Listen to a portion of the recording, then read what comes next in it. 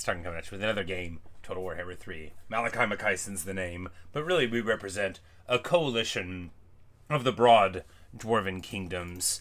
Here, with 841 regions owned, 3 of the realms of chaos entirely pacified, and almost every mountain in the world under our control, but still some of them remain.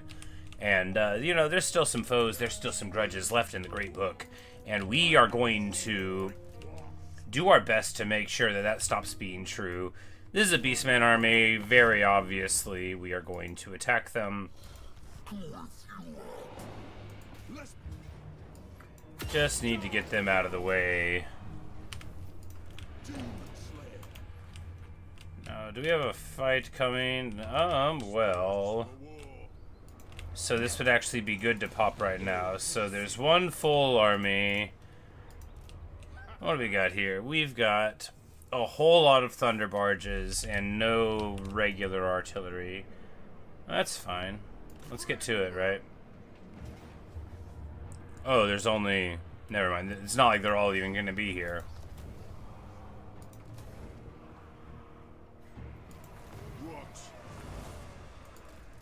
And we'll go like so if they besiege the place, he'll still be able to help. And, a dwarf would never let himself get hemmed in a city like that anyway, not with obvious Goth Elgi around.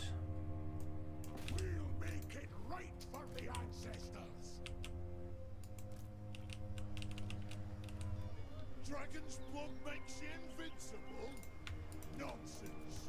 Vengeful rune lord. Aye, it'll be done. Get these cannons moving. It's like, well, we kind of need a Dragon Slayer in here too, don't we? Do we drop a Giant Slayer and, that'll help the army have its own identity if we just have one of them, right? I consistently call Giant Slayers Dragon Slayers and vice versa. I do know what the difference is. I just say the wrong words all the time. Now, I don't think there's a big dino fight. Like, I think what happened was I just had to stop in the middle of a turn, basically, because, because of work. That old chestnut, So we move in here and here, and I'm gonna say that Herrick Burlickson will move across here. We're at war with these lizardmen. Nobody knows why. Probably because of fighting the other lizardmen. But we are going to go here to the land of pasta. The very cleverly named Al Dente, 'cause that is exactly what Warhammer Italians would call their places. And then this guy, we're not, we're just gonna pop him and that'll be the end of them.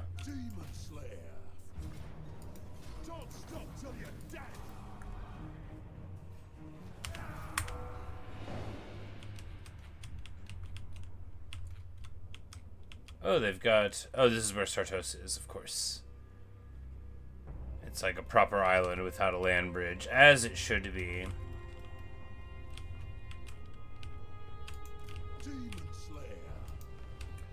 Speaking of, though, we're gonna let Dimzad, grab this ensorcelled blades, why not? And charge in there, and we're going to try to pop into Zandri, which we will affect this way. It will be much quicker. Do I know who this is? Morgrim Drunger? Of course I know him. He's me.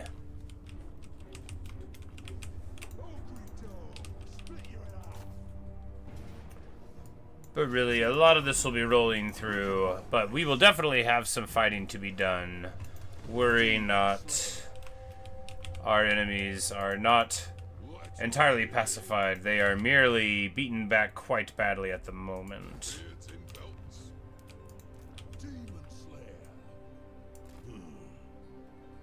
And we're like basically not in the slightest bit afraid of being caught out in March, because that's just who we are now. We're someone who doesn't worry about it. Look, if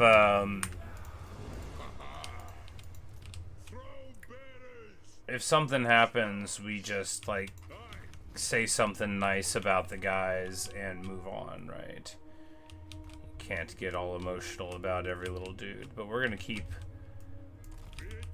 Thorgrim charging through here, and why not, of course, you know, like, there are mountains this way, and maybe it'll be Thorgrim who finds, you know, the mythical city of Karaz, because I actually, I mean, I know vaguely where it is on the world map, but, like, I don't know exactly where it is here, right? So that will be funny. Oh yeah, the siege.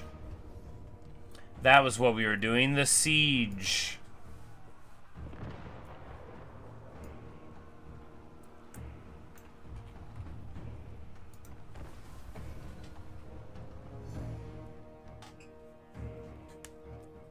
This one promises to be interesting, right? Now, we didn't make sure that these people have items, but this is Ulfar Knucklebreaker's army, so this would have been like a veteran of the Elgi Wars against Emmerich and stuff. So, you know, these guys are blooded and know what's up. Ooh, I like this map. It's a nice map. Where do we want to get in? 16,000 hit points on it. Alright. I guess this way, right?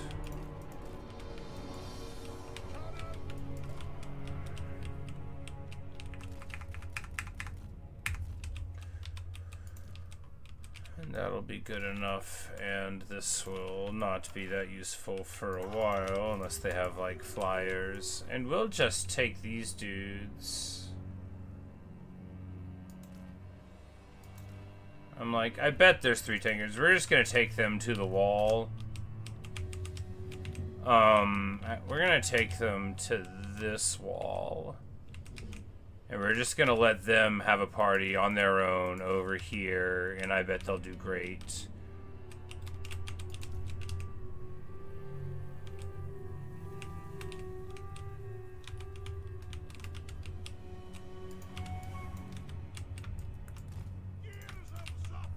We can give them fire support at some point. This is actually like a pretty safe space for them to be at, I think. We'll be able to go right over the center there. Neither of those guys are stealth, which means they should have good stuff. And then, you know, we're only fighting humans. Hey, Neo. How good are the Bugman's Rangers? Oh, I want them to be good. They're not that good. A good player would get some good work out of them. And with a couple of engineers to make them a lot faster, because, you know, the master engineer abilities do stack, you know, for the sapper to increase their speed. Because when you get them here, like with 2 engineers at 51 speed, and if you get ranger trained on the Lord, of course, that's even better. If you're like an attentive player, you can get a lot of value out of them.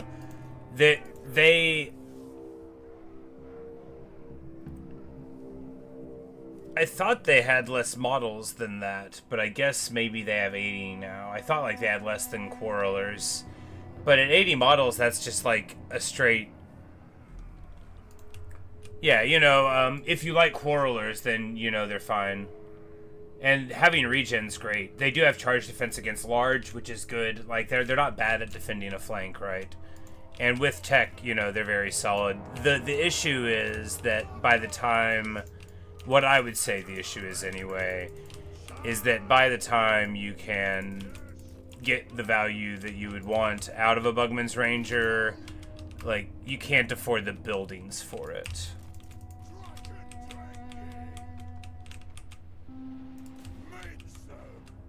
And we were just straight getting shot there.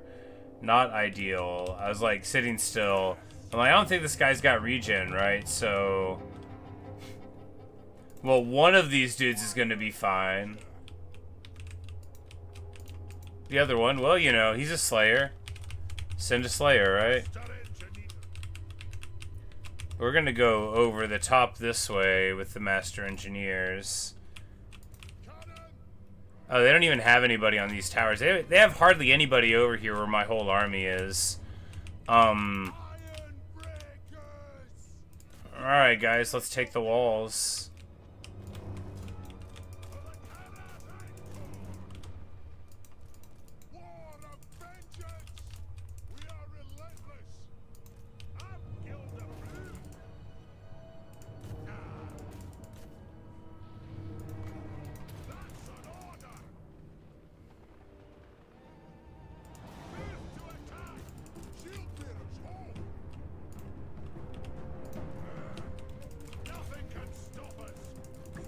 But I like the idea of Bugman's Rangers a lot. I struggle with like skirmish units in this game pretty heavily. And Bugmans are more of like an anti-flank that could do it. I think if you're good at flank defense and you have Bugman's Rangers as part of it, they're really good. And then like after defending, you know, you can push them over there and they can really help out. Oh my goodness, wow! Getting absolutely trucked on. Like, why are we... These are just, like, base handgunners, too. I'm so bad at this game. It's alright, you know. I was like, oh, surely I could do better than the auto-resolve. Hey, Whitefire.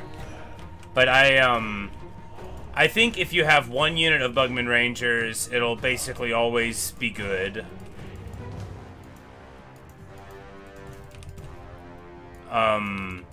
Because they're just better than Quarrelers are. And Quarrelers are good. And if they take some damage, you know, they do have their ability to just, like, get over it. Now, we've popped these gates. We have, like, some people that'll probably be okay at fighting them here, but we're just gonna fight this Archlector.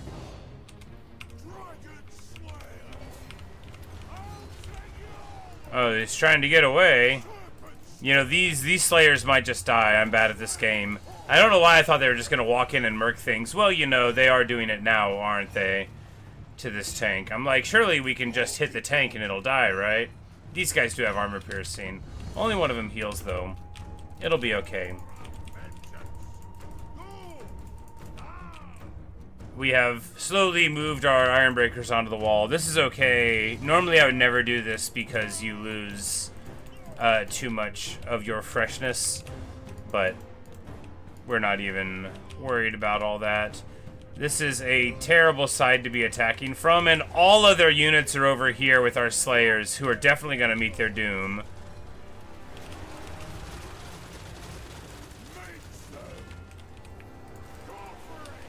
Because, like, these guys are not resistant enough to damage to be in here. Only one of them can heal, and only when he's out of combat. But this guy's level 31, so getting rid of him is good, and, you know... Look, I didn't send the Slayers in alone over here, because I thought they would live forever, okay? I did kind of put them on this side thinking there would be more of their stuff over here. But, you know, we'll have to,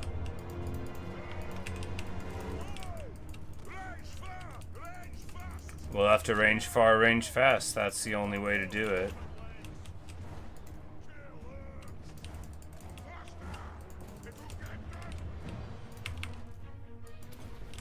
Anyway, these guys are definitely going to fulfill their oaths. The Archlector has, like, a bunch of really nice abilities. And, you know, Empire Knights have, you know, good weapon strength-ish. Good enough.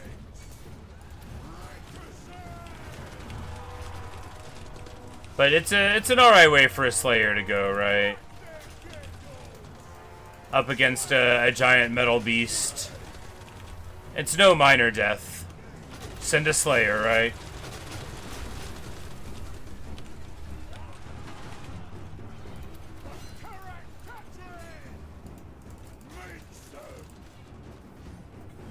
But we've got like 1,000 weapon strength, right? So if we just hit this tank a couple more times, it blows up.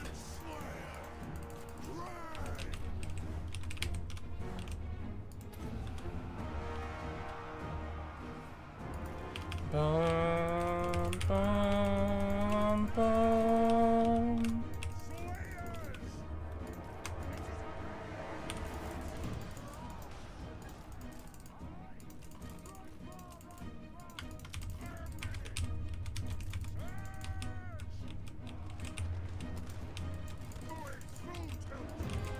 Ooh, a Luminarch is running right here. Interesting. We're going to Spirit. And Spirit. Boom, boom. No more Luminarch. Clean. Of course, these handgunners will be a problem, but not like forever. Move here and here. Ironbreaker's coming in. We need to move the artillery in, which is always super sketchy. But we do have a lot of troops here. These guys are obviously going to elect to take the walls, the ladders up the walls, rather than walk in the open gate. This is very classy, and I have no notes. Tecton Stout Peak.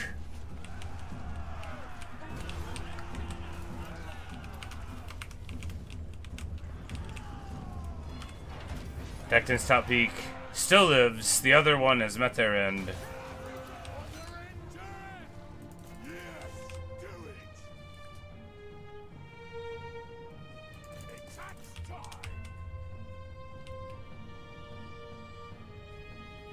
Because he'll heal if he gets out, but we can't, like, move him out of combat. Do we want to send fire support? He has 500 hit points. Well, if they can get there and save him, it'll make a good story. And, you know, so too it will if they can't. Alright, these giant slayers are fighting some absolute fool halberds and Knights of the Black Rose who thought they wanted this fight, but very certainly don't.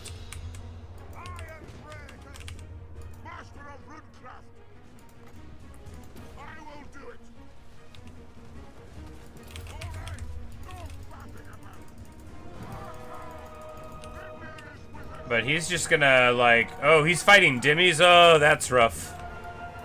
Alright, it is very important that we get this Thunder Barge overhead, because he's actually in terrible conditions. Alright, can they get here in time to save him? It doesn't matter. Let him fulfill his oath. We need to get over here.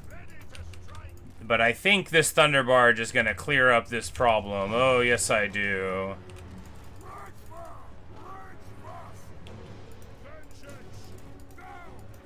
Ulfar Knucklebreaker, breaking the knuckles of the foe, for sure. Giving himself a sick ward save. That's what a blob fight is all about. Yes, it is. Alright, and the artillery is here.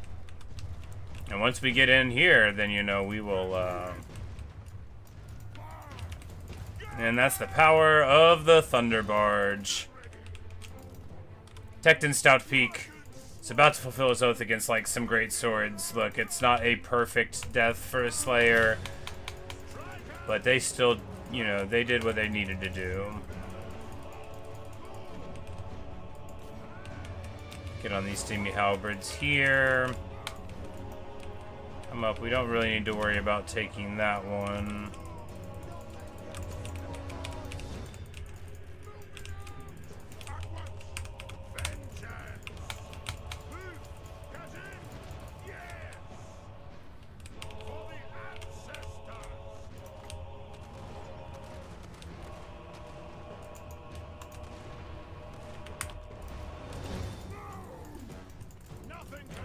Alright, the volley gun is bad news. This is way too aggressive. I mean, we'll probably get away with it, though. Falcon's Ranger, I'll build integrate. Exactly. It's not part of the other trees. And because of the way that dwarves work, I often prioritize getting to tier 4 in the main settlement over tier 3 in the secondary ones. And I never have room for the building for Bugman's Rangers. Even though it's a good building because it, like, you know... slows your enemies down and stuff, but the ranger building in general, you know, because it's not part of what you're trying to do. Exactly. And they lack AP.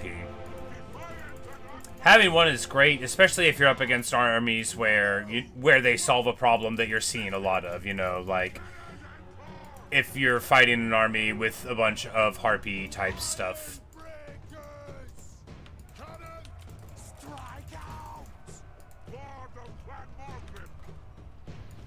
Yikes. And once again, I managed to put the whole army in one direction while the artillery goes the other way. Not at all getting supported, but here, okay, we finally show up. Nothing more iconic in the world than me making this kind of mistake, right? At least these guys are Slayers, but not with the Slayer Lords, so they're not so good at this. And wow, getting rear charged by Dimmies. You know, the first casualty of war is the truth, and the second casualty is my decision-making.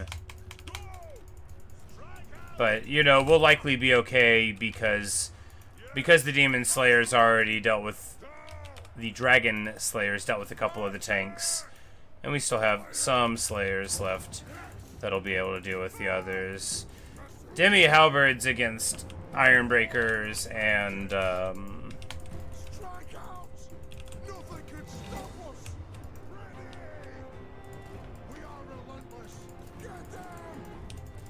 Giant Slayers is hardly a good matchup for them.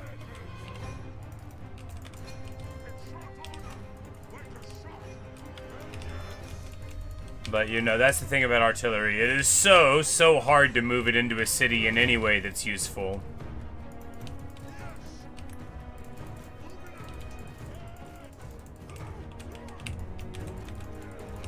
And this isn't even like a good map to defend. I'm just very stupid.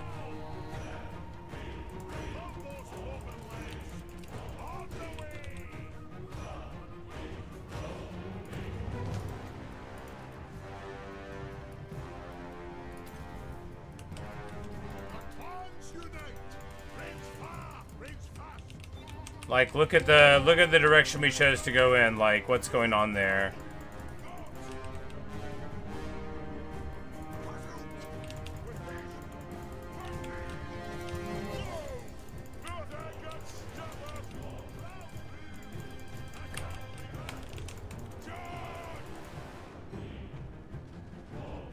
But here we'll have our beautiful, beautiful magic attack gyro bombers. Getting the work in. We need to get over the top because this land ship is about to shoot at us.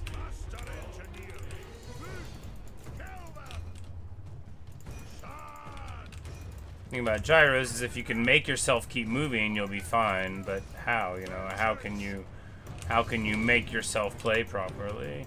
Well, the key is to not drop any of your units, and probably you wouldn't want to like set all of them on one side and then your two most important armor-piercing characters on the other. Just spitballing. But we should be able to spear the land ship down. 1, 2 here.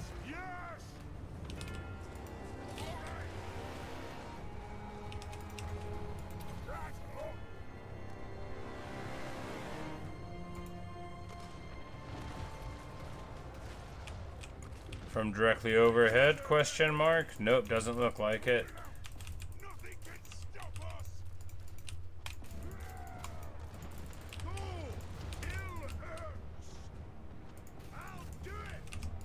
But here we see our artillery does actually get to open up. Are they within range of this tower? Probably not. Are they about to get shot up over here? Definitely yes.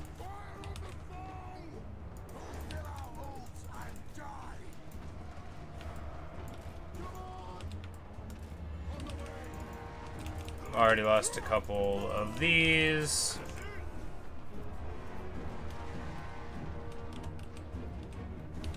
Slayer kills an Slayer technically. I don't think it's as simple as all that. I think it's like if you kill a cool demon. Probably just like any greater demon would work. I don't think like being an exalted one would be required. Although, obviously, like, people who are in the know will be more impressed with an Exalted Bloodthirster kill. Like Gotrek got at the beginning.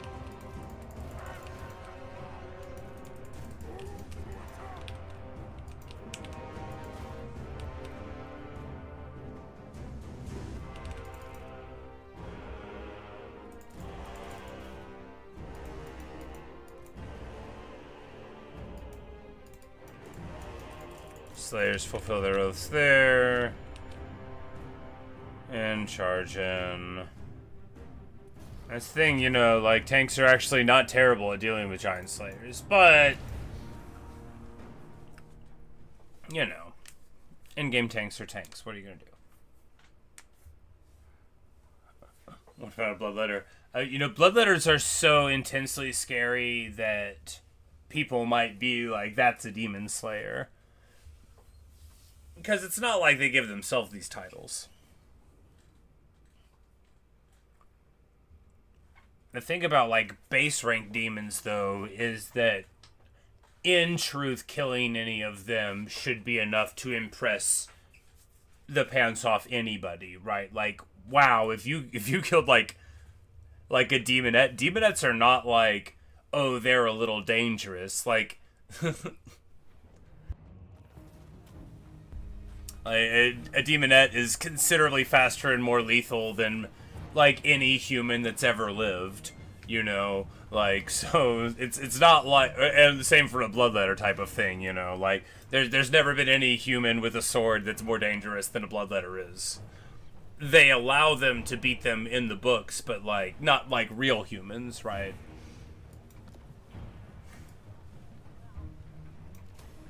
But there's a lot of that in Warhammer for, like, power scaling purposes, right? Where, like Bestigors, right? Or like Centaurs is a better example, who are, like, kind of squishy or whatever, but, like, War Power's going, yeah. Because, like, Centaurs are fantastically dangerous, and just, like, thinking about, like, their size and so on in a real-world context of how things would be, like, wow, you know. And yet, in-game, we routinely see people, you know, just wail on them. Hey, KP. But that's the thing, you know, you gotta have it so that even the humble zombie can defeat the mighty orc, right? Let us begin. Demon Slayer. I don't serve. Let me introduce you to a mummy that I know.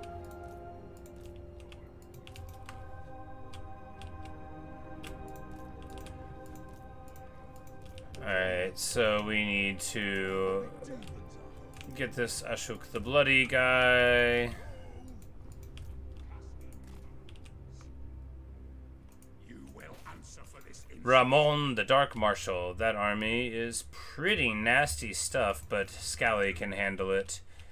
Well, you know, he's taking attrition, that's not great. I'm like, Mundry Burlixon can help him, he can't, you know. Scally might get taken out, you know. So it's a hard knock life, Scally. You're not the only Scally we know, but you're our favorite Scala. Alright, so Morgrim, we're just gonna go this way. We're gonna let this crew experience this, right? We don't wanna jump in there. For the wisdom of the layer. And all of that's gone. Doran Red Axe will just Diamond Terra, probably called because they're diamonds here and it's on the earth. Fill plates for zombies with your brother. You fill the hole in the sunflower.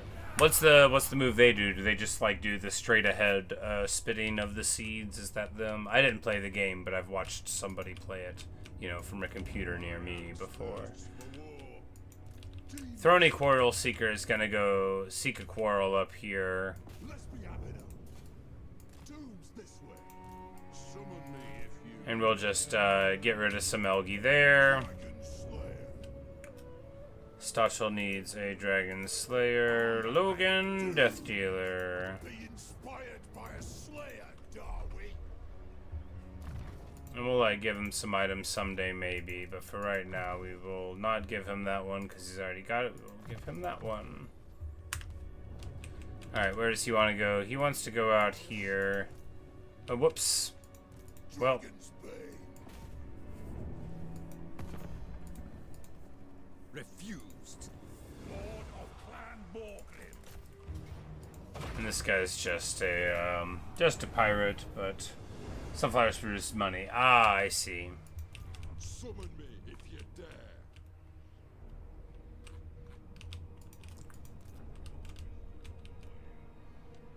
So here, Alden will go in and take Larry, unless it's Larret. I think it's probably Larry. Oh, we'll call this one Larry. Although that's already a character's nickname in the game. Not in this run, like in the broader sense. Larry the Radiant. Larry so contrary, as they call her. No one calls her that, but they could if they wanted to. It'd be easy to start if they wanted to. Long Drong and everyone there is doing fine, and we're just gonna leave a crew, making sure no one jumps through into the realms for a second. Ungrim Iron Fist Force. Oh yeah, he got his level up. That's good.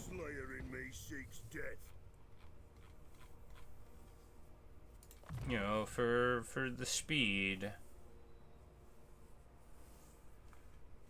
And we'll get Morgrim's favorite, even though we're probably not going to recruit those units.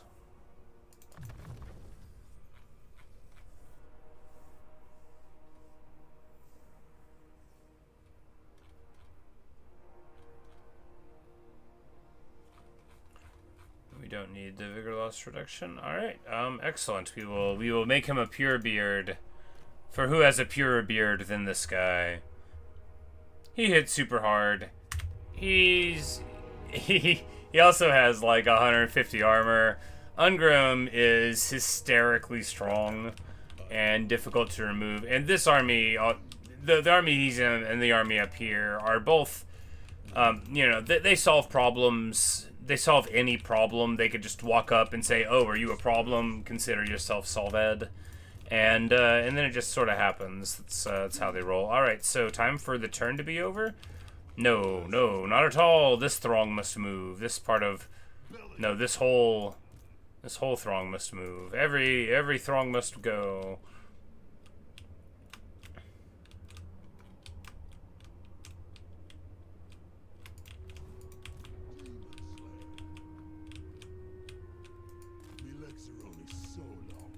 Well, no. Okay, it's fine. You know, because the camps block the movement, and anyway, they took the scenic route. You know, dwarves really like mountains, so they're making themselves useful. I'm not going to be critical of some Dawi that want to look around. And Khazadar moves up here, and well, you know, I guess Belagar gets to move more to the front of things. Him and Thorgrim are gonna meet up here pretty soon. That'll be nice. His ex thirsts for war. And I think that's everyone, because, you know, the Goth Elgi are almost totally messed up. Probably have like one more fight with them, maybe another 10. The lizards are very much on the back foot. We beat a lot of their armies, and then we're gonna have these back in contention in no time.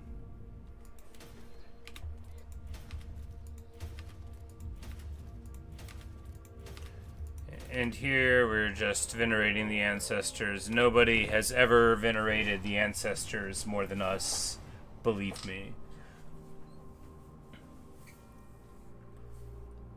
Now, there was that incident with having to move the statue from the, you know, the Great Hall of Engineers, but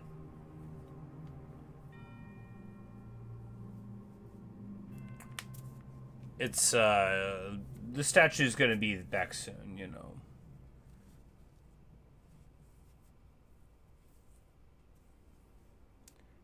We didn't let Tzeentch break it. We got it out of there in time. Very tricksy.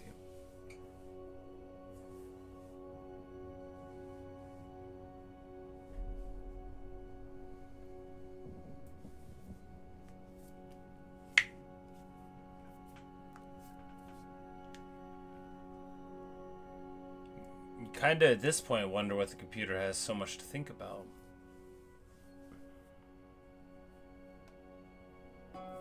But with ogres, you know, they probably have a bunch of camps, and the higher the camps get, it's actually not that hard to get basically free or entirely free ogre armies, if you're sitting still.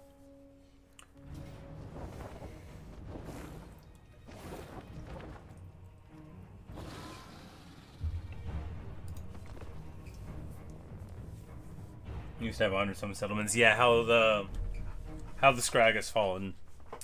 You know why it happened. I know why it happened. It happened because he said to me, the Maw isn't hungry anymore. And then, he lost the blessing of the Maw. Like, what a fool. Here, we're gonna, because I have enough to pop what they have over here. We're gonna Vanguard over here because it'll be funny, and then try to come around behind them. No, why would we do that? It would be funny, but it doesn't make sense because we have artillery and they're dark elves, so we'll just shoot them. Sometimes you hate playing the game. They attacked me, so they will come forward, which, good for them. I don't have any answers for Iron Breakers beyond the fact that they can go around them, so we're gonna hopefully not let them go around them.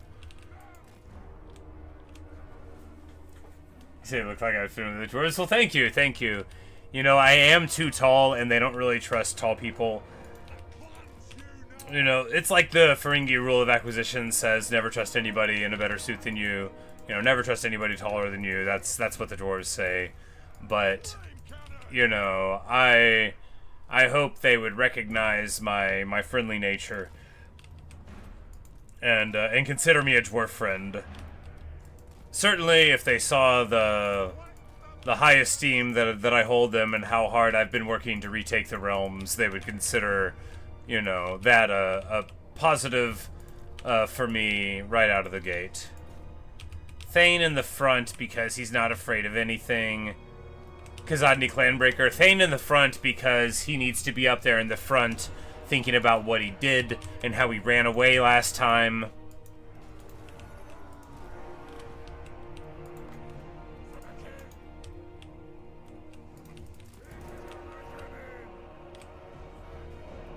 Alright, so Ramon the Dark Marshal, we can just pop him. He is on a dragon.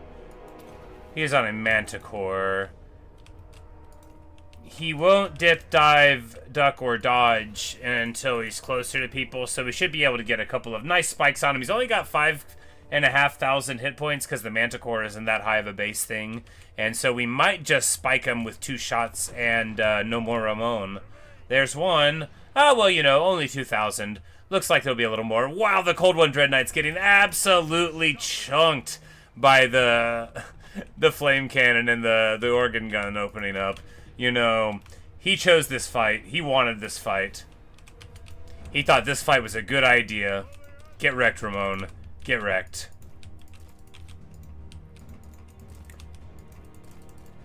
The Dawi artillery having a great time. And the thing about having the Thane forward is it's not just because he's incredibly brave and no one can kill him, but he's incredibly brave and no one can kill him. He's not that brave. He's run away before. I remember when he did it. But the point is that they're units with stealth. You can just run away from them and then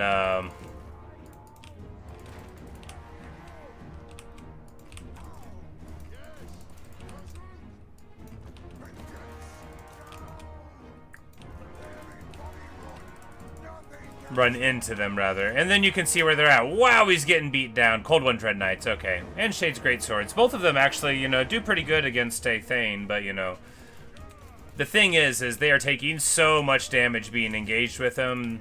We get emergency repairs, which is put us up to more HP than we started with. Just need to get... If you have a gyro and a gyrocopter, gyro bomber and a gyrocopter, then they can sort of, one will slow them down and one gets the more reliable shots in. But the Trollhammer torpedoes now, so when they get into this layer, right, then we really start firing. We do need to move forward a bit here and engage here.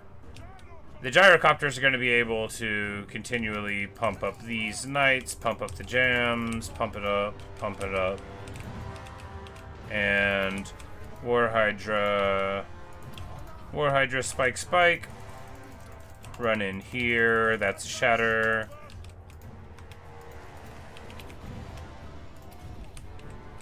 The clan breaker, you know, at least he's fighting very bravely here against the ancient enemies of our people, right? Alright, speaking of the ancient enemies of our people, this guy with a very small amount of hit points is doing a very large amount of damage to us. If we run away, though, the Master Engineer should be able to shoot him, like, twice and make him run. You know, when he gets tangled up, it's hard for people to hit. You know, he didn't want to... He was still fighting at 47. Like, how much leadership does he have where he ran at all but turned around when he had 47 hit points? Doesn't matter. All of our artillery is still totally online. Troll hammers had their feast. Everyone is having a party. And then just on cue, this Thunder Barge gets its heal at the very end of the battle, allowing it to end with more hit points than it starts with. War is good for business, peace is good for business. Indeed, indeed. 30... It's like they're in a row. I forget what their numbers are.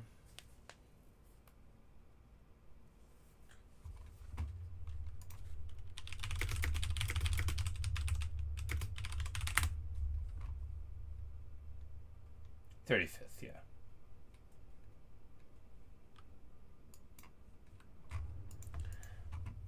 That's right.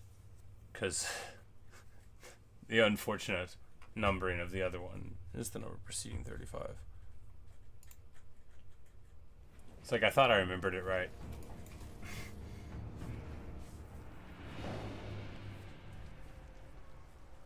I used to have a copy of the rules, of course. They aren't all there, but all the rules that had been theretofore, you know, released, and the various properties. This would have been, you know, like a Christmas gift in, I don't know, the 2000s.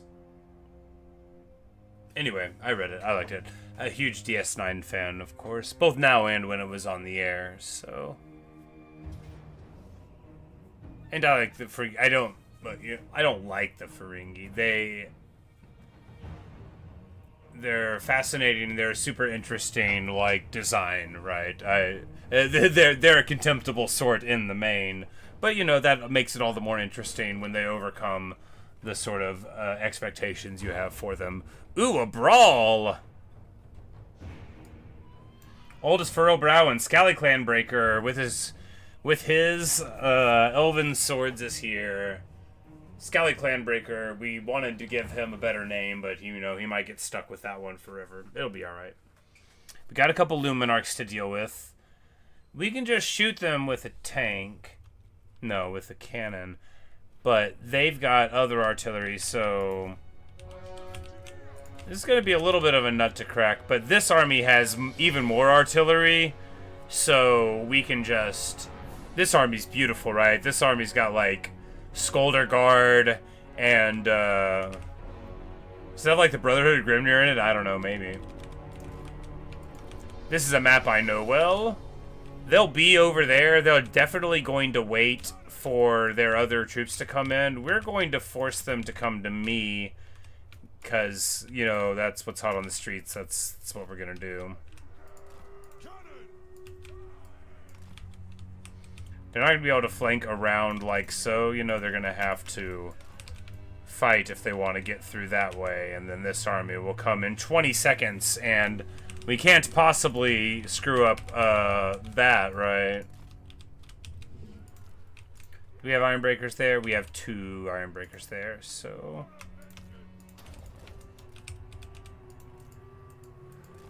And that's the thing. When you find where the wall is... Then you can defend the wall. Mother, do you think they'll drop the bomb? Etc. Because they won't get through, and then those guys will just roast it, and we'll have, like, a Bugman. Yes, Philea will definitely bless our aim. Don't worry about that, buddy. That is what is gonna happen.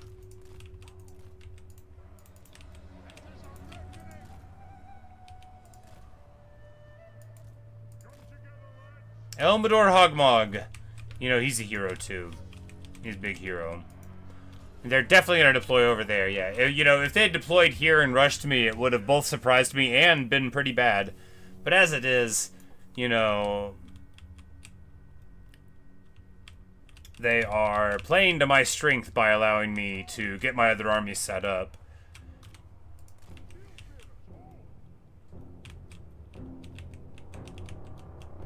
We're going to be able to make, like, a sweet concave on the top of these dunes, and then, like, what are they going to do? Try to get around that way? Probably.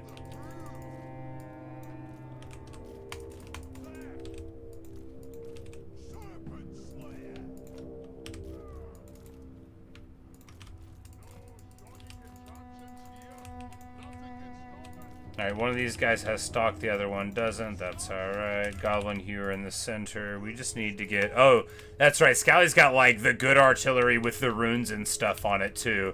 Oh, these fools don't have a chance.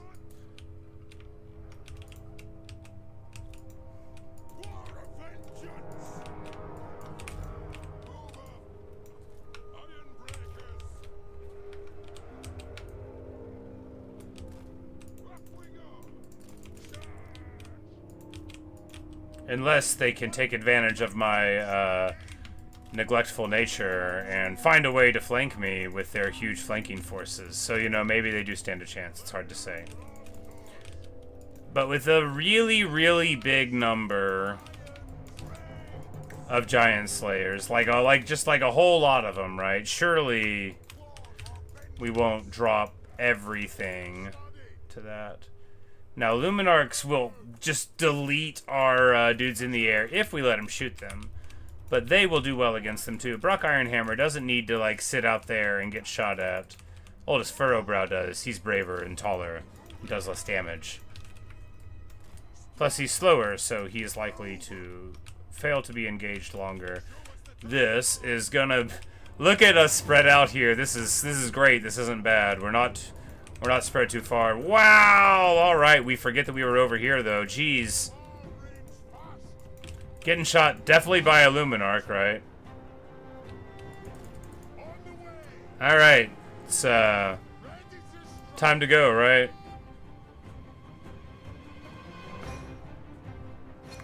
Because the thing is the Luminarch will lose this duel to us. It's just, You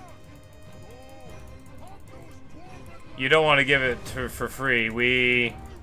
You know, wow, we get shot pretty bad by some kind of magic missile effect there. But we're already dedicated to this harass, so we can't leave, right? We have to get a kill, or what's it all for?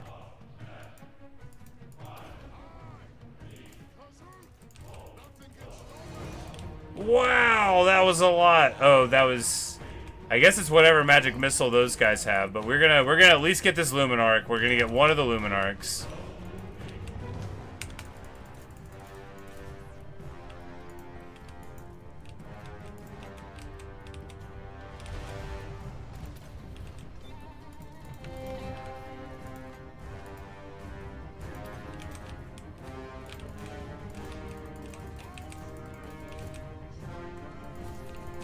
Oh, it was a stealthed Luminarch back there. Wow. Alright, well that was what was shooting us. We just couldn't see it. It was hidden.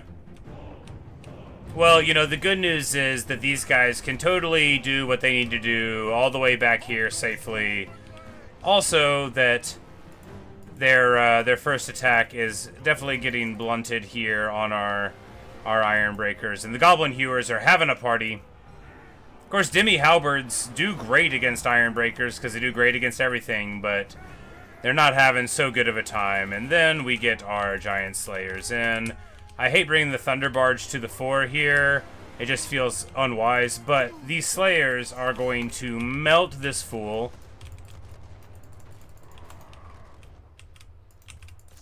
And these Slayers are going to get here and here.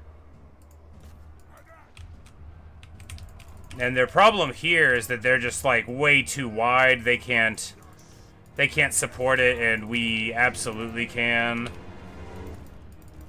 I think that's even true, right? I'm like, we are in some trouble here. You know what'll help? Yeah, actually, what'll help is the artillery just opening up on that position. And that's exactly what we get.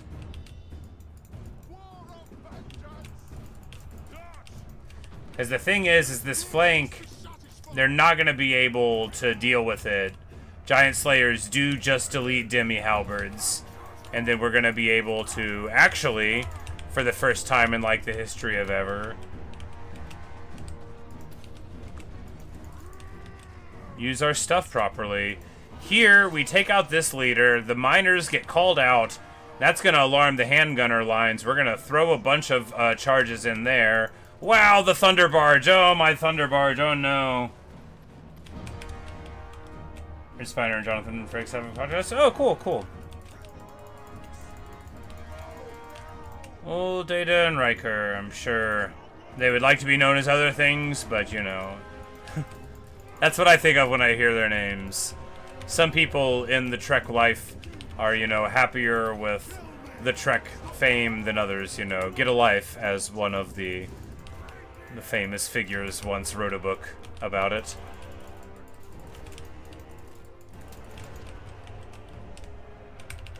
But I've always liked Trek and stuff. It's always been a big thing in my family.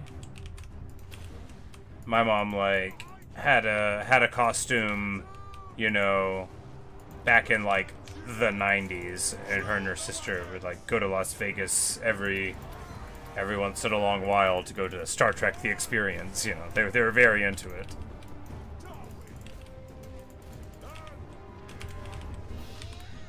We get very, very messed up there. The key thing, though, is that all of the artillery is alright. And somehow, we're close enough to the wall. I feel like what we just did was, for the first time, notice right on time that those guys were going to come back if we didn't do something about it. And then, yeah, you know, wonderful stuff. That's the thing about artillery, you know. If you let them shoot the whole time, they're going to have a great time. And then Scally Clanbreaker and Brock Ironhammer, they're gonna go hammer some iron. They're gonna go get it hammered. They're gonna get it done. And these fools not gonna be too long for the world. 6 Demigriff Knights sort of worth chasing, right? Here they'll have even more cav coming out, but these are like Empire Knights. Still good, still solid, but hardly of the quality that we were just dealing with, right?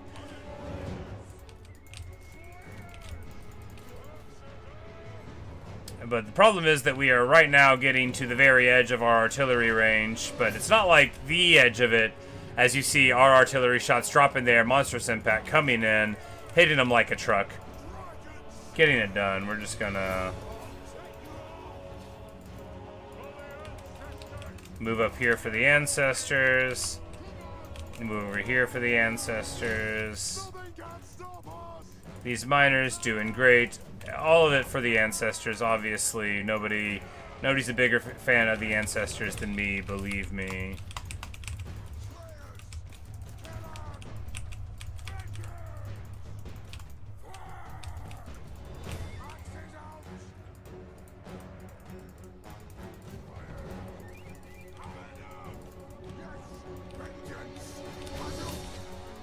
And we actually managed to get what is, for me, really excellent movement across the battlefield after a preliminary engagement, where normally if I do something like this, it ends up being like a bad choice and I don't make it work. But these armies were good for it, right? And we still have plenty of people up there in the front, and, you know, we'll stuff these flanking attempts. The rare things that get in, not too tough to get through. Demi Knights getting in there. As I compliment myself, they get army lost. Of course, we'll still need to do a little bit of slaying. That's a slaying, as they say. Elgar Hartman here. Pops his Opal Amulet. Hardly gonna help him.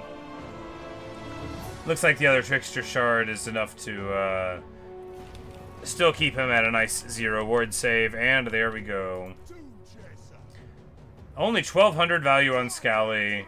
3k on him. I need to check the value. I forgot to check the value on my Lizardman fight, which is too bad. Sugar. Indeed, you know, they've got their trait.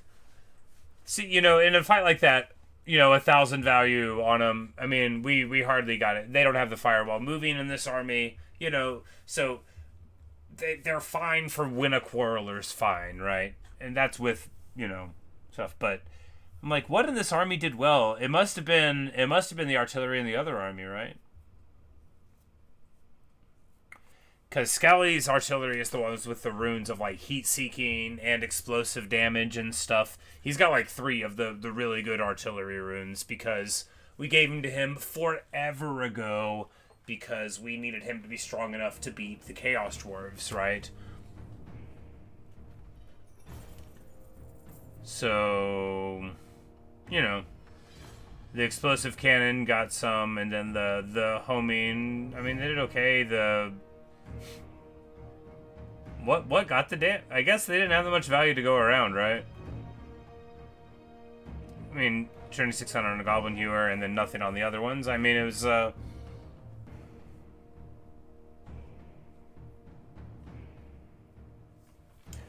guess we just did a good job of dealing with the leadership problems. Well, I guess, too, okay, let's look at what we killed. That's a bunch of halberds, and not as much cavalry as I honestly thought, right? Oh, there were 4 cav in the last thing.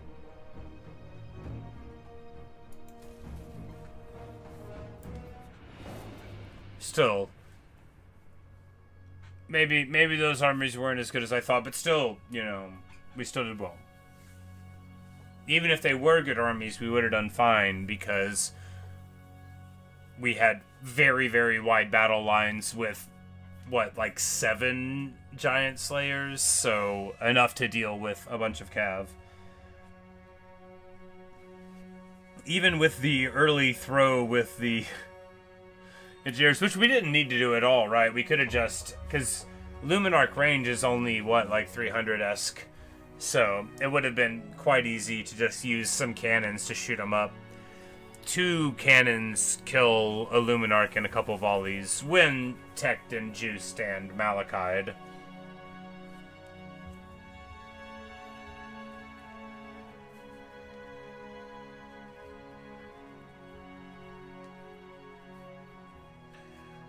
But the Chevalier de Lyonesse are they're thinking about this war. They're thinking how fun it's going to be a cavalry-centric faction against a guy who insists on using a ton of giant slayers everywhere.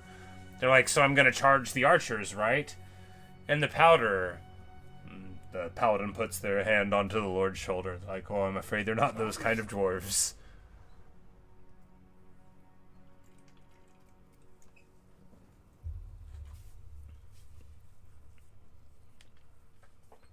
Thunderhoof is strength rank 11 and is like not very strong, right? But we have done an absolute number on everyone that's not part of our alliance, right? Like there's no one left of any power. Like I think that Anmir, like that incredibly minor Wood Elf faction. I'm busy. Oh.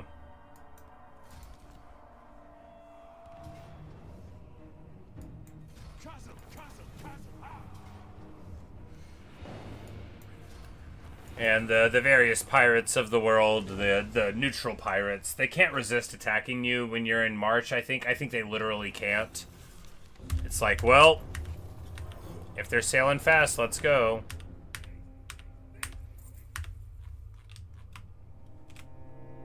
Alright, so this army declares war on us. I think just because they've been around too long, but we do have this army here, Ungrim Silverhorn, whose task it is to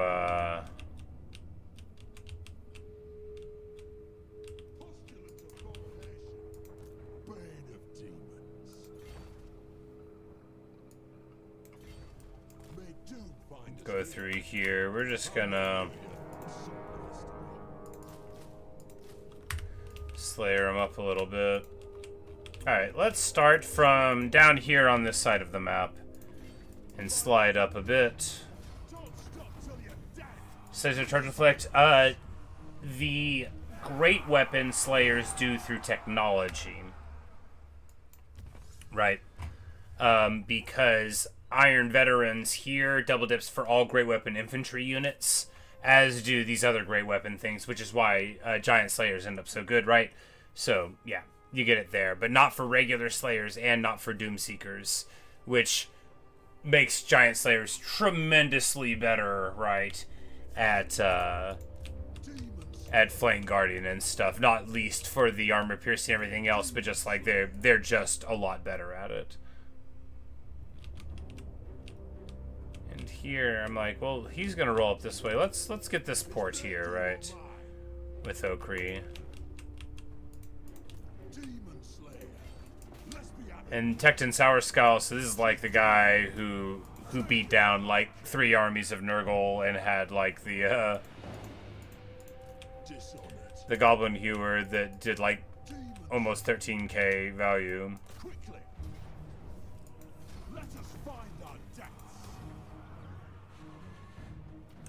But the Great Weapon Slayer's double dipping technology is exactly why Slayer Pirates should double dip technology.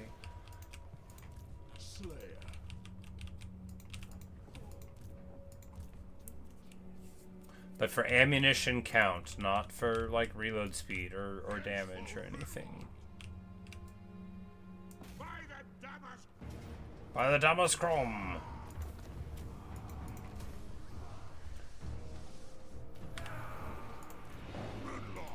And that's old Ufar, who's been doing great, and of course now they like walked up here, right? And they were like, oh, we're gonna go fight somebody. Oh wait, never mind. This is where we had those fights. Now I understand the context. I'm like, why are these armies just up here so raggedy? Oh right, we just fought them.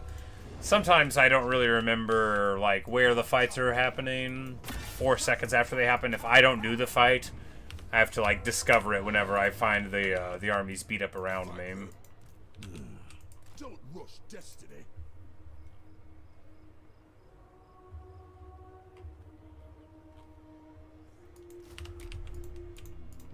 Summon me if you dare.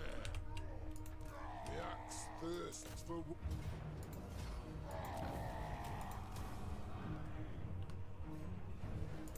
Demon Slayer. Lund von Karstein here, who I just really would like to get like a sick fight out of before this is all said and done, but it's looking more and more that may not happen. It's okay. It's okay. It was in Lagos Rill that ended up beating down old Emmerich. And a grand fight it was.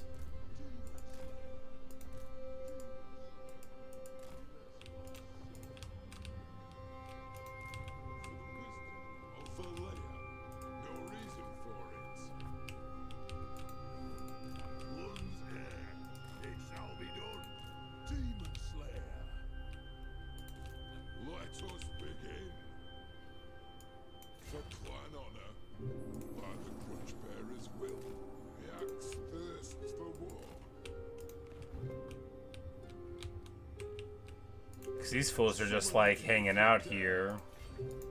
For the wisdom of Valea.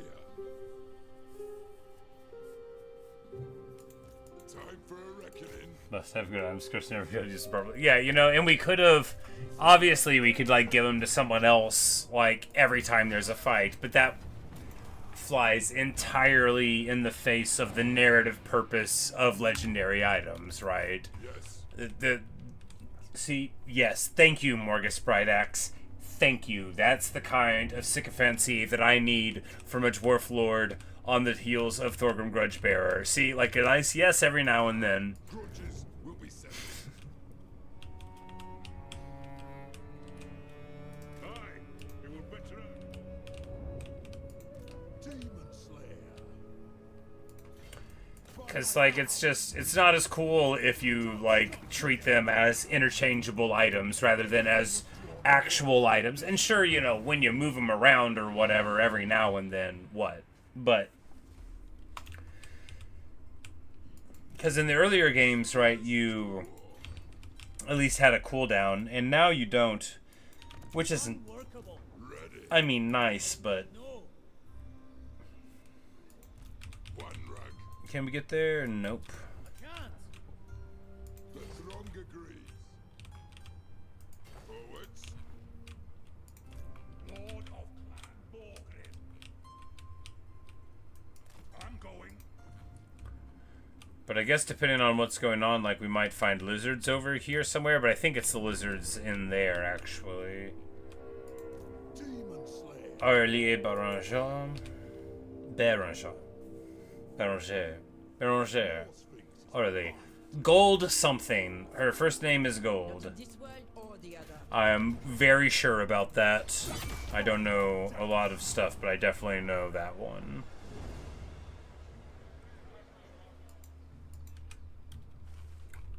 Genzarillia. Let us begin. Throng. Right welcome here. Dimzad Strong Arm gets his season campaigner. It's always so surprising when someone gets, I'm like, oh, you haven't even auto-resolved any battles yet. You're just a new guy. The throng rolling through that way. The throng agrees. Young'uns rush to the killing. They're rolling through there. There's so many armies here. They'll be dealing with all of that quite nicely.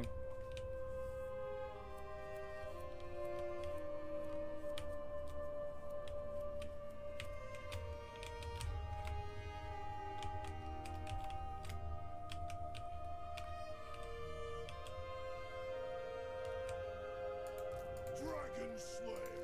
Speaking of, it's time to replace this guy Armed and ready. with you remember him, you know him, you love him. He's the veteran of 100 battles under the banner of the dwarf warriors. Where's he at? Show me the man himself. Where's he at? Fergal Burnbright! Time for a reckoning. Time for a reckoning. The throne is mustered! And we're going to give him... Or of endurance? No, it's all about the rune-warded armor, right? He's the prestigious descendant of whom, that's right, his uncle, Ungrim Burnbright, is the Burnbright of legend and myth. He is the reason that all this is working out so well. And of course, we know Fergal's got the blessing of the lady. He's got the miner's instinct, and he's pure of beard. We're getting the lightning strike, and then we got to go over here so that we can get his army better. Grimnir's Heirs is a gorgeous thing, right? Because unlike most tech that you get access to in the game, it helps, like, different classes of unit conceptually. Because the Ironbreaker and the Slayer are very different, but you get to get all of that. Anyway, so we'll give him the Armor of Destiny, because that's better than Beetle Brows by a pretty big margin. And then Starbreaker, yeah, Wizard, why not? Give him everything. Now the Talisman, we... Oh.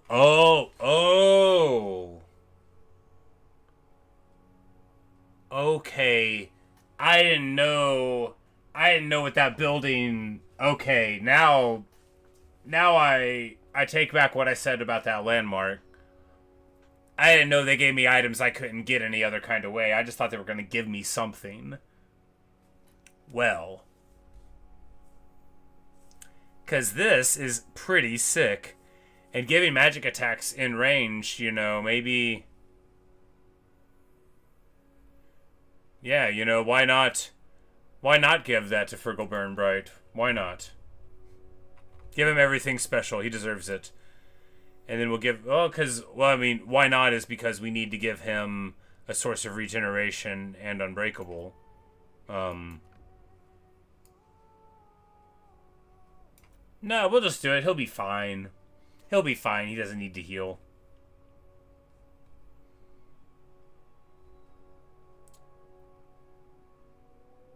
Yeah. It'll be good. And then... By Grudge, this had better be good. Better wheels, lad. Come on, then. Come on, then. And that army, you know, let's just arrange to make it work real quick. Wouldn't happen to be a weapon gives regen. We do have a couple. You know, why not? You know, speaking of taking people's stuff, why not? My axe thirsts for war.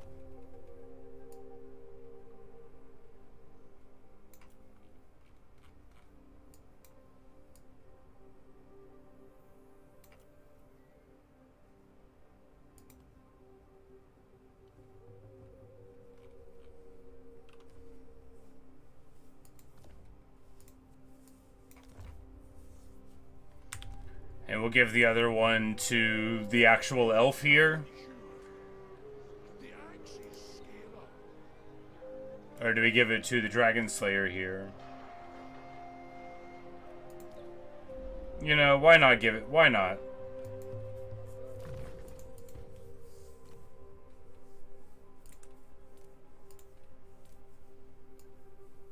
It'll be a nicer story that way, you know.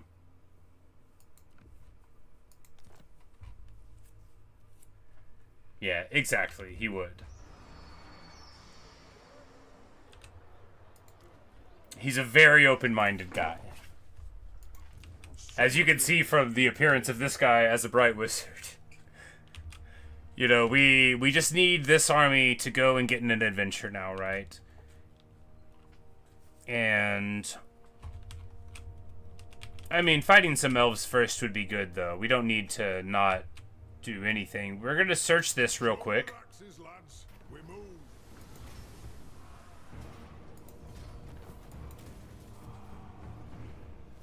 For the wisdom of the I was hoping we could get some silly effect before we set off, but as the High King commands. Grudge is we're just gonna set Fergal out a little bit here. Now those will be fine. We just need to get a couple of tankards. I think we set up most of his heroes there, but we put a couple new ones in, so there's no reason not to get a little bit of this rolling in. And obviously we've got Zounds of Oath Gold, but look, it's important to have the story that you want. If you're not willing to click a few buttons to give yourself the best possible story, then, and this is going to sound harsh, then you don't deserve the best possible story. You got to click 4 buttons per guy, and then click them all over again, and then sometimes an extra one to move the thing over. That's what you have to do to be happy.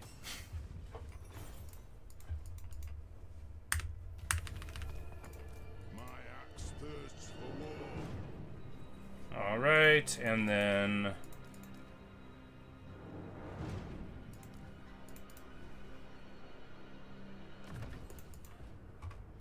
now you can give him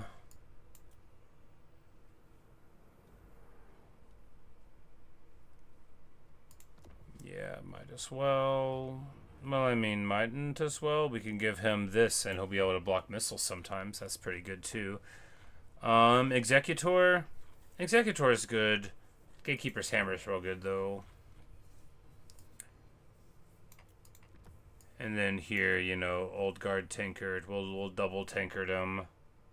He'll be a very regenerating boy, no. Doing that means you should do a Trial of Spinner Preservation. It does. We're going to do this on auto. He's already hardy, so we're just going to make him a Mighty Wanderer. Take that. We'll let the rest of it go as the Crystal Guides. Time for a reckoning. Obviously, the most important one in here is this guy, who now, you know, I'm actually going to, you know, I'm going to do it. I'm going to actually spend the abilities. Yeah. It's really struggling here. Alright.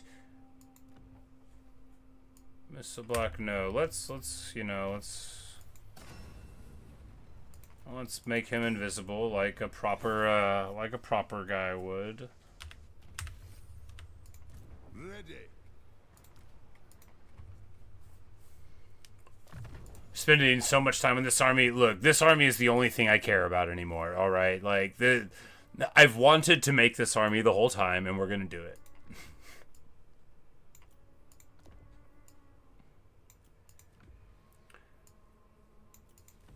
No, it's not like it's taking that long. It's just been ages since we've actually put items on anybody, you know, or thought about an army for a while. But there we go. Fergal Burnbright. He's going to go over here and get in an adventure. It's going to be great. And everything that we've done is going to be worth it. Malakai Makaisen's going to go over here and automatically win this battle. It's basically the same amount of cool.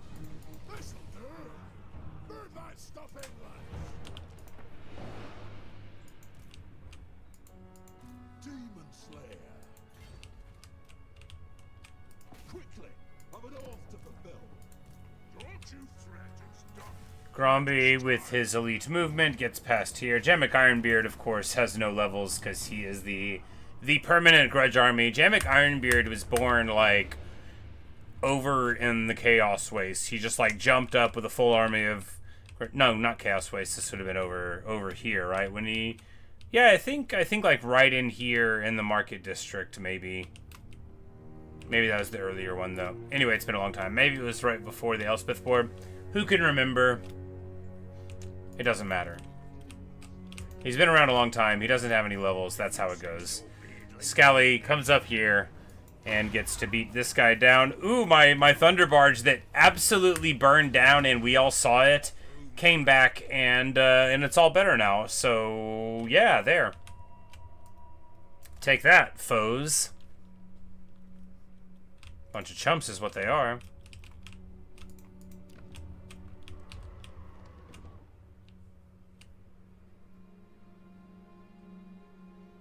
All right, or maybe we got an answer. Okay. You get one item when you clear the Grudge, just like the Chaos Dwarf thing. That's probably what it is. Because I'm like, I don't even have the building yet. Mustard. The Throng. Still, it's a very cool item. And Magic Attack Sonora is very good, you know, if you could get it early in the campaign. Because something like that on, like, your artillery block, if you're fighting, like, demons, say, who have, you know, that big resistance built in to all of them, massive difference. But, you know, there's plenty of opportunities to get buffs late in a campaign when it doesn't matter anymore. I just like seizing all the opportunities of that sort that I can find.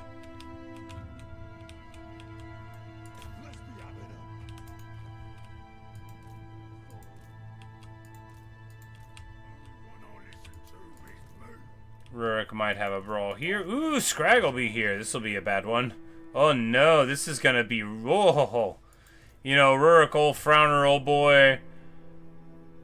You know, you and Belliger and Copperpot and the rest of yous, you might have some trouble here.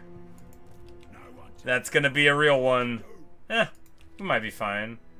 After all, it's just like 10 ward save and 37 total mitigation. It's fine.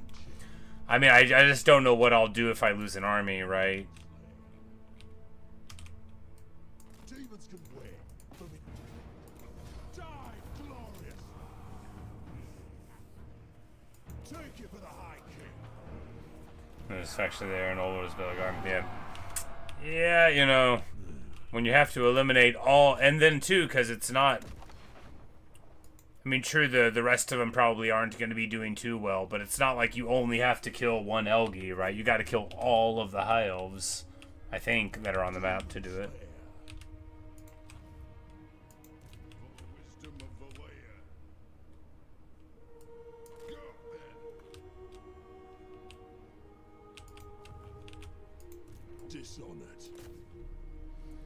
Andreas Darage. Darage. Not the Rage. Andre the Rage.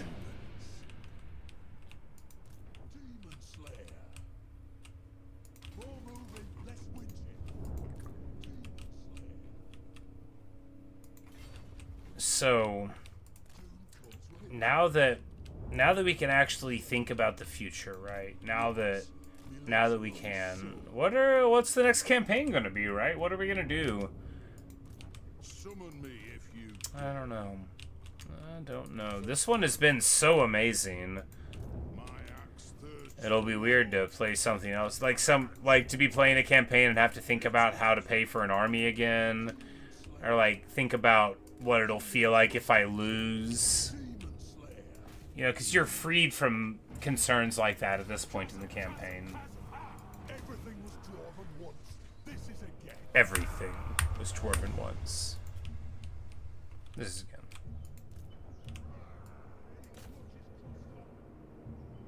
Attack! The throng agrees. Time to.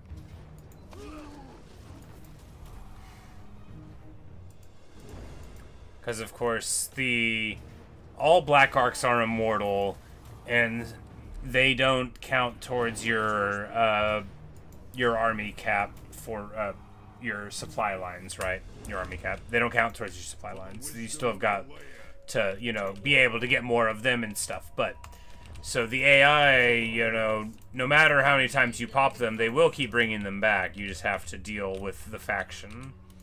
And they'll just have, like, empty ones out in the water being annoying.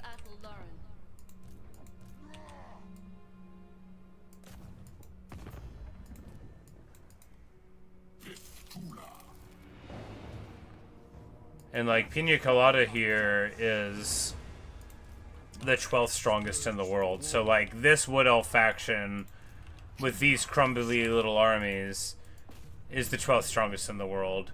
And while it would be fun to shoot them up, I mean, it's only 6 in the afternoon. It would be fun to shoot them up.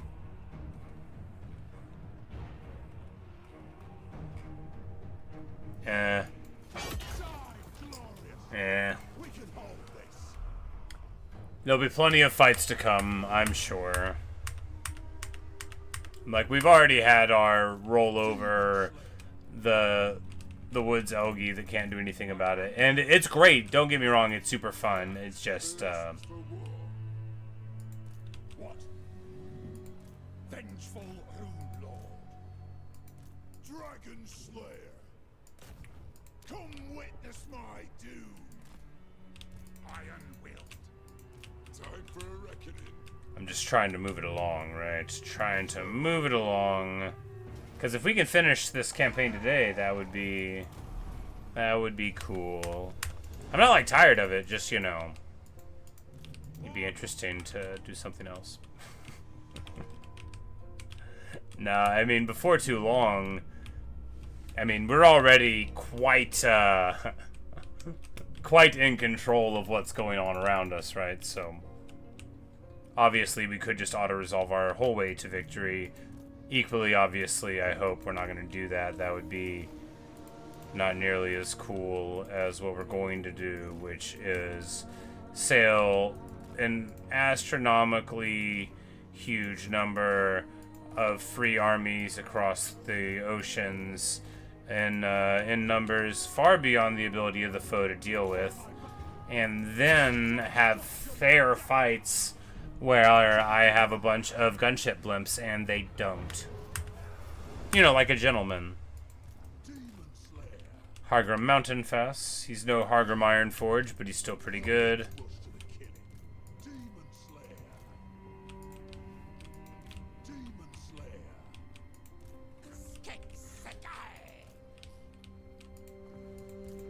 Dishonored.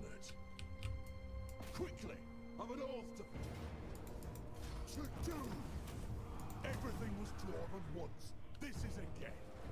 But these guys, these lizards, are super messed up. We had our massive fight with them, and then we fought, like, all of them, and now they're gonna be in some trouble. Can we get to them? If we bring another army, will they run? Probably. Is their doom or mine?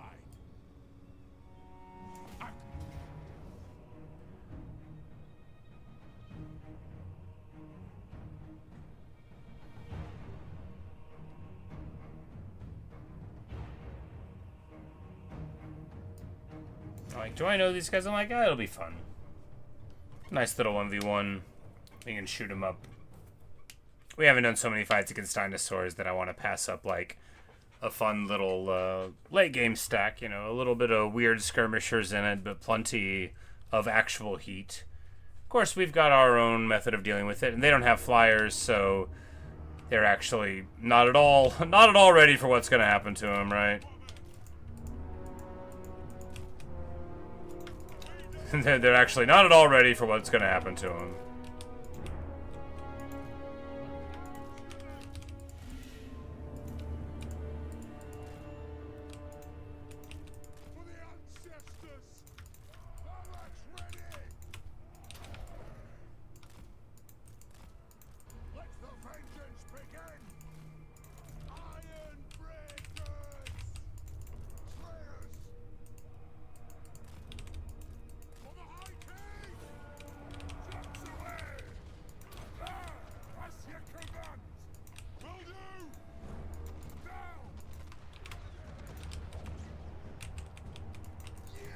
Yeah, because here we see the power of our armies when they don't have, like, too much to threaten, like, a bigger air force, so you don't have to worry about taking some incidental damage. They don't have, like, any flyers, because here, you just put the Thunder Barge overhead and say, okay, whatever their monsters are going to do, we'll just ignore it. It'll get spread out, and, you know, legit is a good way to deal with these problems.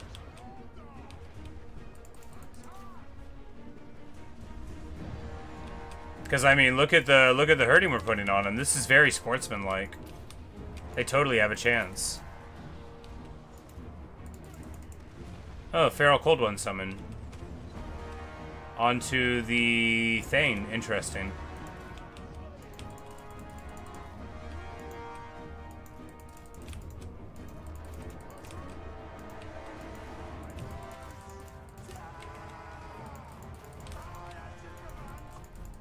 Big guy gets taken out. All the little guys. You know, the incidental damage, if you have like 4 gyros, even then you can still lose a bunch of them, obviously. Like, what's getting us? Oh, this one unit of Blessed Razordons. Well, you know, that's sort of what they want to do, isn't it? So let's shoot them, rather than shooting everybody else. I bet we can get rid of them pretty quick. Ancient Stegodon, which is not going to match up well against these mighty miners with blasting charges, whose ferocious 23 melee attack and huge armor-piercing values will see them in the dirt before too long.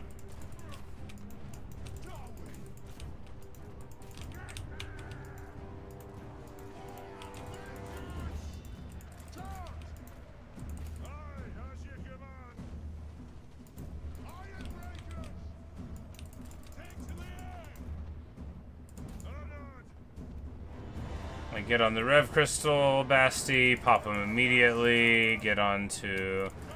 So I'm like, all we need to do is not let them get on. But I guess Tactician Stand Your Ground is pretty good, too, there, because you can, like, you know, get a lot more, a lot more defense on them, even from a little far away.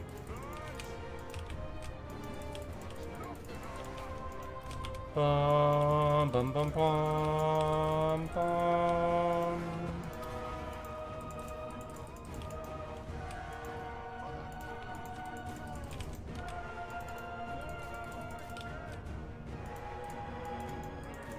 The Blessed Dormants come back, and with just a moment in, just totally Shrek on the cannons. Blessed Horde ones we know from our campaign as being very high melee attack and just a super great unit. Because they have such high melee attack, you know, even though they still are much better on the charge, you know, they don't really even need it. They can just be left in for a really long time. And huge AP values. The most important thing, of course, for forgetting about a unit is that they can actually do damage in addition to living, and the AP values is how the game represents that. Here, organ guns, gyros, you know, plenty of damage to go around.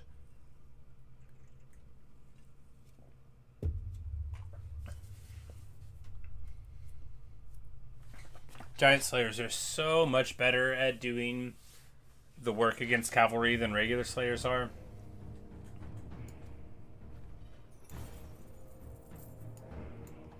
Fight, die, revel and glow. Don't rush destiny. Demon Slayer. But we get them on the back foot a little bit there. These guys have all moved.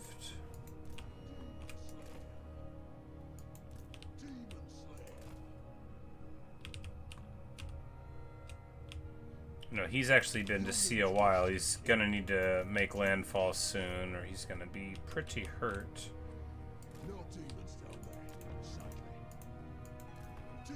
The Finny Bugman hero stack comes in here to take Hasolianus. This stack is very funny stuff. Everything was drawn at once. This is a game. What? We ended up messing up the order. If I were slightly more persnickety, I would fix it. But I'm capable of not caring about a lot of stuff that people assume might bother me. Let us be about this. Oh, there's like a little reef there, huh?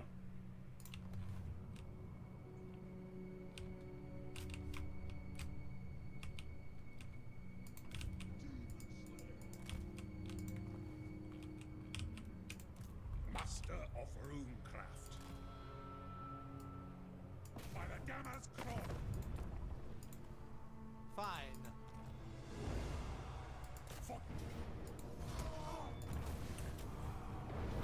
We've got a few guys playing whack-a-mole with rogue armies here and there. You know, you don't want to let them get out of line. You'll have a situation like we have in the realm of Nurgle, where, you know, this ogre is trying to, well, the land previously known. Really, this is like a place for the miners to all hang out. Or will be once this incursion is sorted. The slayer in me seeks death. My vows will be satisfied with this. Demon Slayer.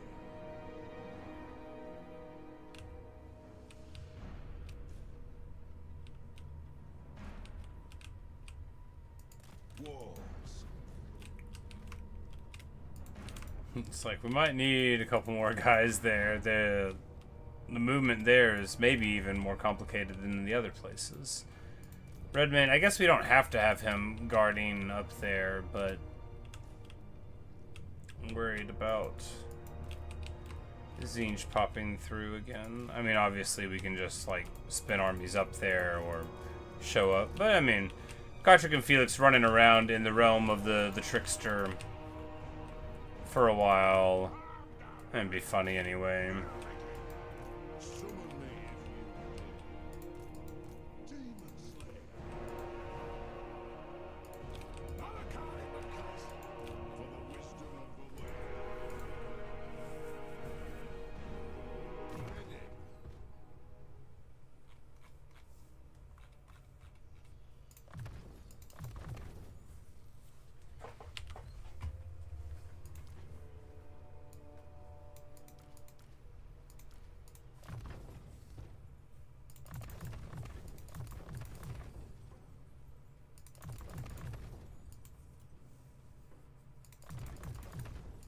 This guy gets all of his stuff because he's just a regular bright wizard, not like a cool one. It's just cool that you get him. Empire Captain will get all of his cool stuff.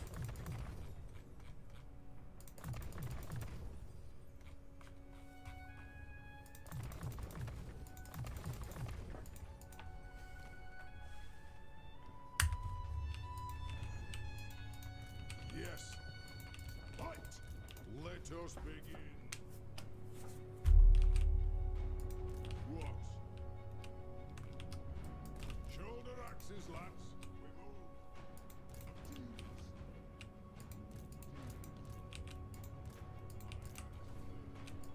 move. All right, the greats, because this, the Norskin throng, I feel like in my head is less than it actually, because that's like 15 armies, right? So obviously I know I have like 90, but a lot of them are up here. They're the ones that we pulled up, and some of them are, you know, not all of the 90 armies are doing something, right? We'll be rolling over it before long. I guess that's practically everybody, and whoever it isn't can wait till next turn.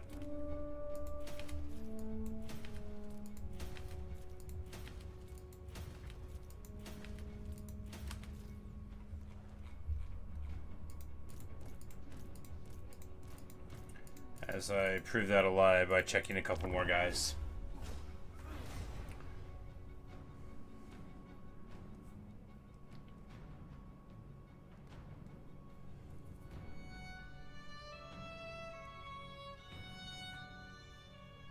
Cliffs of Dawn, that one's called. It looks like it's a very, very big chunk there controlled by the center, perhaps like some of the ones over by Zarnagrund were.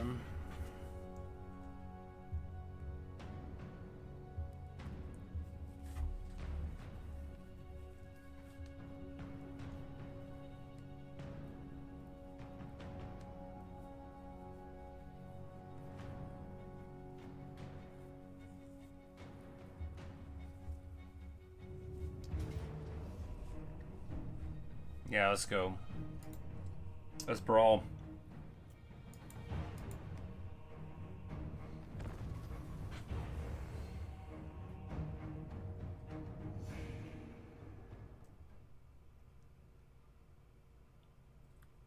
Now, this is 5 dangerous monsters, a bunch of dangerous infantry, and like 5 to 8 elite cavalry, plus the backup army. This is very, very rough, and we're probably going to lose, but it will be fun, so we're going to play it and not take the auto. Now, what we didn't see in that first army was a lot of missile troops that should be able to threaten our air force, right? So we're going to try to take advantage of that. You know, we weren't seeing lead belchers or anything, so we're going to try to take advantage of that. We're going to assume that they're going to be, like, all the way back here. And this force also doesn't have lead belchers. A couple of pistols, iron blaster, you know, they're almost certainly going to be back there. So we're going to try to use the Air Force and then just, like, pepper them before they even get here. And we're going to see if that works out, right? We will see.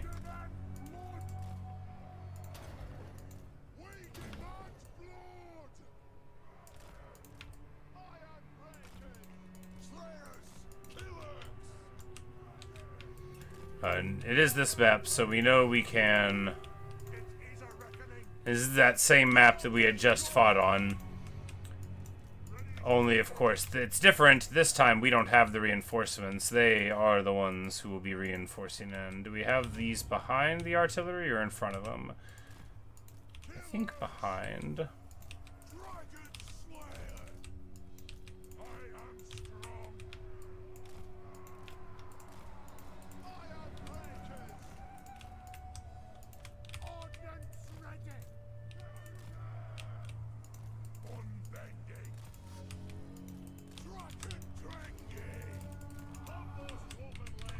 Yeah, because, like, they've got, like, you know, the Thunder Tusks. Who cares? We'll be fine. What we want to do is not spike Scrag. He's got regen. You don't want to shoot him unless you're going to kill him. We want to get on these, like, these great weapon crushers. We're actually going to get such value out of the Air Force here that it very well may allow us to take this down in the event that we do take it down. It may be just because our Air Force is going to get crazy value before they get in. And while some of us are going to be able to get shot up, that is a price that I'm willing to pay. Man-eater pistols suffer for having just not enough units in the... Not enough models in the unit. Units in the model.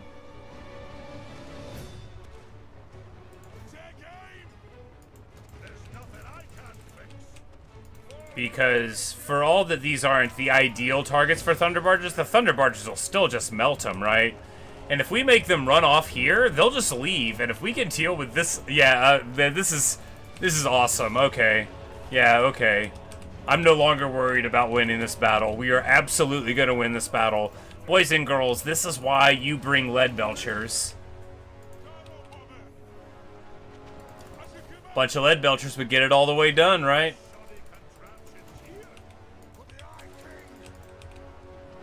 Now, they are going to have the old,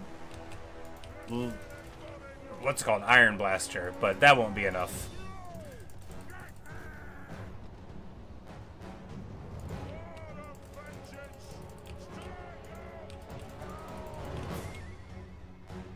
That's the thing, you know, ogres, due to not having flyers, are in that rarefied, amazing place where their answers against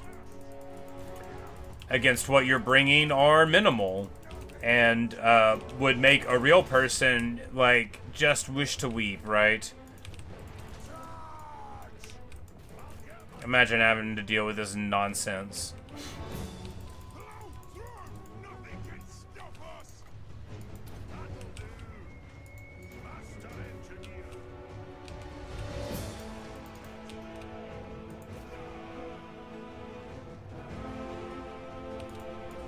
They do have firewall moving, so we don't want to be, like, running with them here.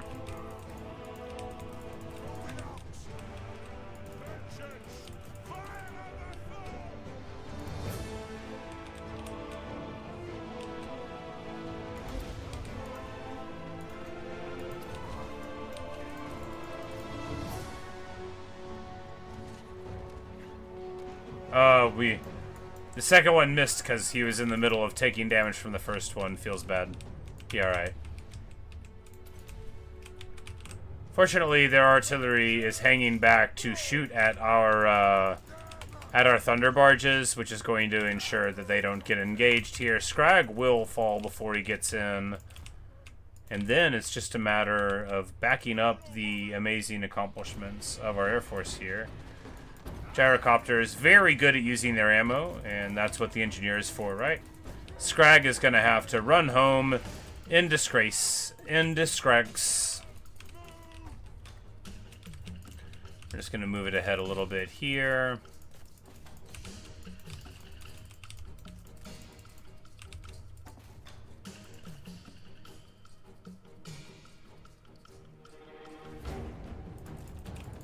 Alright, and then we keep on trying to fight the man-eaters. Gyros don't beat man-eaters with pistols in a ranged duel. That makes sense.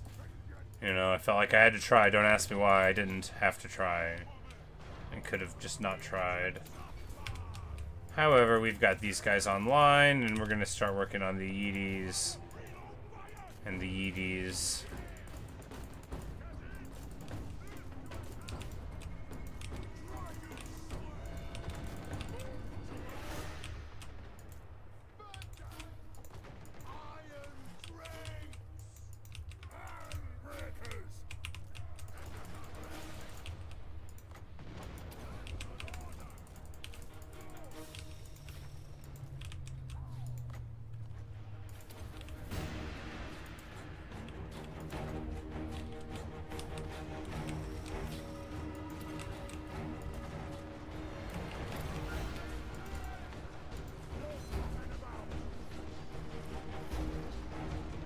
Like, why can't I ever remember which one the rune negation is? There we go. And of course, their artillery is useless shooting at thunder barges. Speaking of useless things, they're about to get into the cookie jar here, unless... Come on, chilling aura? Yeah, there we go. We slow them down just enough, and then they'll have to turn around. And we get on the Iron Guts there just in time. These Iron Guts, they were at negative through leadership, but they're like stabilized because they're so happy to be fighting. Alright, there we go. At the last second, the lines there hold. We need to get over here.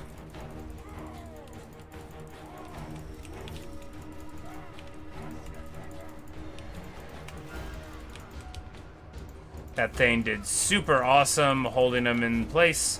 You know, that chilling aura on the hero characters is such a big difference maker. And then this Stonehorn charges in at the Iron Breakers, but that puts him right in front of the organ guns and the Trollhammer torpedoes. Not a wise plan. We're going to move the Trollhammers like so, figuring that there will be plenty of shots to take there. These Mornfang go in to counter. The counter doesn't work. Gyro bombers get trucked on.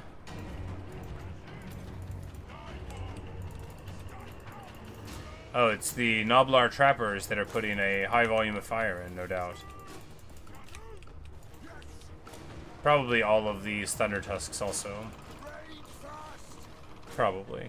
Could have been the Man-Eater pistols. Hard to say.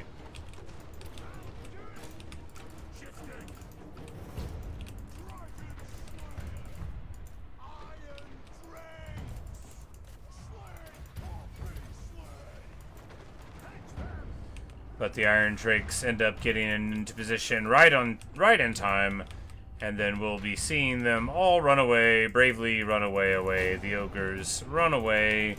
Who could have predicted it? I could have predicted it. Not exactly as close a battle as I thought it was going to be, but once I identified that they wouldn't be able to put up with the Air Force, you know, that one Thunder Barge got 10,000 value, and these Gyro Bombers got 6,000 value. These Gyrocopters got 3. You know, that's totally legit.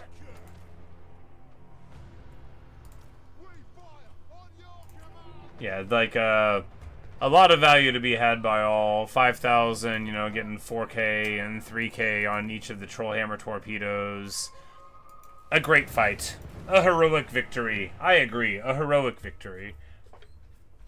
But it just goes to show what a good time you can have if you're able to pick apart your opponent over a great distance. And then you just imagine, like, the Malakai army with, like, dig-in cannons with the Tzeentch trait and, like, 700 range to be picking them apart. But you just have to make do with what you got, and Rurik Ulfrowner certainly makes do with it. We all ate good. That's thousands and thousands of egg to go around. This is like, an ogre army like that is why you have to have range, right? And why an army that doesn't have range is going to mightily struggle against certain factions. That Scrag army, that was something. But now it's gone, and that is certainly the best of the armies that he's got. It's probably the best of the armies that he's got. It had Scrag in it too. Scrag's real fearsome, but as you see there, you can just shoot him up with artillery if he lets you. And he let me.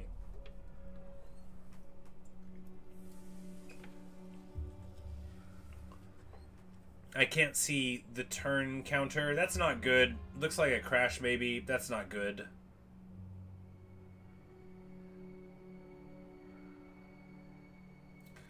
Please, game, talk to me.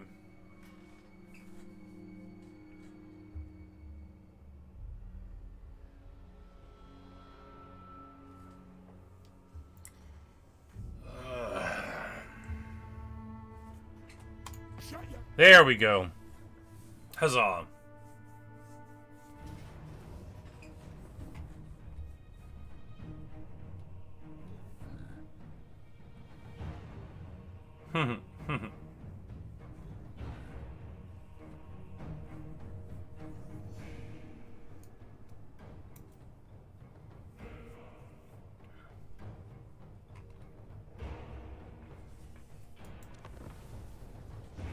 I'm like, we're moving it along, and then I see this, I'm like, you know, that's a lot of Carnosaurs, let's fight them. It's just a lot of dinosaurs. You know, you gotta respect it. 10 melee dinos.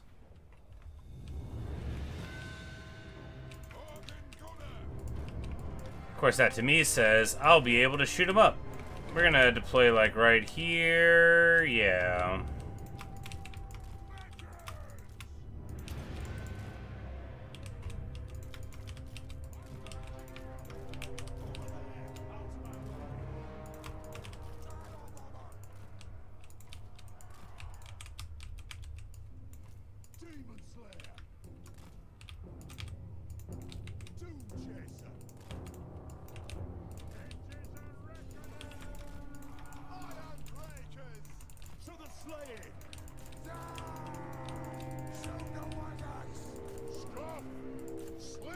Because, like, Sallies can shoot the air, I mean, technically, but not in a way that you have to care about.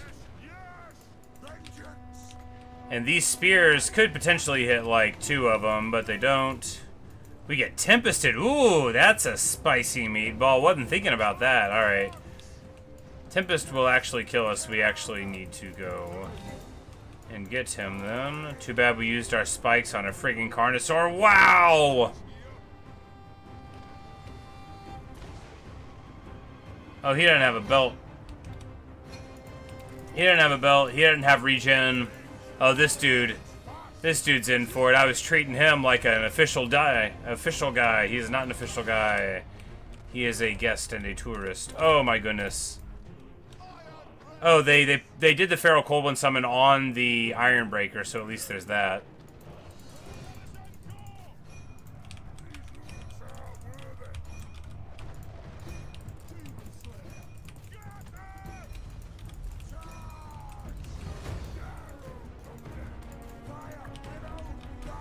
And it's just like, I mean, what's cooler than that? Sure, the explosions get in the way of how cool it is, but, like, what's cooler? They just can't figure out what to do is all. Hate that for them, honestly. Making the ancient salamanders look small.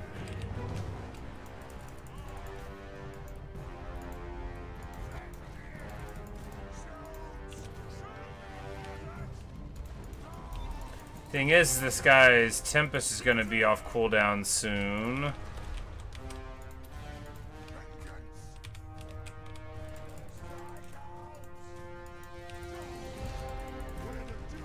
But Cazador Ironhammer would love to go fight this guy.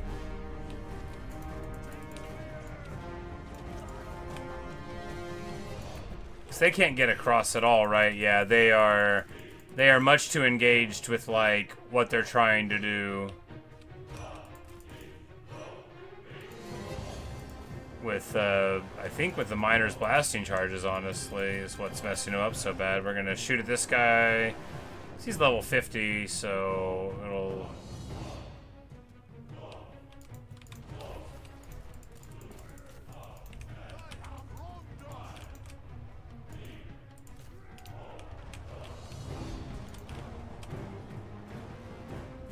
Because Blessed Carnies, like, they're anti-large monsters. They are not great at killing infantry units. They just got armor piercing to, like, eventually do it.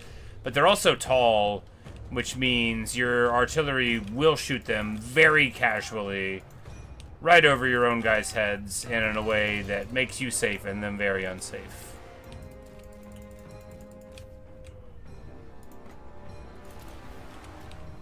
And there we have it.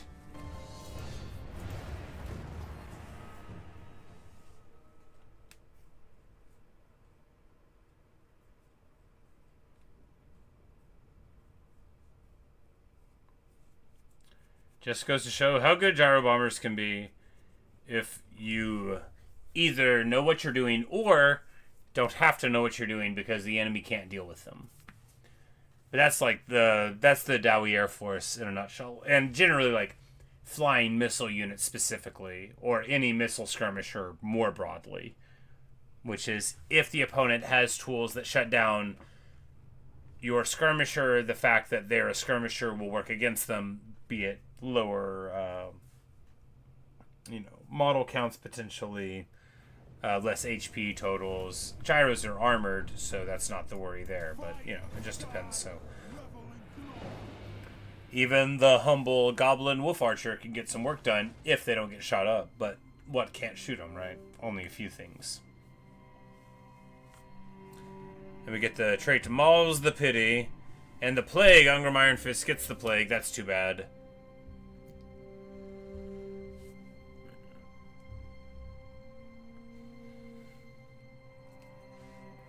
They'll be alright. I wouldn't worry about Ungrim's army too bad. That's where Gotrek and Felix are.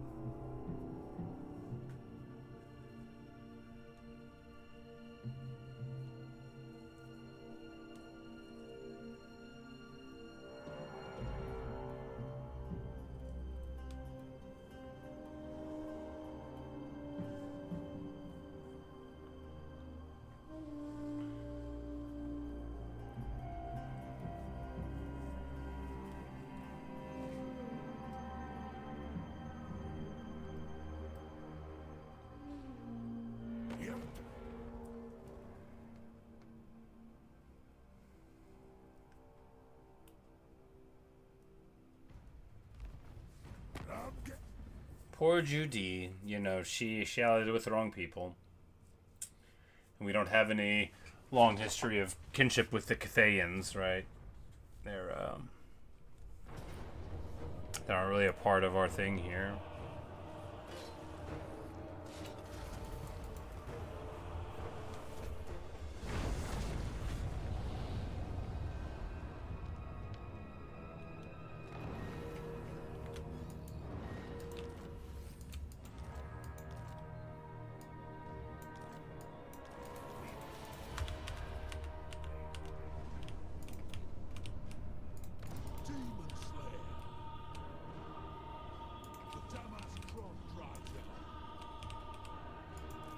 Oh, and of course he raised it. Good, great, it's fine. My answer to clan and hold. Forwards. Demon Slayer. But the good news is, that we are clamping in on old Volkmar from all directions. You know, it's not going to be like, oh, where is his last stronghold? Like, we'll find it. We're not gonna find some of his armies at sea, though. We're past those potentialities. Slayer.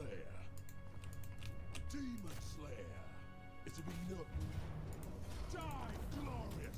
Die gloriously. Indeed. Indeed. That's what the Slayer Code demands. Demon Slayer. Follow him. Every dwarf dies, not every dwarf truly slayers, or whatever Mel Gibson said.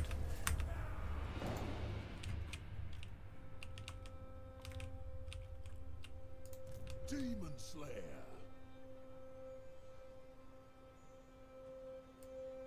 Is there to Woohoo! Time for Loon! Loon von Karstein! Now, the fun thing about Loon is that he's functionally immortal.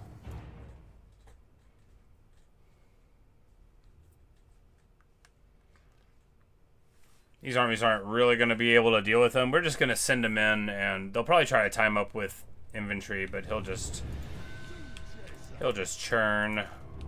We'll charge up the middle and hit folk.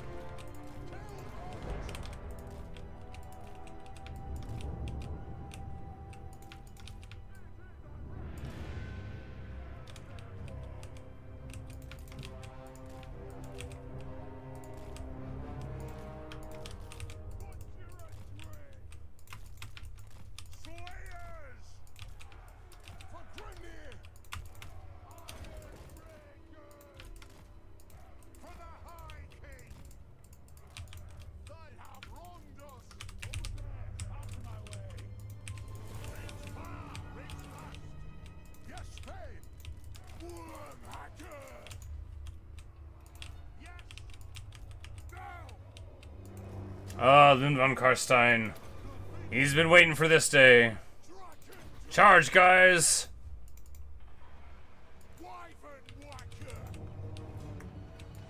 He has, you know, he's got the Embrace of Skavor, which gives him huge ability to heal. He also has a bunch of other cool stuff, like the Master Rune of Spite. And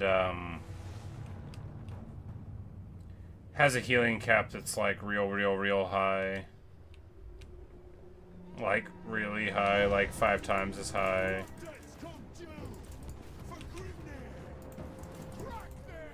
And then just gets in here. Oh, you want to brawl, buddy? That's what you want?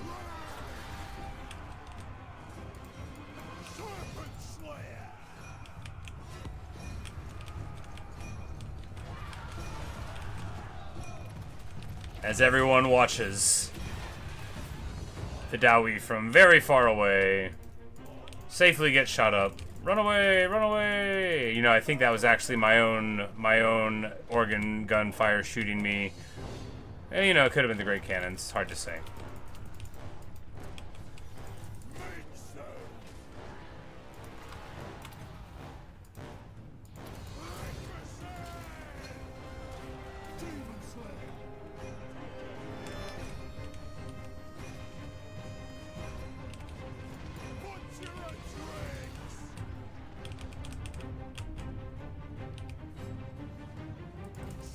Come on, get on him, guys. Come on. There we go. Hit him again. There we go. There's the hit we needed.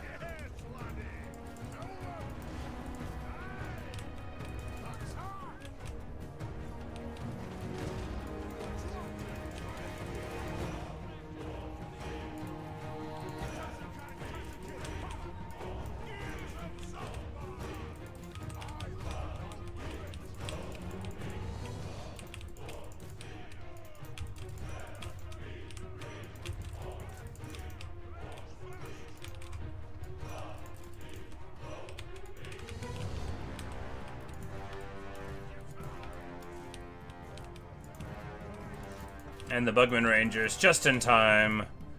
We'll get some air support here and here.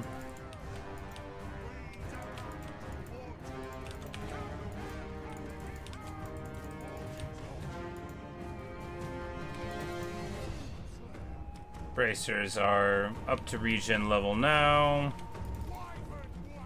This guy only has tankard, so he only gets it whenever he's out of the damage zone.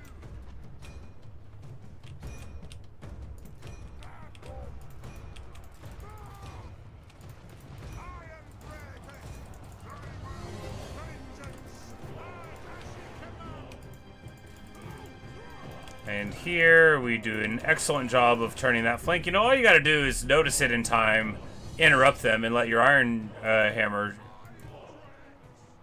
Drakes troll hammer. Hammering the trolls like they're made of iron.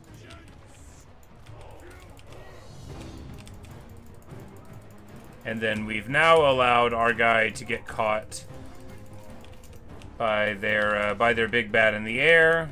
He still has 1,500 hit points. That is more than enough for him to make us very miserable. We need to run away.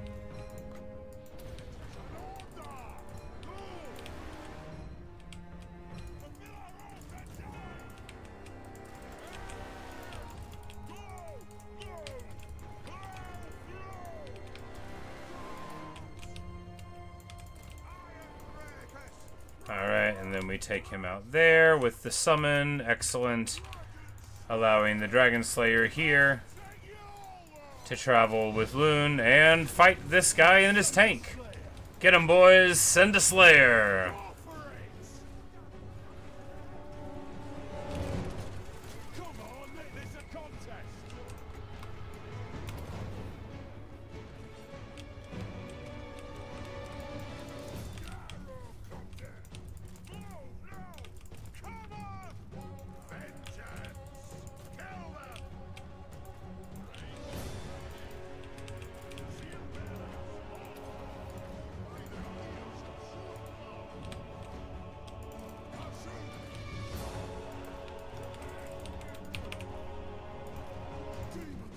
Loon, of course, is at full HP again. His embrace is not all the way up, but, you know, it's up. Other Trickster Shard, this guy's got it, so it's got our resistance is quite low comparatively.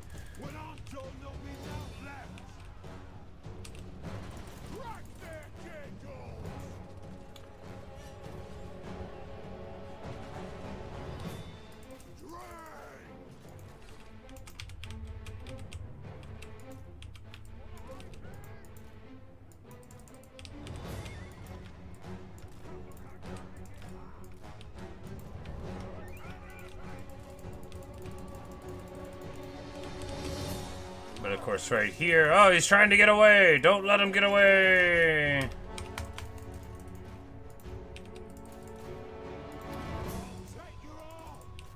Yeah, hit him, Loon. I mean, not very hard probably, but hit him!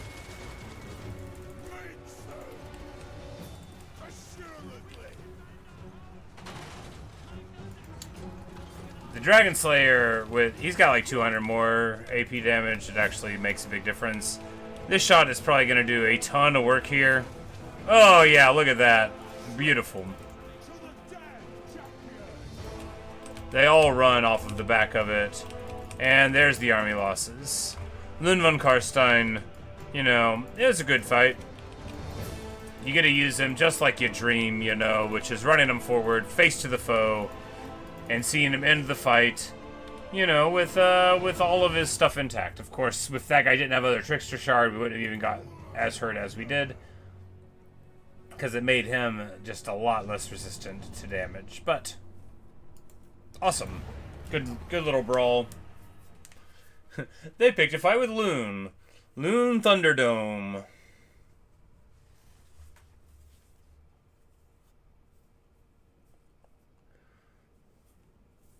And, you know, that's, you see an army like this, you're like, alright, either they can't afford demogryphs anymore, or this came from a place where they couldn't recruit them. Either way, who cares? If they were demis, we still would have shot them up. We still would have hit them with our axes.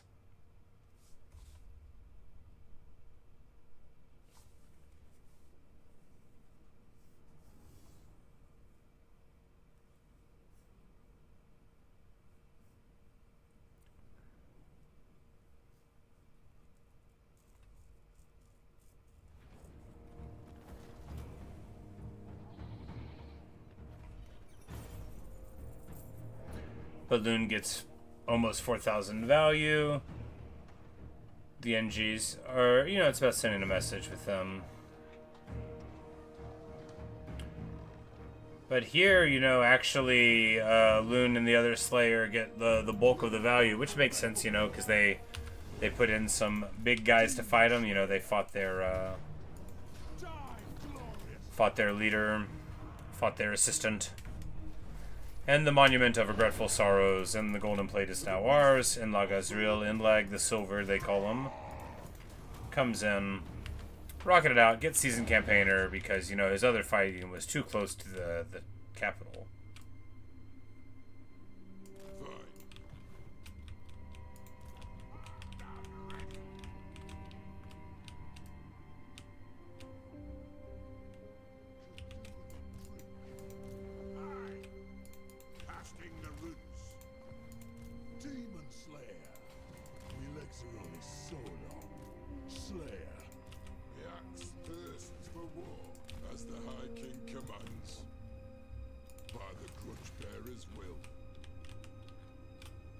They all roll in.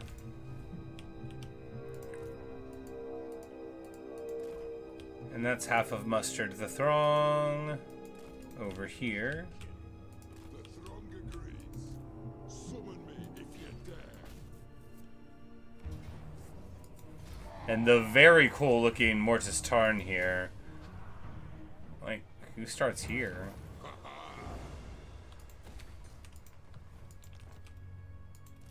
Ark in the Black? I don't know. It just looks kind of him. Doom may lie below.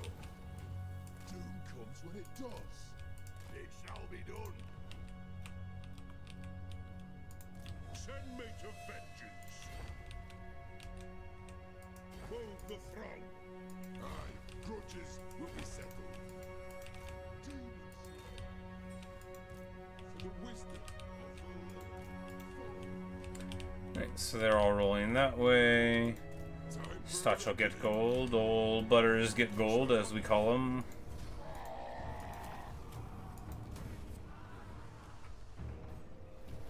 Gets it done there. Sword of Anti-Heroes, very good. Demon Slayer. All that rock above feels grand. Demon Slayer. To doom. We can hold this. Do do do do.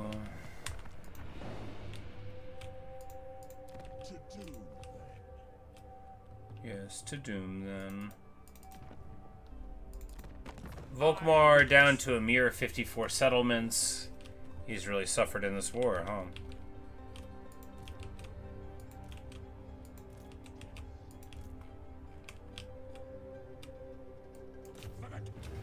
Rurik Ulfrowner, fresh off the heels of his glorious victory and the absolute mauling of Scragg's army, rolls in here to the Carrion Nest and has some nice River Mortis related hanging out to do.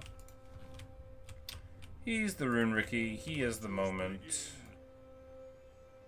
Let us settle this. Demon Slayer. By my vows. Quickly, I've an oath to fulfill. And here we... Doom Chaser. You know, it'll be fine. It is forbidden. I mean, they're just Bretonnians.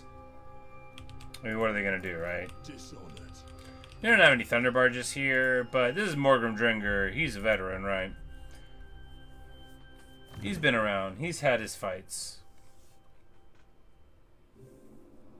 You know, he's beat his hand in the black. Which means these artillery are even rangier than the normal range. What you ask is impossible.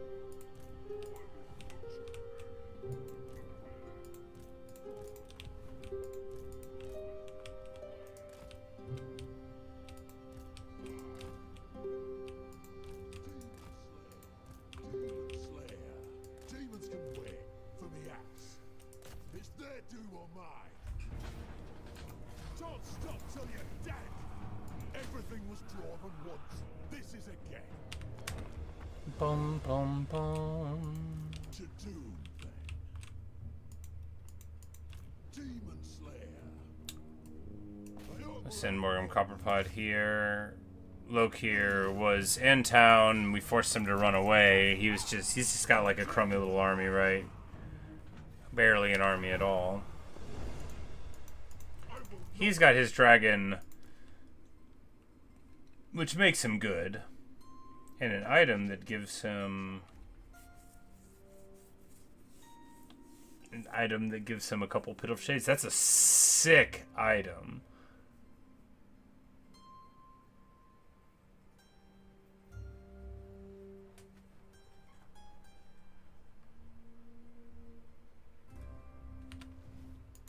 Death Seeker.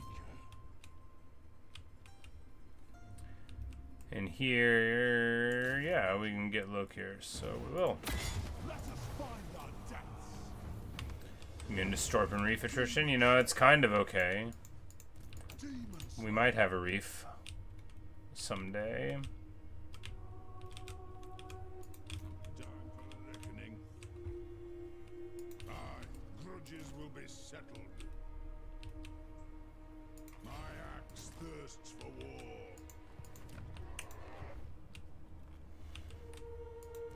My axe thirsts for war. Look at that.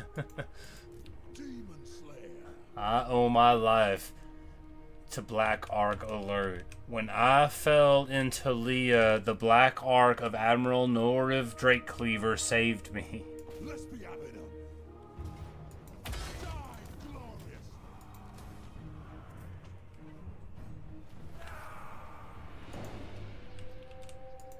How can I help?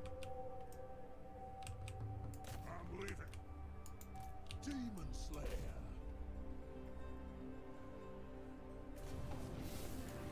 Clan Scab?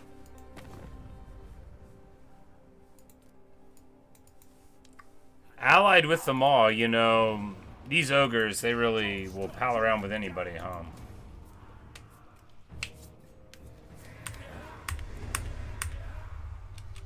Might have something to do with them worrying about me and my strength. I don't know. It doesn't sound right. That doesn't make sense. Why would anybody be worried about me? Anyway, Doran Red Axe's army has 7 thunder barges, and I don't even care about it. Let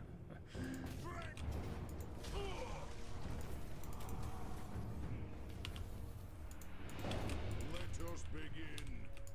It is time. Malakai time for a wonder. The axe thirsts for war. Demon Slayer. The Damas crop drives you on.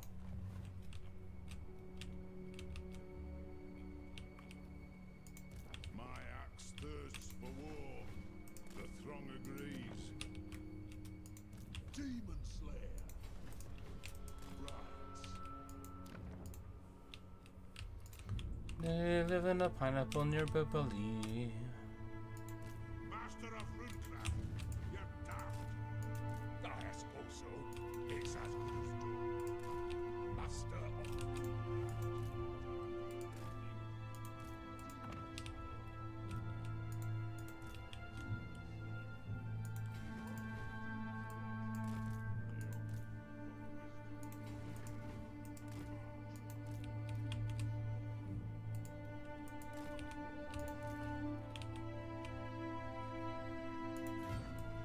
What glory in a water it do? If you say so, Beardley. On my way. Let us begin. For clan honor. For the wisdom of Valea. No. Find enough. And just, you know, these lizards, they're just having a time, right? They didn't know this was about to be happening to them. I wonder what the bonuses in these Force are awakened.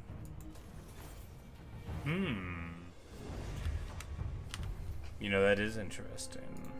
My anger burns bright. Vengeful Rune Lord. Cast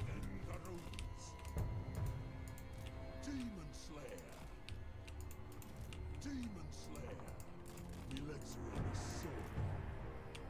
More moving, less whinging. Demon Slayer.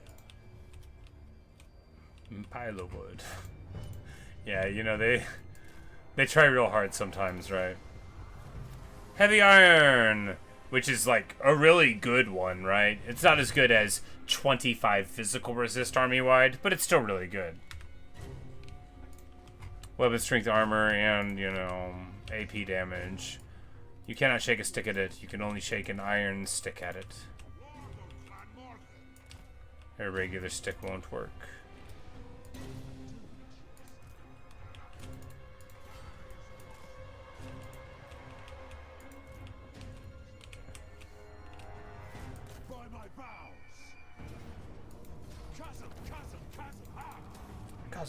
Chasm. Oh. Dragon Slayer. Mad to follow Slayer. Drengy. Plenty to do. Follow it, you. Demon Slayer. Slayer.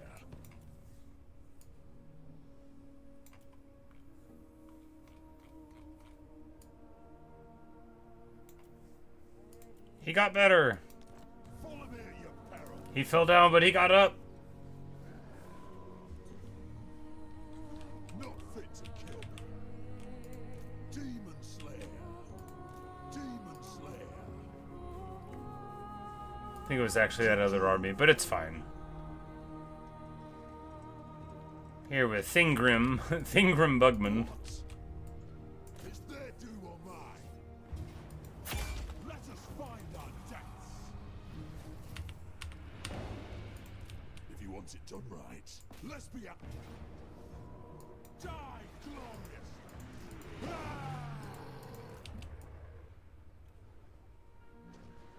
Something over there. Death Seeker.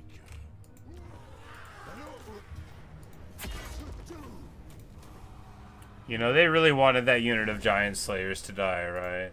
They were not taking no for an answer there.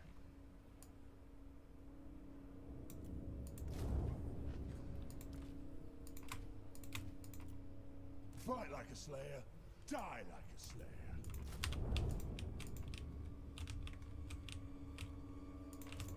Because these poor fools probably are like, oh yeah, it's just a small dwarven fleet. And then, you know, the big dwarven fleet right behind them.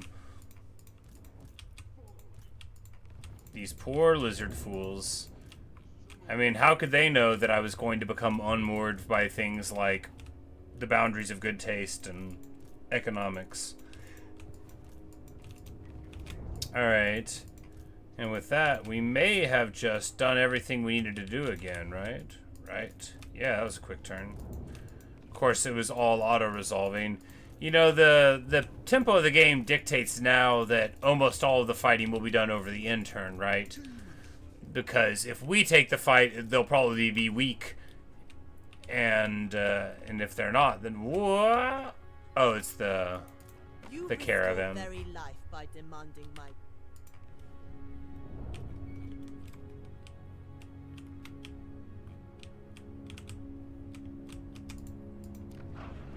Huzzah! It is time to build the Great Hold at Karat Gate Peaks. After all this time, it is time.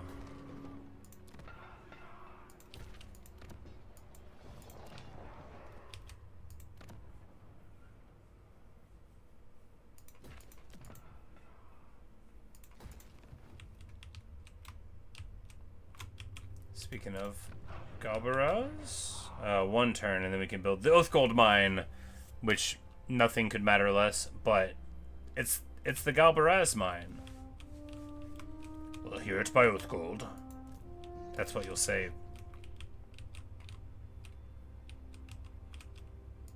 We've got to get somebody up this way. Maybe that's what one of these guys was supposed to do.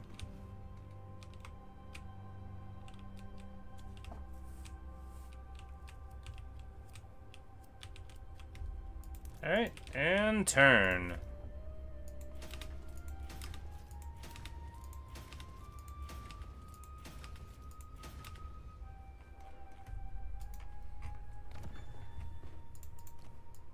881 settlements owned.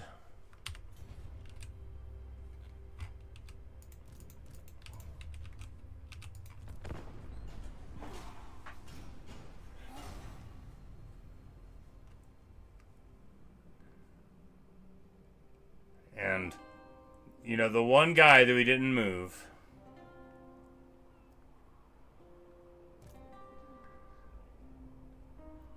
And this guy that's going to meet to the rogue army. And then one more guy.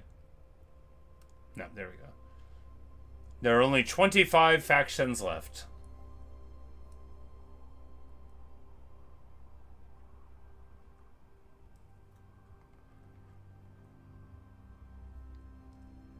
A far cry from the way the world once was.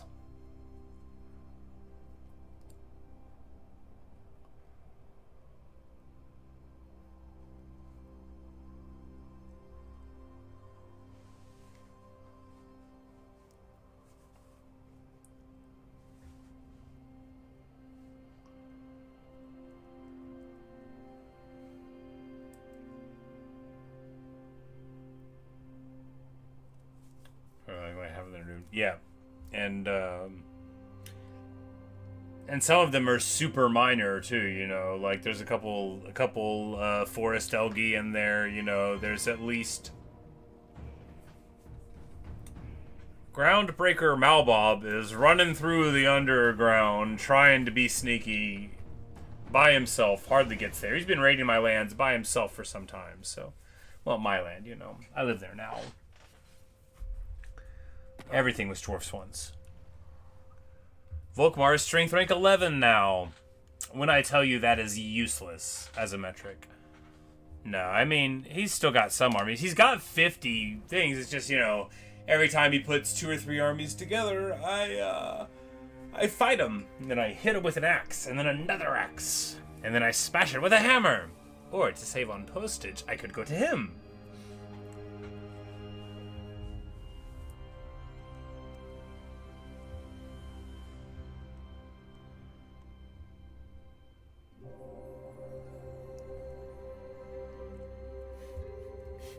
Doesn't make sense because it's not very small. Indeed.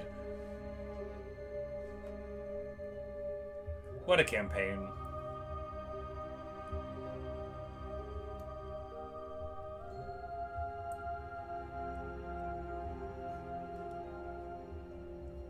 Because the thing is that depending on how it ends, Volkmar and Jeanne d'Arc here might live.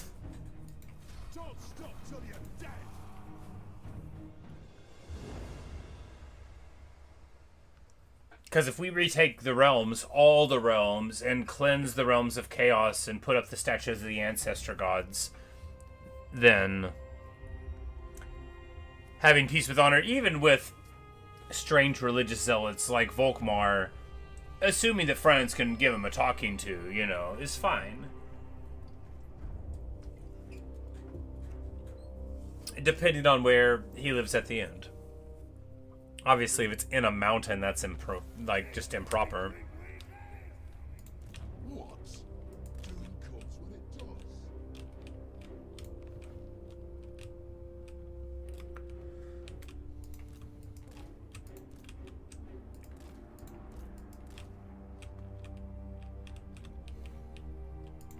Bane of demons. I'll die yet.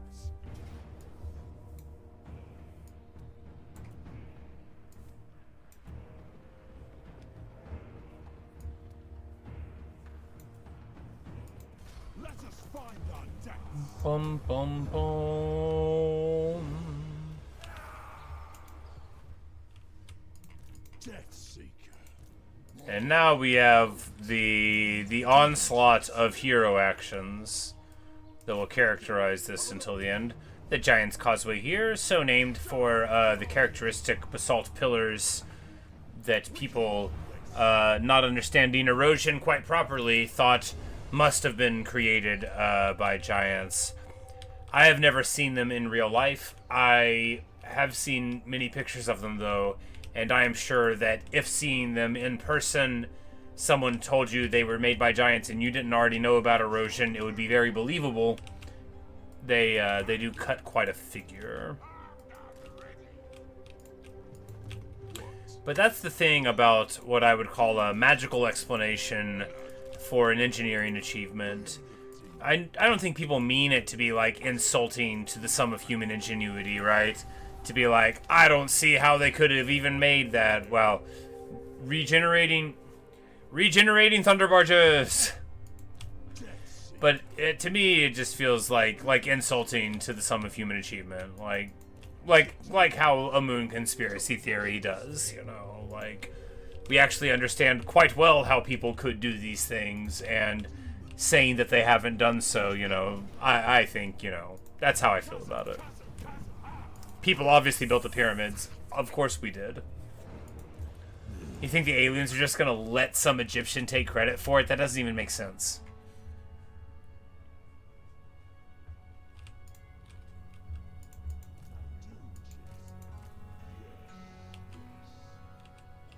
Cheaper to fall into the base. I think we've talked about this one before, but the Mitchell and Webb look, they have an excellent conspiracy theory thing where they're like, well, of course, to get to the moon, we'll need to build a massive rocket. Like, so we're not going to save on the massive rocket cost. They're like, no, but so we'll save on catering. And they're like, well, no, actually, it'll cost just about as moon to cater it for the soundstage is to go to the moon. You know, it's a lot less people to pay for. And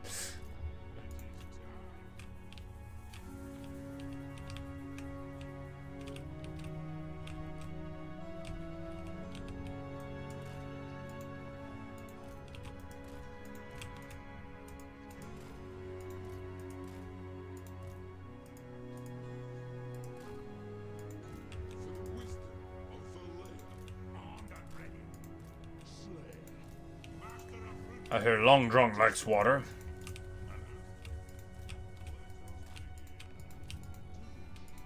But it's just an absolutely brutal amount of tempo. And this is what it was always all about, right? You know, we knew one day, if we behaved responsibly, we would eventually clear up everything in the whole world and then just get to stream down through the reaches at our foe. Hopefully, you know, the fun thing is that, like I said, we really might end up actually finding Karakazorn right on pace to win by blotting out the grudges with the building of the Hall of Ancestors, which is just the best little bit of symmetry that a dwarf could ask for.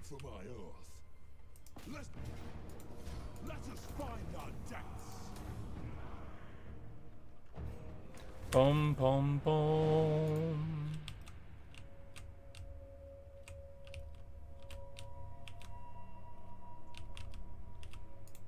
Onward, let us settle it.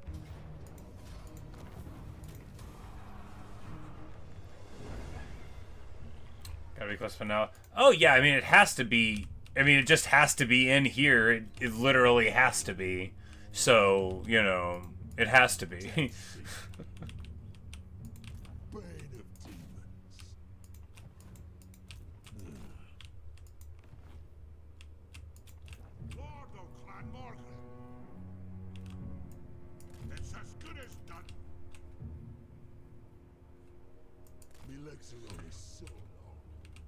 We'll like bounce in underway style there. Yes, by the Grudge Bearer's will. Follow at your peril. The dumbass crop drives you off. Let us begin. Aye, all right. Like they could theoretically trying to march down the road that way. This is one of those very big areas, but Doom Mountain, you know, did they call it that?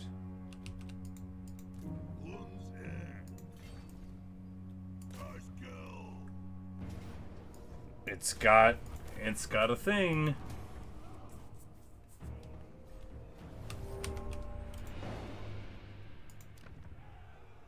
Yes! Alright, so we'll have to let Bellegarde get it, right? Because he's there, so we'll have to let Bellegarde get it. I mean, you could get it with Thorgrim. We'll let Thorgrim take it, right? Bellegarde's already had his little triumph. Un petit triomphe.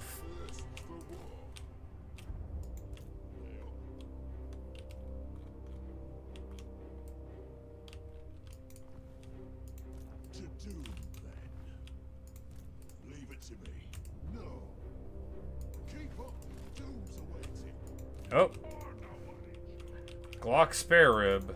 Summon me if you dare. So called because he's got a little bit too many ribs. Could happen to anyone. It's like a band here across Kimry where this ogre has been doing alright for himself. Right. Heading out. Vengeance. By the grudge bearer's will, I'll cast the runes.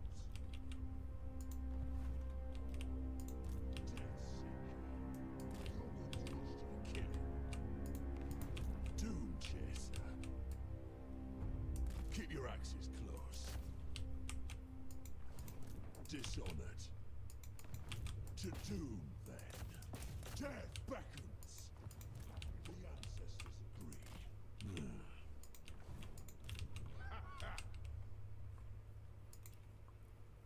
As the High King commands. You just need to get...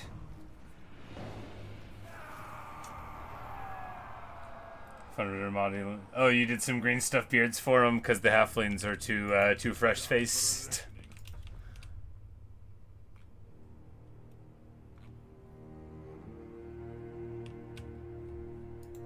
Onward.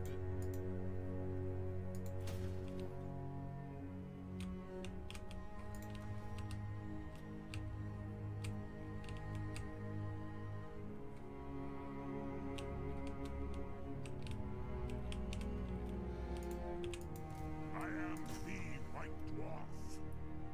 The White Dwarf. You know, and we got to have some good fights with him. Not amazing one. You know, that there was a lot of glory to share in this campaign, right? At the start, there was just some, and then, you know, as it expanded, a lot more. Back off. It is time. The throng agrees. What? More moving, less whinging. I help you. My axe thirsts.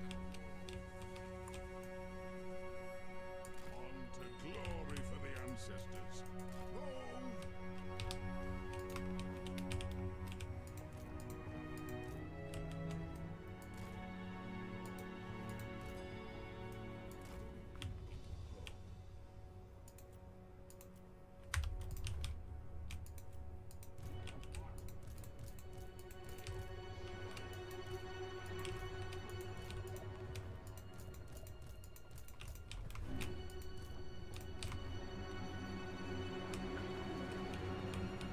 Our fire burns bright.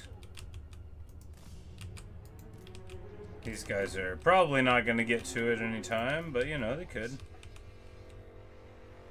Quickest way through is down, but the armor's every day.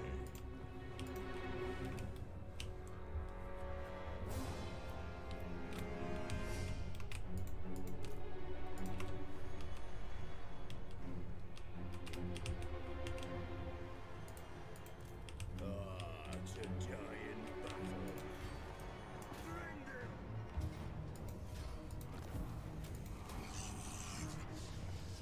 They just finished putting a fake beard that hangs below the chin, just like with little straps, like a little rascals type of thing.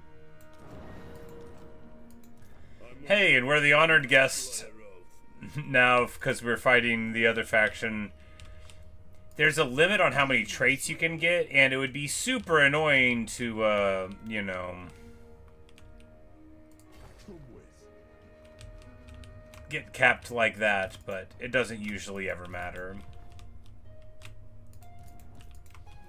But eventually you can, I think it's like 50 or something, but you can have so many traits that like you won't get a new Legendary Lord Defeat trait, for example, which can be a real shame if you somehow meet Isabella von Karstein. I don't think she actually gives you Regen anymore, right? So, terrible example.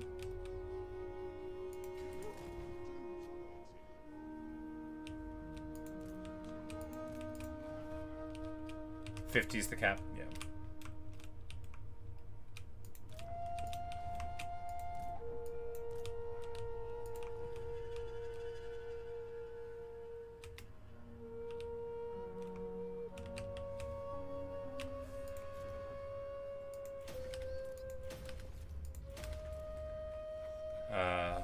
Little Rascals. You know, like, I didn't watch that much of the very original ones, like, who even knows how old it is, but the one where, you know, Whoopi Goldberg plays Buckwheat's mother at the end.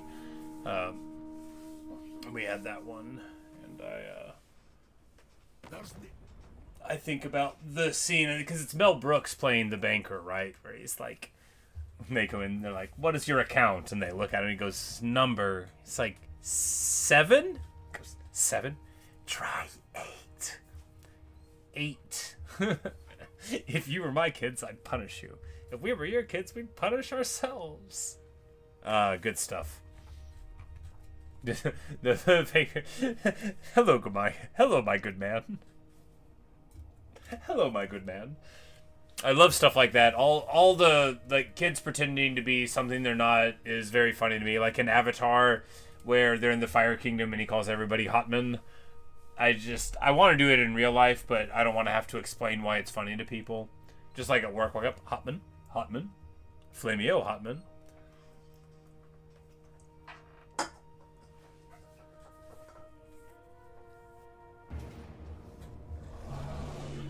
Ha! Ha ha ha! Have you ever seen a bigger lie in your life than this auto-resolve? Have you ever seen a bigger lie in your life? This is Krog-Gar. And look at all of the heroes. Oh, that's too funny.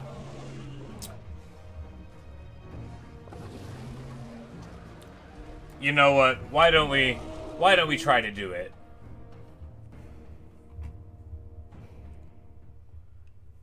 Just to see what it looks like whenever he wins.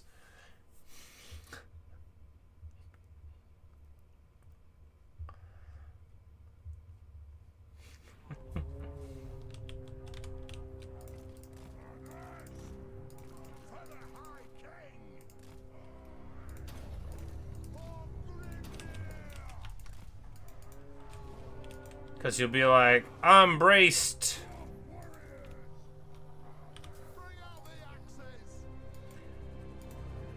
Because it's not like he regens. He only has 15 ward save, 35 physical resist, and 15 missile resist. Barely anything.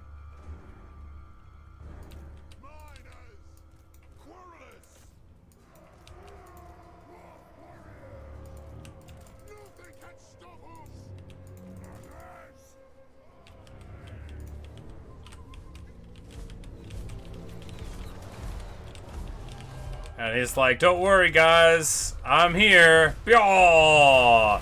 And they all fall down and die. Bearing in mind that we have done, as of now, a couple hundred damage to his barrier. Oh, he got a Feral Cold One summon. I didn't even think about that. That is going to be good. These Dwarf Warriors, though, are not taking as much damage as I would have thought, right? You know, maybe we can kill them.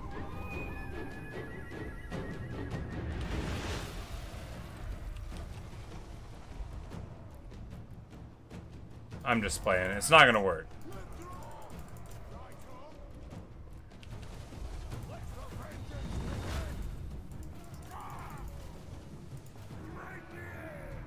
Oh, he gave them double melee defense. That's pretty good.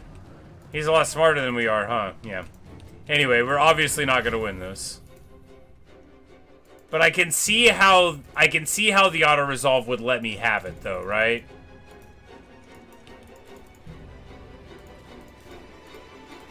Cuz there's probably even someone out there who could do this. I mean, you have just like barely enough tools to do it, right? But maybe not with this many summons. I mean, it's honestly a lot more damage than I thought we would be able to do to him. Because if we got to use 100% of our ammo, I don't think it would work. But yeah, you know, I mean, it's closer than I thought.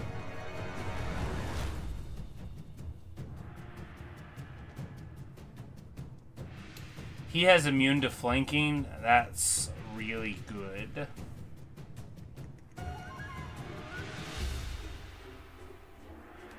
Immune to flanking, one of the best things in the whole game. It didn't used to, like, basically exist at all. Now they're putting on more and more stuff. Like, the Celestial Dragon Guard of Cathay and crossbows at gold chevrons are gonna, through the tech tree, get immune to flanking, and that's gonna be nasty.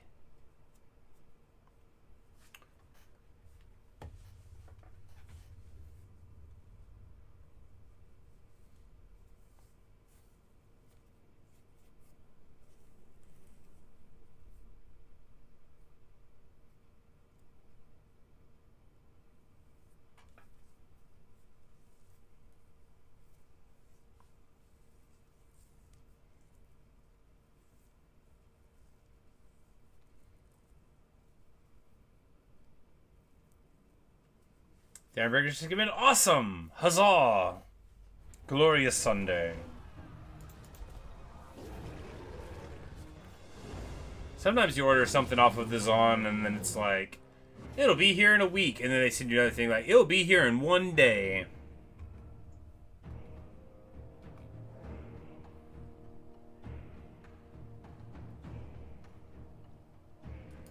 Boom, boom, boom.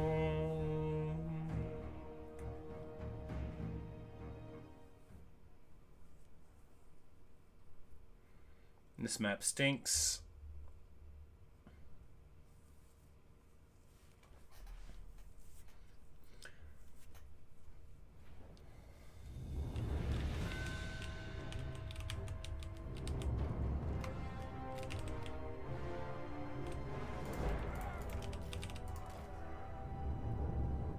Now, what they have here is just like a bunch of dudes, basically. They could do like some damage to Thunder Barges. We just need to try to not have them get killed.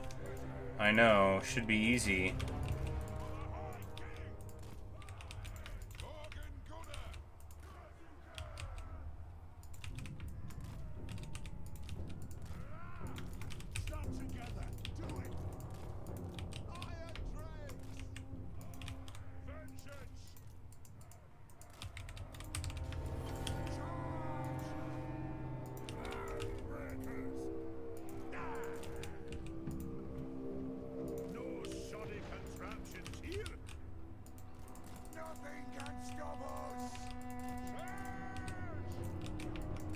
Just like always, if they're willing to let me shoot at them for an extended period of time, they don't know what they're in for. I know what'll happen. They'll eventually be like, wow, that's too many shots to take. Especially when this dig-in organ gun comes in and melts these Reaper bolt throwers that they thought were going to be able to do something. Gorgeous work. Of course, the arc's a little bad, which is why they're still up at all. But as soon as they move forward, it'll be a very nice downhill shot for the organ guns. That's not true. Run, run, run! Off we go! Come on! From the way! Moving out! You know, they almost get a little bit forward. Moving out! Wow, that was a good one. Demon Slayer, let's. Organ Gunner! Sisters of Laughter, very good to get some damage on them. They are a potential menace to our Slayer guys, right? They're really good against them. The place. Although they do have the magic attacks, that's right. They're all good. Here, we're gonna just charge in at the big guy. He's on foot. He's on foot. Alright, we're gonna charge at the Doomfire Warlocks then. Attack! Attack the Arcs! Oh yeah, they're having a bad time there. Good, good, good.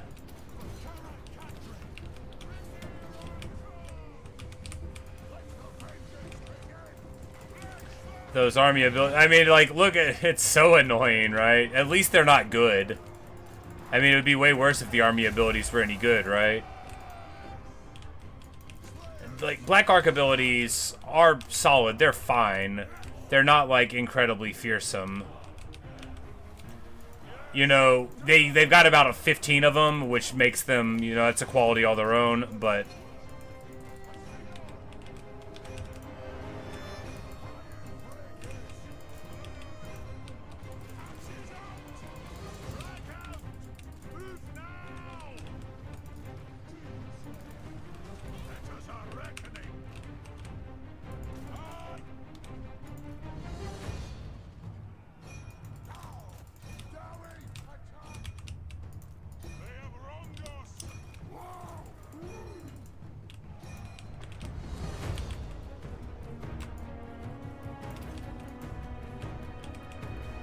And here, they're really far away, so we'll get these guys in.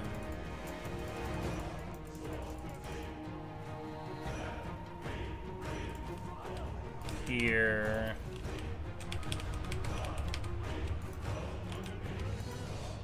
And here, oh, they are on. Wow, how'd they get in? Oh, they just walked up. They just walked up and started shooting the guns.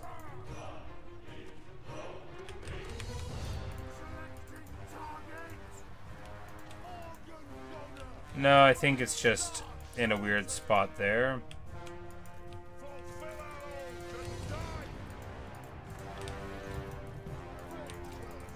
Alright, this gyro... I meant to go in and do a bombing run, got distracted, and instead... we're letting these slayers fulfill their oaths, so that's good.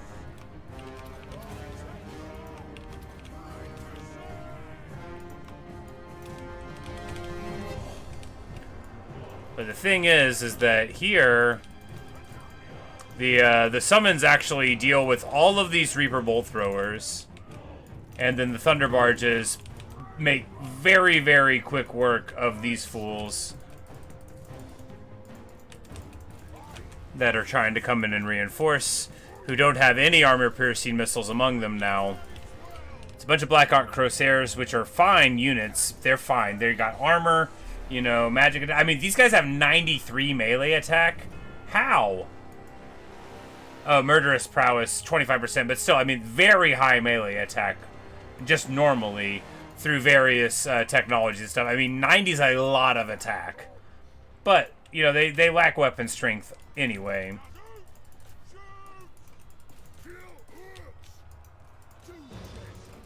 Grim Burlickson getting way too shot up here.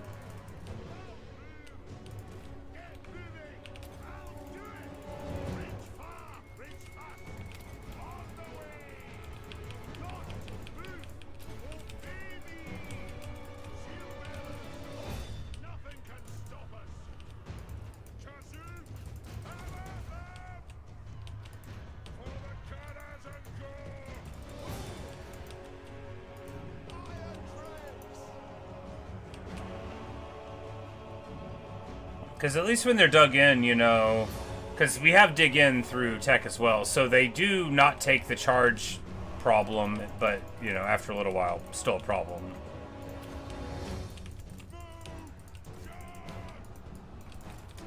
Oh, the Dragon Slayer met his doom. Good for him.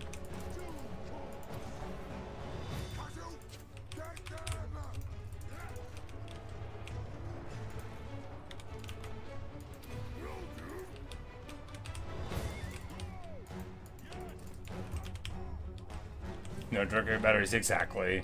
Like, some army abilities are more equal than others.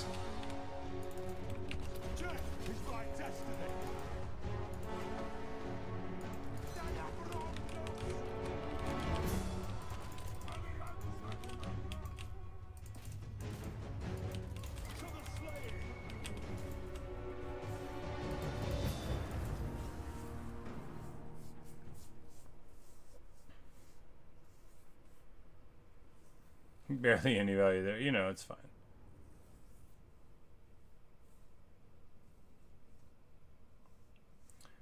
Thunderbar just taking a bunch of it. The artillery sharing some. Hey, Goblin Hewer. Anytime I get any value on a Goblin Hewer, I'm like, see, it was good to take a Goblin Hewer.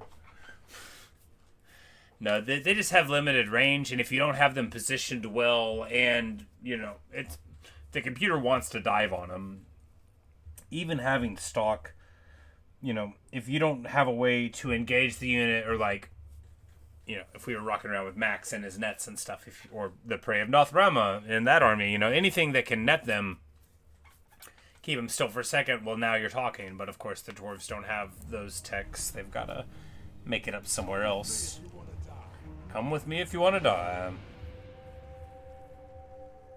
They're at Tzeentch, putting a hurt on them. And King Lun Morgrimson, Dragon Slayer, meets his doom there.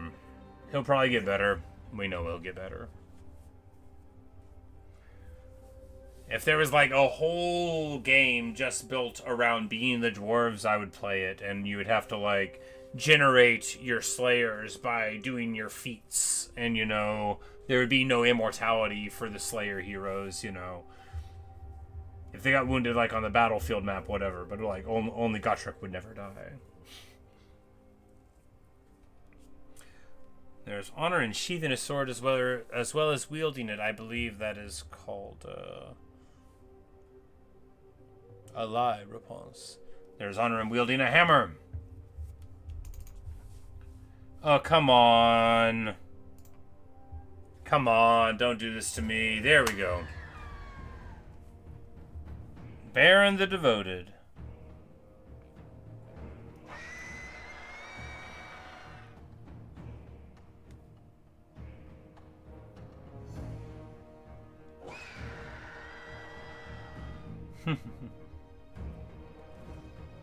Things really going all out.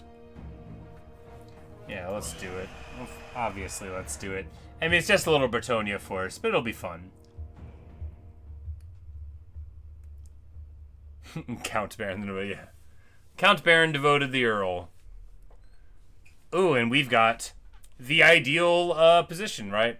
There's nothing happier in the world than a choke point battle against Bretonia, right? A faction that desperately needs to be able to flank you to get any work done. And they're not going to be able to, and that's a shame, you know. I really hate that for them. Ooh, and there's little shallows to fight in. Disgusting. Just disgusting.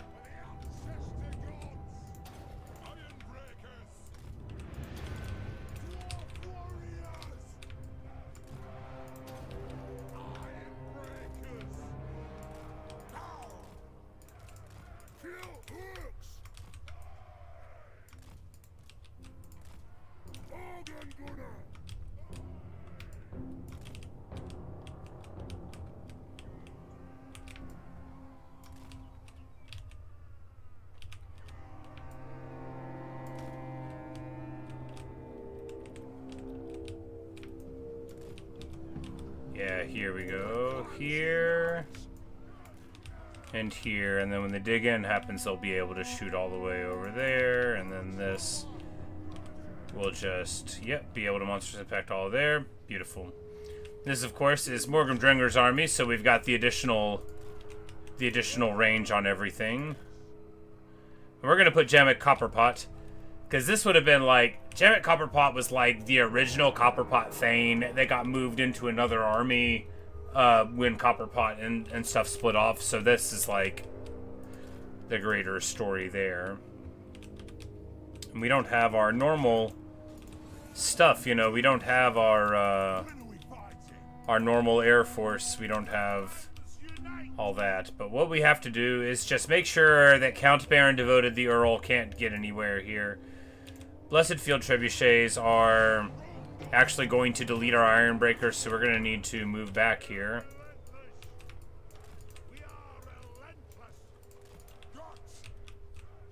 Because honestly, you know, they outrange us some there. Like wow, I'm so dumb. Obviously, they won't just come to me. Jeez, what are we gonna do? Get shot a lot? Hope that they use all of their ammo. Because the thing about explosive damage is it goes right through...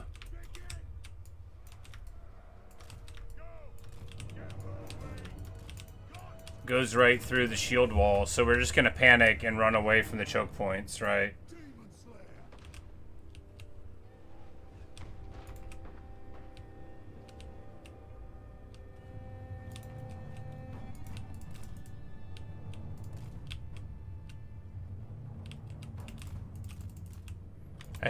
I hate how bad I am at this game, because like I genuinely am like, okay, I guess we'll just scrap the whole plan because they're shooting at me with artillery. I literally don't know what you're supposed to do. Anytime I get shot with artillery, I'm like, okay, guess I'll panic. I'm like the computer is.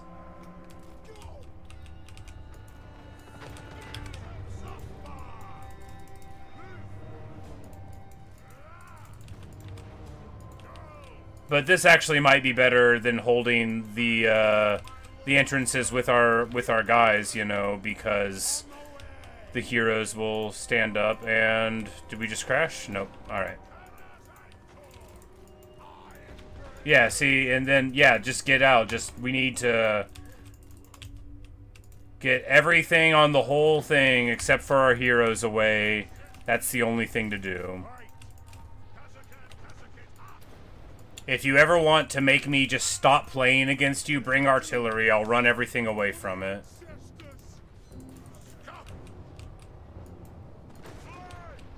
Yes. 20 ward, blessing the lady. I'm like, 20 ward save, that's pretty good.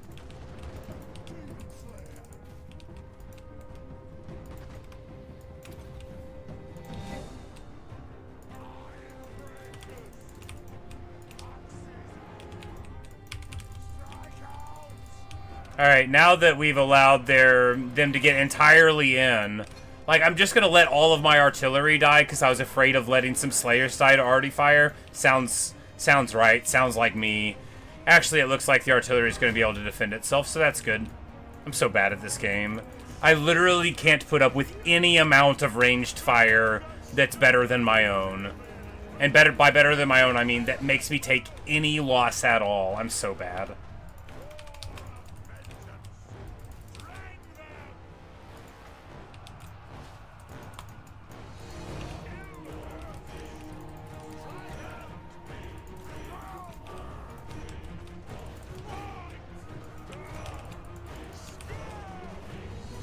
They have a whole bunch of Grail Reliques here, which isn't going to help them at all.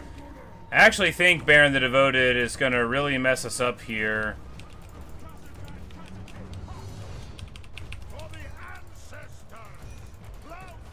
It just depends, though. No, he's going to run away. That'll be all right. Yeah, so we're just gonna let their Blessed Field Trebuchet hit us as much as they want. That's what's gonna happen. I'm so bad at this game.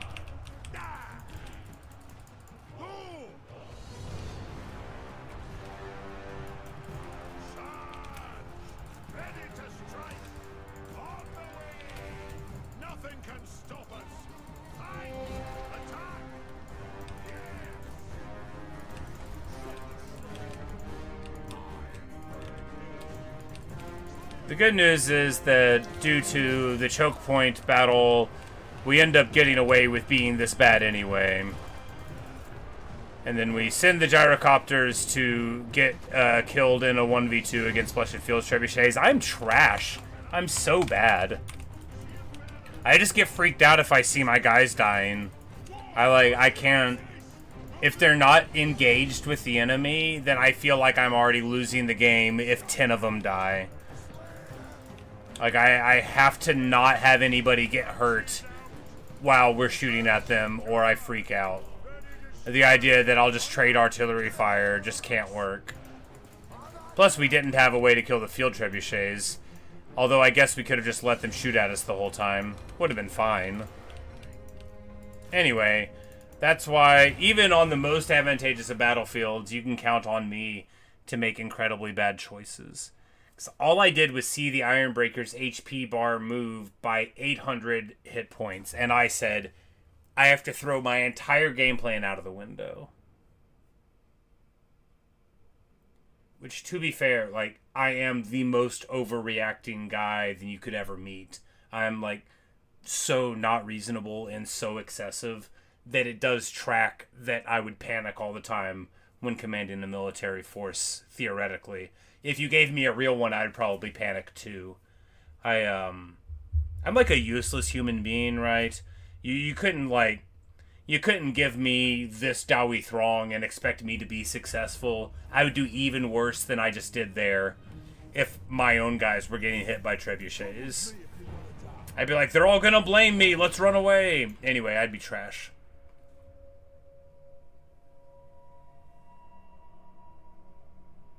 And, like, Blessed Field Trebuchets aren't even good, right? That's not even good artillery. And it's still capable of making me feel like the world's ending and I have to overreact and move my entire army away. I just don't... That's the thing with dwarves, though. You don't have the speed to go and hit their stuff. So, what do you do?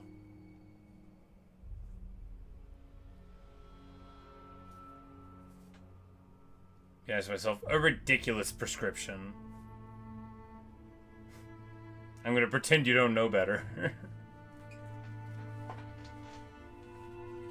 Also, good afternoon, Ellie. Nice to see you.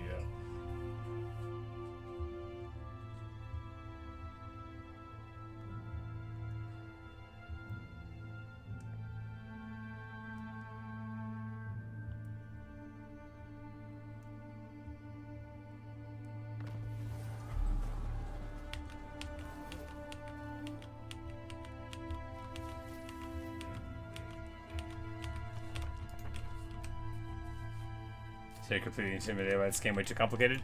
Yeah, you know, baby steps, right? When I was learning, when I very first played ages ago, you know, a couple thousand hours ago, when I was playing the first one in the series, I mean, like, I got game over after game over. It was just so cool that I didn't allow myself to get discouraged, basically. I was like, I don't care that I keep on losing, like, the second battle over and over.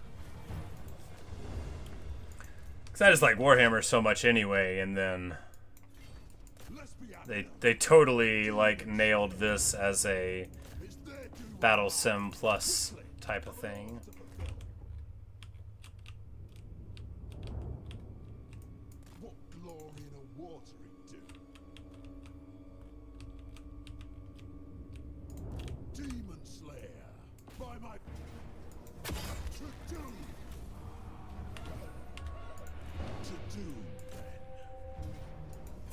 Ambroise Savoir gets rid of him. With Bretonia, it's nice because they don't have supply line penalties, so you can just get like a Bretonian lord for every single place, and then you can name them after it and pretend that they're in charge of it, and just like, you know, exploiting the peasants all the time. Really a lot of fun, depending on whether or not you're French. Or a peasant, I suppose.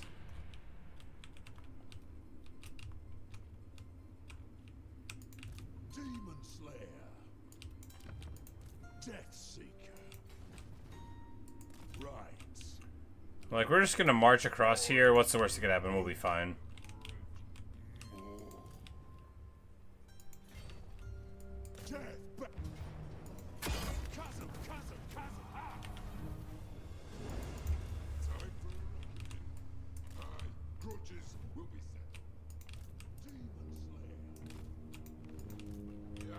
And plenty of people basically only play, like, one faction, although there are many... Oh, there are a couple of dozen.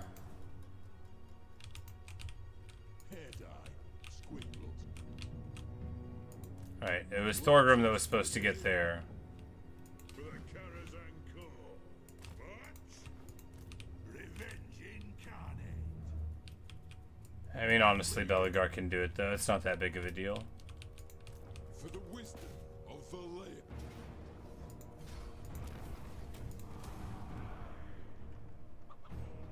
Bum, bum, bum.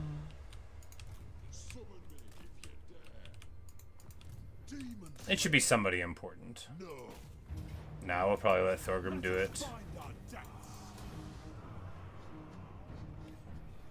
Give him something. Obviously, Thoric Ironbrow should be the one. He is the one who's like looking for it, but it absolutely does not matter. We satisfy some grudges here.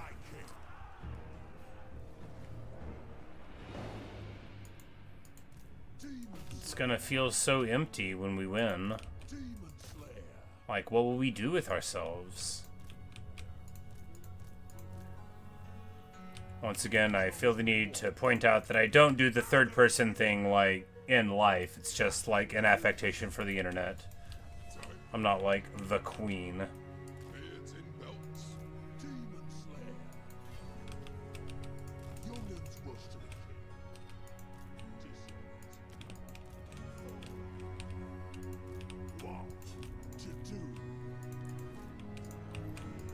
Speaking of current events, which I rarely do, the King of England was in America not too long ago, and he joked about how the British burned down the White House, and that is just, like, so funny to me. Absolutely wild. And, you know, I mean, it was a long time ago. People don't forget. And we hardly hold it against them. It's just, it's funny that he brought it up. It's like, I'm not going to let somebody else say it. I'm going to say it.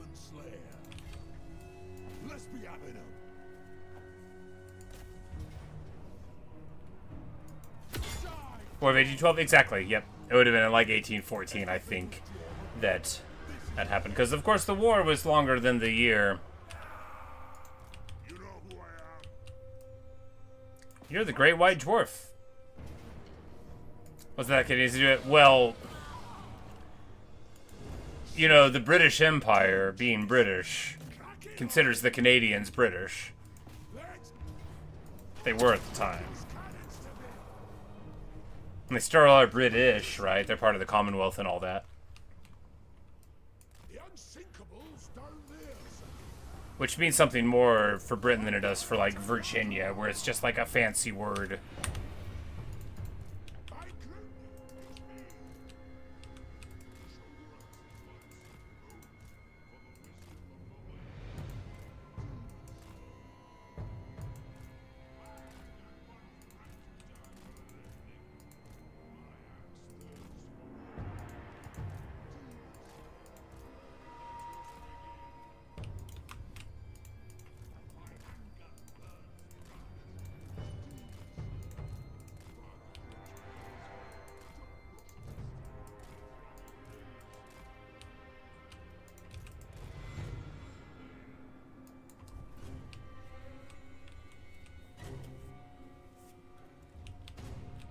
Ten Iron Breakers, 10 Drakes.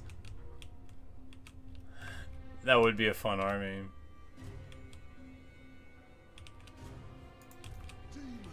Run it in, burn it down. The Ungrim stones, which don't matter. This army is just hilarious. Man, we're really rolling in, you know, just like I promised. Obviously, whenever a whole lot of these armies... decision tree became, can we move? If so, move. It, you know, even with all these armies, certainly getting us where we needed to go. Pillar of Agagog. Agagog. Pillar of Agagog.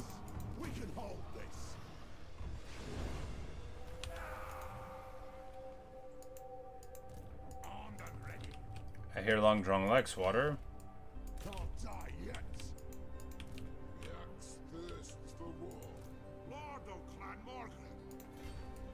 And because we didn't take the auto against Krotgar, we can get Logan Ironbrow the trait, which is absolutely irrelevant, but always fun. Because 10 melee defense is super fun, right? Like, that's a lot of melee defense. That's one more than 9. I don't know how to quantify it, but, like, that's a way you could do it. Probably doesn't explain anything about the number. Bum, bum, bum.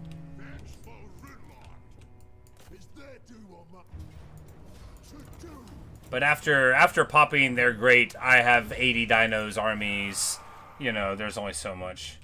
3 more than 7, that's another excellent way to put it, yeah.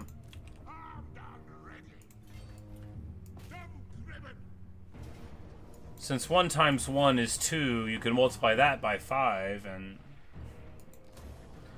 That's right, it's another day to pick on Terrence Howard. The sky is blue sometimes, and that guy can't do math. Demon Slayer. I like his movies, some of them. Out in the But look, I try not to clown on people for being dumb, not in public, right? But sometimes. for clan on. Like when you can't arithmetic and you talk about it in public, it's not just like you don't know how. Plenty of people can't do math and I don't know their names. Demon Slayer. Demon Slayer. Demon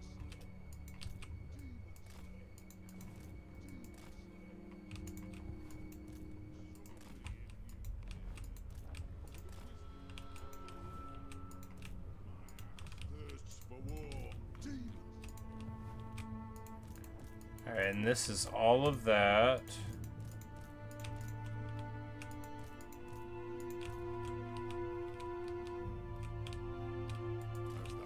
Rourke Stoneheart there. Wisdom of the layer. Camille of the Braid. A very French name. We must go and hunt them down. See what kind of armor she has. See what kind of wizard she is. She's definitely a wizard. Oh, Prophetess of Life. Well, there you go. You could just see the Royal Pegasus. It'll always tell you what kind they are. Because it'll be like, can only be equipped by Prophetess of Life. But what it really means is,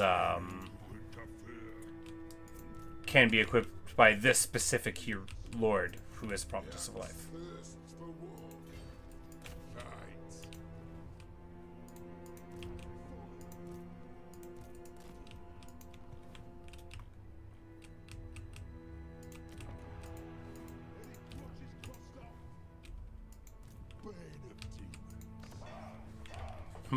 This is a level 5 settlement, right? We hardly need to leave it up here. Oh, you get the Luminarchs through the Bright Wizard Tower, or the Wizard Tower. That is why they're always having Luminarchs.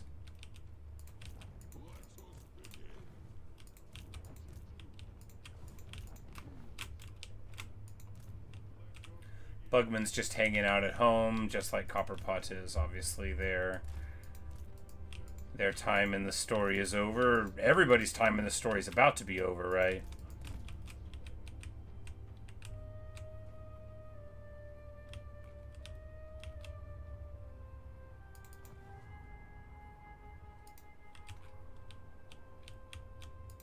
Demon Slayer. Quickly, I've an oath to fulfill. By my... Don't stop till you're dead. Yes, yes.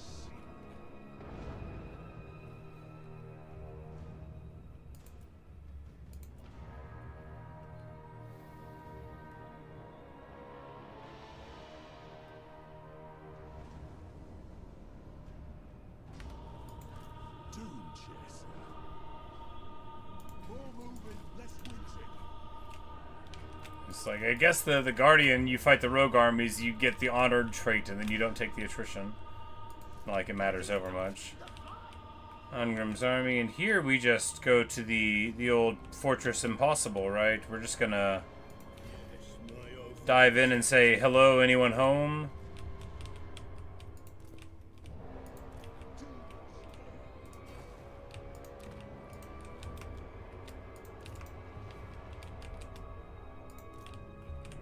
Thirsts for war.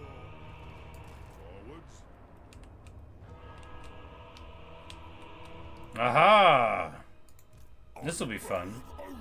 Woo! Yeah, Will.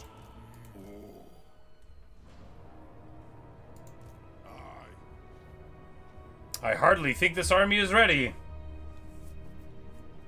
Yes. Seems just like it would suck to navigate with Underway. Oh, yes. The Slanesh rings are really frustrating, but Tzeentch seems like it would be even worse. Corn, of course, relatively normal. It's just, you know, the difficulty with attrition, but it's like the distance that you get in the other ones that makes it harder. Here, we'll just put a couple of these guys on auto, put all of these guys on auto.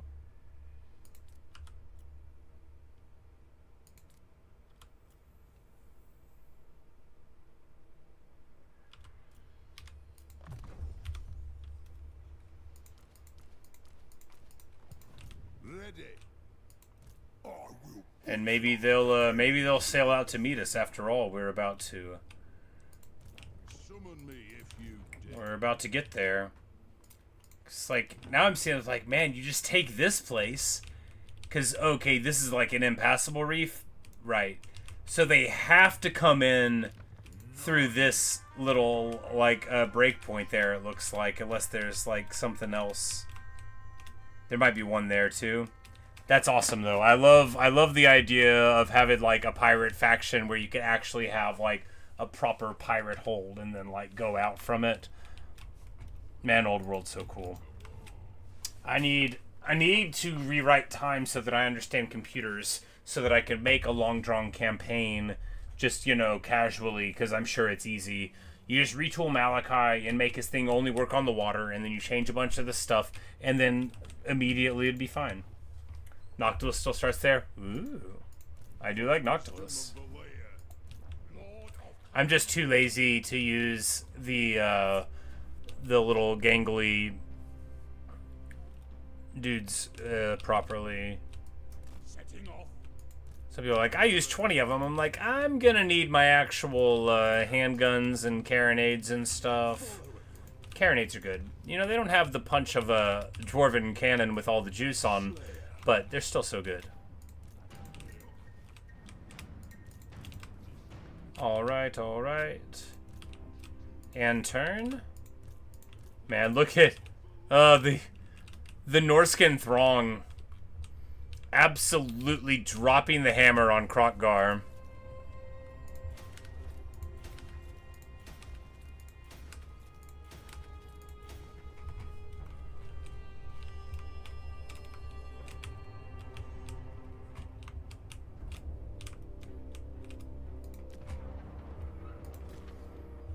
And we can build our Hall of Dragons now. I know that was the thing everybody was worried about. It's like, man, are we going to get to build the Hall of Dragons? Well, never fear. The answer is yes.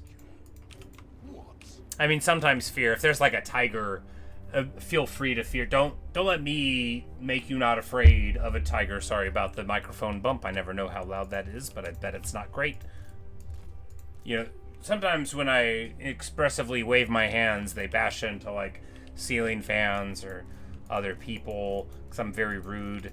I don't think about others very much, like including where their human bodies are. I'm like, well, you see, the fish was this big, punching people in the face, you know.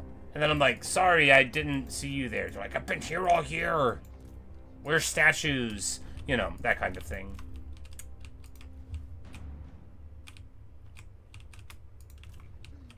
Obviously, the second most important thing going on right now is this guy getting over here to this rogue army. I just do not know what I would do if that rogue army got a little squirrely.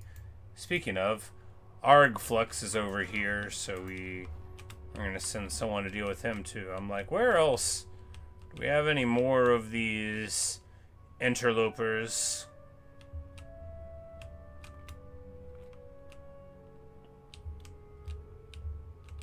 We got plenty of dudes through the north over there, just not like Norska. Everybody went home. Alright. And turn.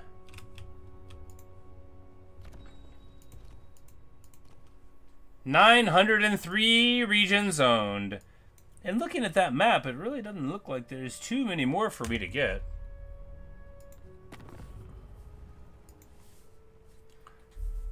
So Chevalier de Lyonesse is at rank 6 now, which puts them over Quaron, so they can't be that strong.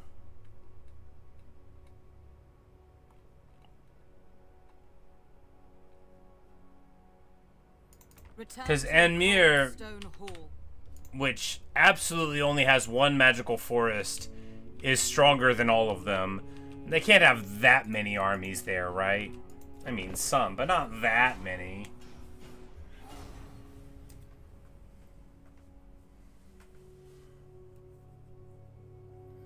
We have satisfied 1,300,000 grudges.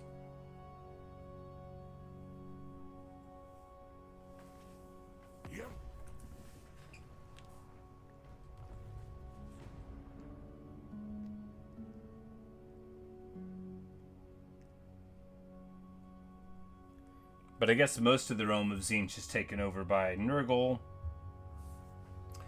Which, as the player, that's what you want to see. You want to see the Chaos Realms taken over by the god that doesn't belong there, because they are going to suffer attrition their whole lives. That'll greatly restrict them, you know, from the benefits of having the land.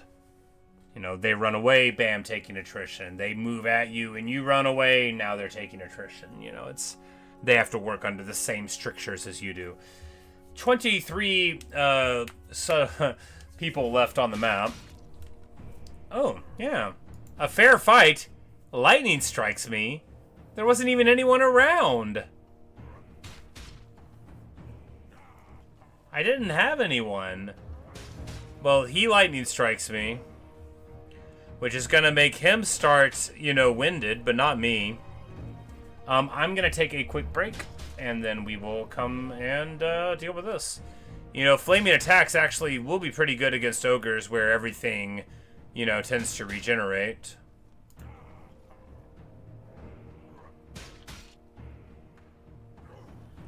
But we're going to go on to the battlefield real quick because I'm just conscious of him hitting his shield and I don't want that to be the sound that's there whenever I'm away for a minute.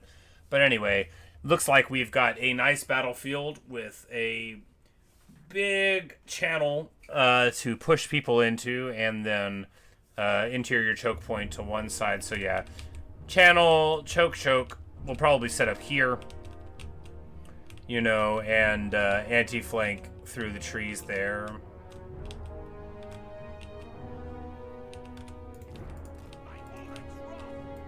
Tank forward, obviously.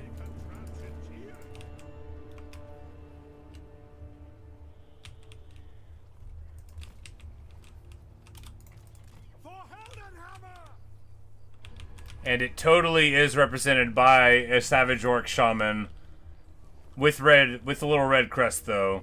So that's good news. I love this. His name, he's a bright wizard. Don't worry about what he looks like, okay? Oh, he doesn't have a Pegasus? Oh, dude. What? No way. Maybe I just didn't click the button. Maybe I had it and like clicked the button away or something. There's no way that dude doesn't have a Pegasus. That breaks my heart.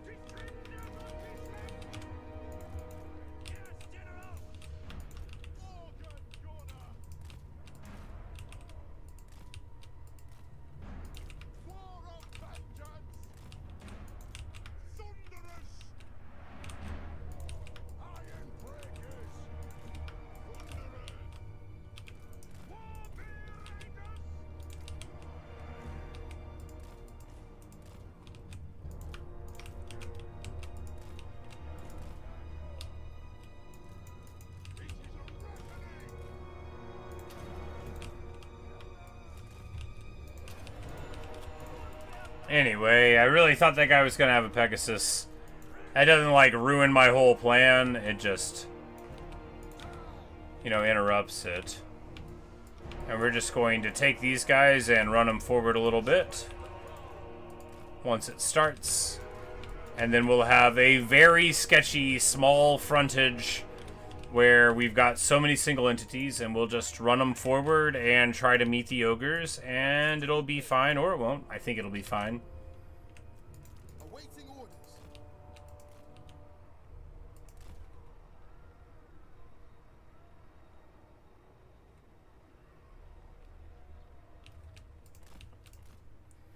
So we'll just get this guy all the way forward. I don't even think they'll see him from there, and then he can start it up.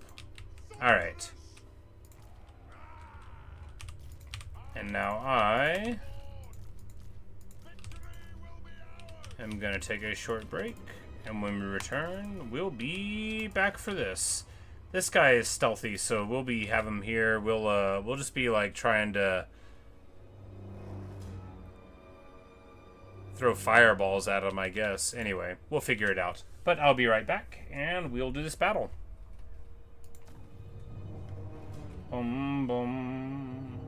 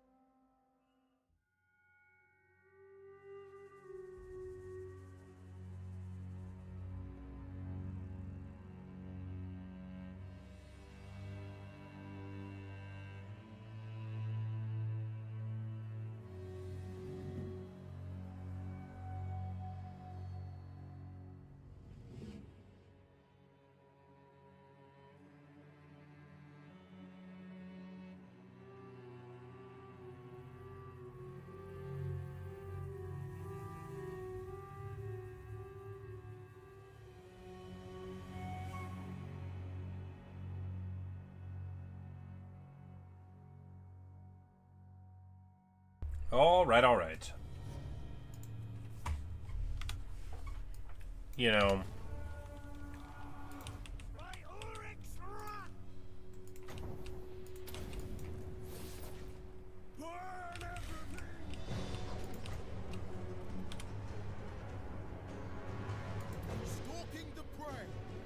Probably should have fireballed the lead belchers, but you know, we're gonna Arrows them. And it actually... Oh yeah, that's good stuff. That gets it done. And we're just gonna run away here.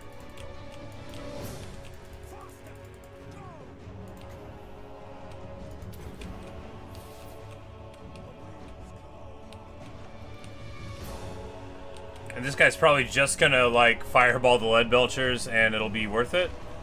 It'll be worth it.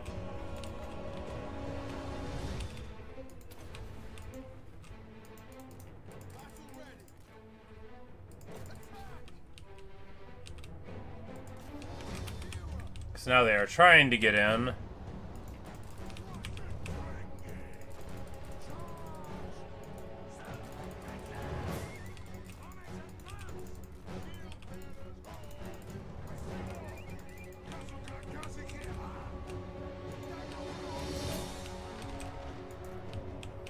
But actually, this is going beautifully, right? Right.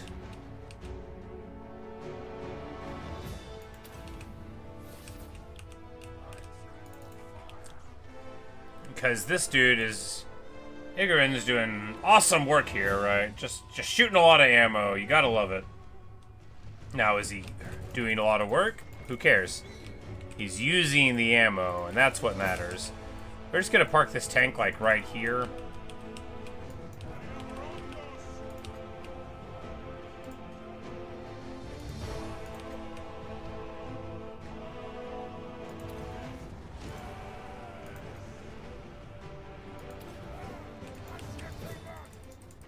Oh, they can see him. Ah, they can see him. Run away! Run away! He'll be alright. If he runs away.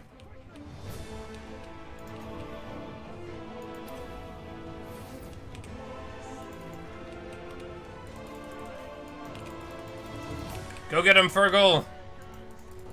You've waited your whole life for this!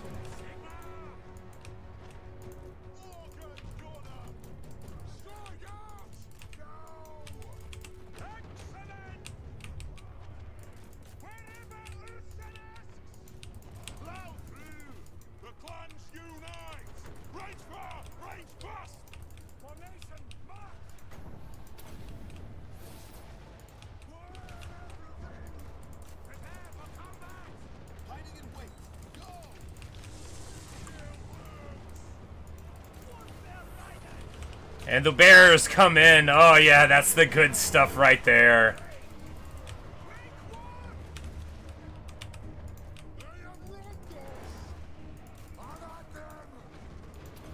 Fergal standing in the breach. Oh, having just the best time. Saying, yes, I knew I would have a great time. Just let me go to war again. Alright, so what we're going to do here is pray of an Othrama these guys. Oh, they got around the side. Of course they did.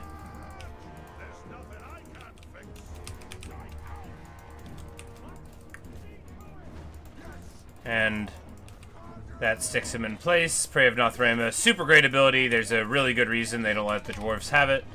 And then we're going to hit him with this Arrows Ankor, which is going to, like, do a ton of work, too. I mean, some work. It'll do some work. And, wow, they are... The bears are really getting tuned up there, but I guess we sent them into, you know, giants and lions and tigers and bears, oh my. Oh, and they're getting friendly fired from the Thunder Barge. Well, that explains why the bears got so beat up.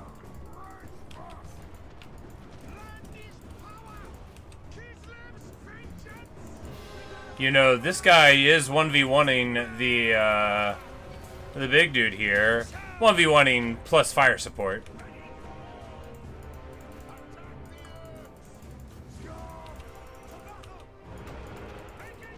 Alright, the bears are still good. I still believe in the bears.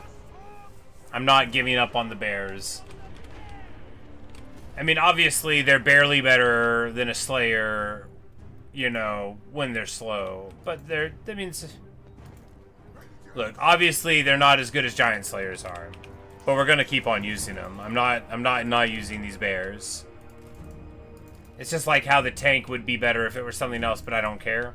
It's exactly like that.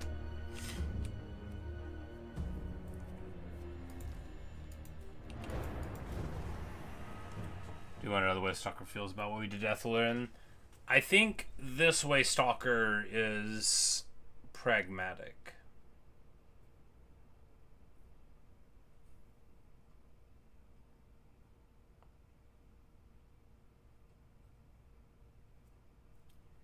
They've seen what happens to people that stand against the Dawi.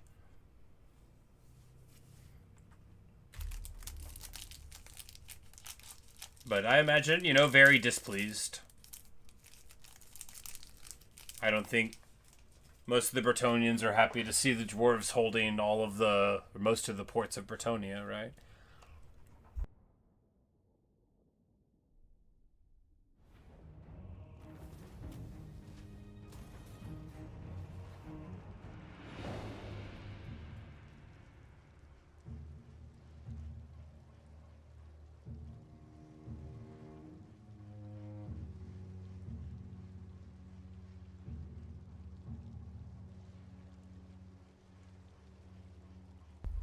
Because we have to check the Empire Captain. I imagine I just accidentally took the Pegasus off or something. Because if he doesn't have one, then there's no point having him in the Force. The Bright Wizard is obviously awesome. I mean, against Ogres, Fire Magic is not that good. It's still fine. It's still solid, but not that good.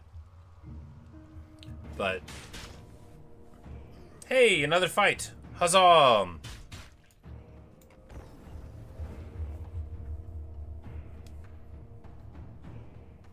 Fergal burn bright! And here we have a much worse battlefield for us. This is a much more mobile enemy army. Those giants, you know, they didn't really run around too much. Not a lot of worries out of the giants.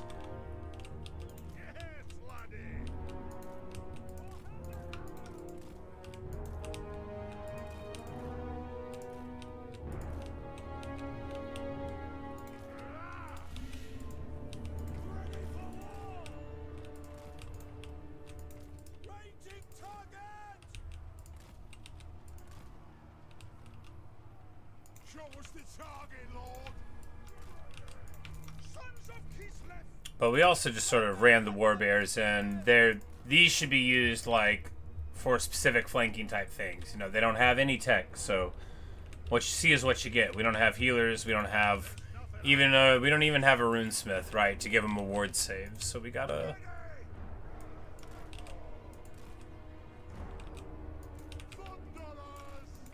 be careful with them.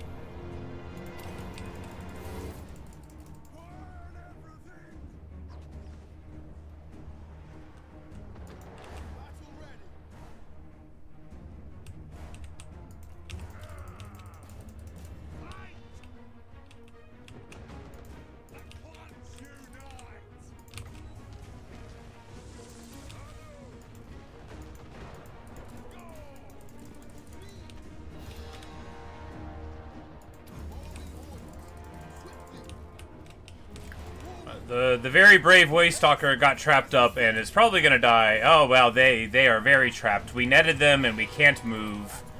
We're gonna die. That's alright. You know, we might just lose, for all I know. It is very rough. Our army is not very good at fighting ogres, right? I don't know what we expected to find, but this army is not good at fighting ogres. But to be fair, most dwarf armies are not good at fighting ogres. I mean, you just need, like, a big gun line and none of this other stuff, right? There's too many heroes. We need a big gun line, just a huge gun line. And honestly, Warbear Riders get eaten up by Man-Eater Great Weapons, who are, like, a hard counter. Well, no. They both do work against each other, so it's not so much of a counter situation, I suppose. Anyway. They get on the gun line. Of course they do. That's so much stuff. Anyway, I mean, we probably won't lose. We should expect to get our armies very, very messed up here, though. Nah, obviously we're not gonna lose.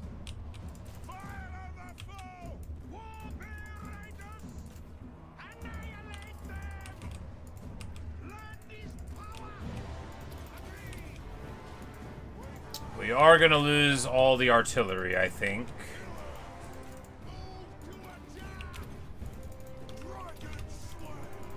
Because all of these heroes are worse than dwarf heroes, you know, I do have to remember that.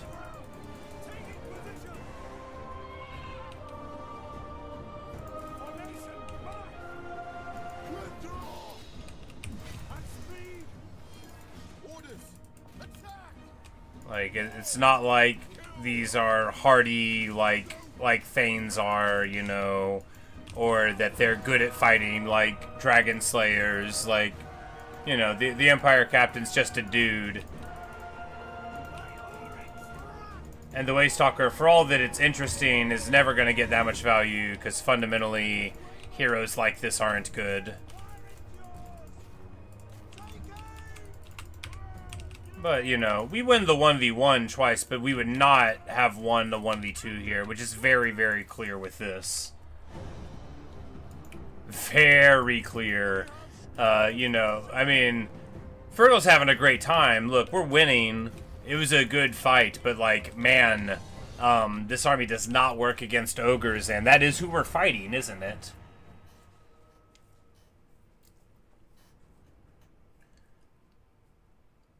But I mean, a lot of it is that that's just what it comes down to. This army's not good against ogres. It's not good against ogres at all. And I can't make it better against ogres without losing the identity of the army. Oh well, we'll keep on using a bad army. It's fine.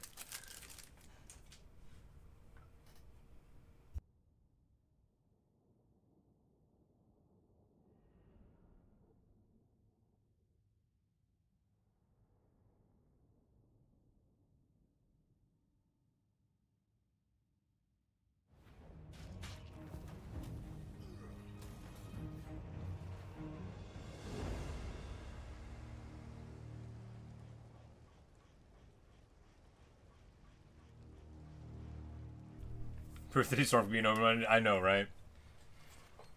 Look, the open-mindedness for the elf sword is good. It is a good sword. But I don't, like, regret having the tank, even though the tank isn't amazing. The tank is still very cool.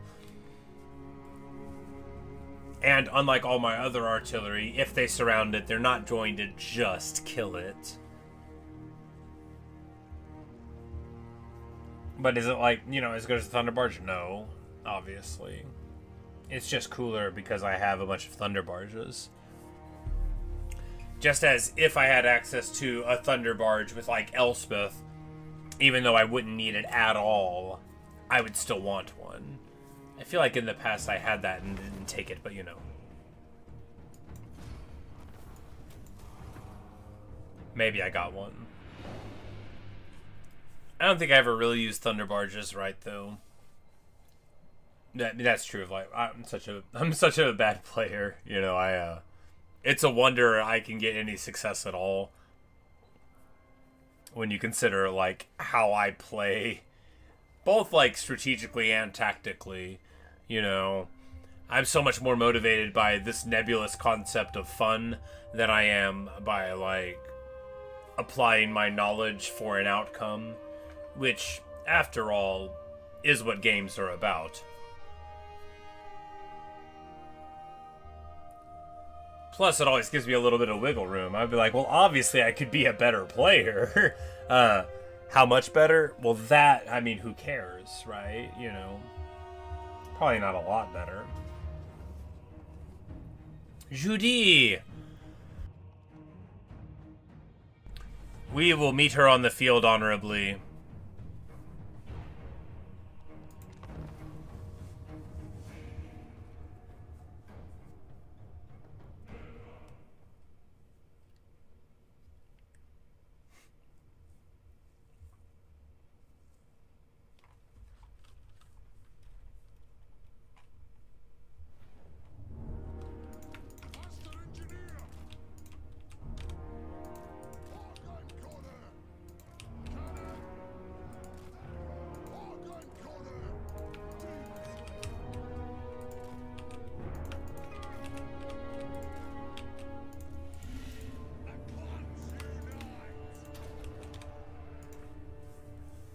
You know about Gigi?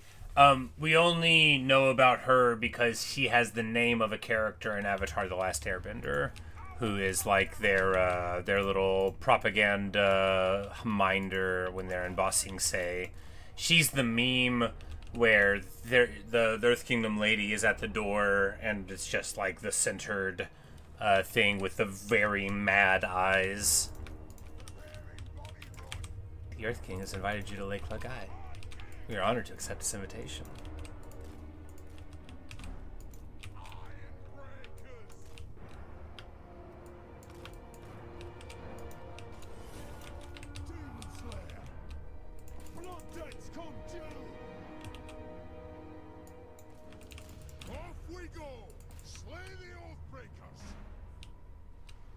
Now here, a lion would absolutely kill our dudes. That doesn't mean we have to let them do it. You know what else to kill our dudes? All these crane gunners. Why am I letting them shoot at me? Run away. Run away!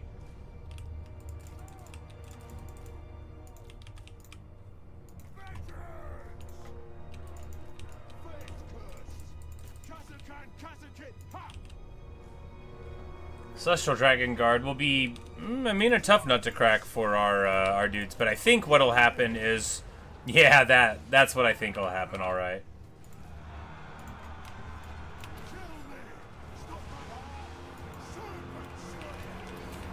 Khazador Dragonslayer obviously has been put on auto, and he doesn't have any of his regular abilities like he would, even though he's level 50. Good stuff. And what happens here is the absolutely shocking power of our cannons just gets to open up on this blob, and they're all gonna get popped. Yeah. Lions go in, lions don't come out, and then the sky junks are going to shoot at our guys or theirs. It's all the same. Sky junks are terrible. It says 859 missile strength. It ain't getting that value. Don't worry about it.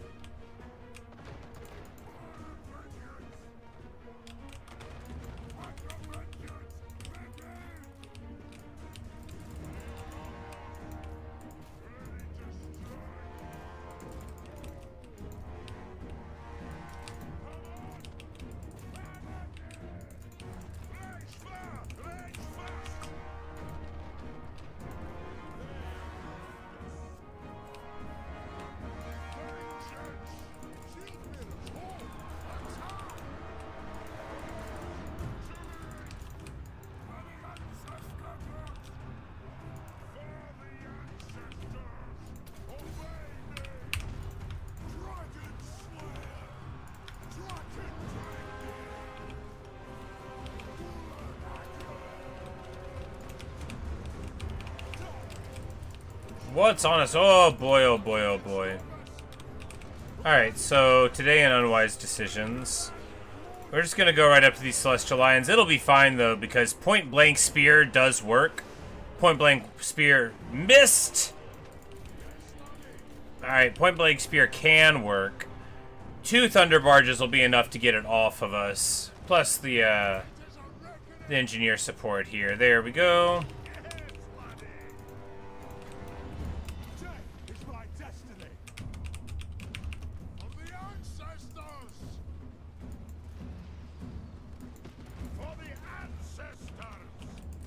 It says executable isn't, though. Skyjunks with absolutely shocking leadership, right? Like, and these things are so bad. Maybe they can get good value on score? Yeah, maybe. Get the defense Tzeentch right. And not even regular Tzeentch village.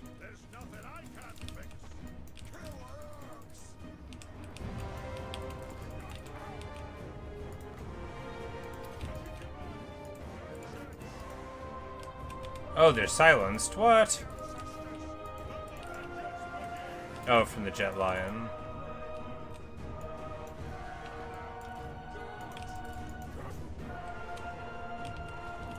Well, Judy is bravely flying in the sky here, but, you know, if she doesn't fight soon,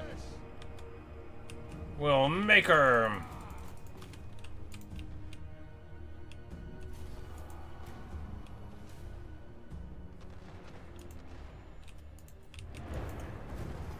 No, I think the only time it could work is, like, we talk about how sometimes, you know, like, if you were playing a co-op campaign, it would be fun to only, like, control the artillery. I think a human controlling the Skyjunk would be able to put fire in, especially, like, in conjunction with a friend. Hey, Adam, how are you? You know, like, if you had, like, a... You know, like a monstrous cavalry type of thing. Like, what if you had, like, some ogre mercenaries, right? Yeah, you know, to hold them still. Or like a Yonbo, you know, one of the dragons.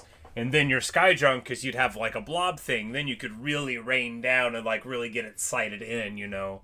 Because the game will put it all over the place. But maybe not even then. They just, you know. It says it's going to do a lot, but of course that's on a 1 unit thing. So it's like, is it like a Hellstorm? I mean, it's like a fourth of a Hellstorm sometimes.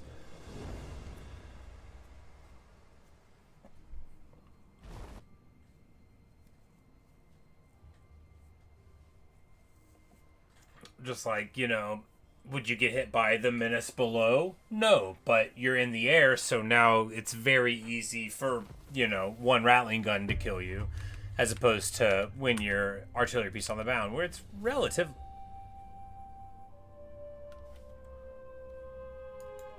They have sent a caravan to my lands. Huh. No.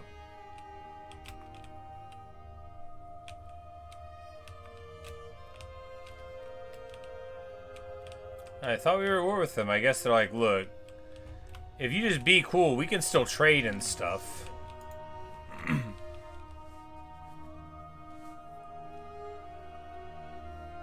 Is there a lower site for this? You read the books, some of the best you read. You love contributions. Yeah, you know, those are the finest Warhammer Fantasy books for sure. There's a couple, like, wikis and stuff that are made by fans that I'll often refer to. Do you need the DLC to get more heroes and stuff? Yes. Yeah. Each DLC you'll see like the units, the heroes and stuff that you get. But yeah, I don't recall exactly which one that is. But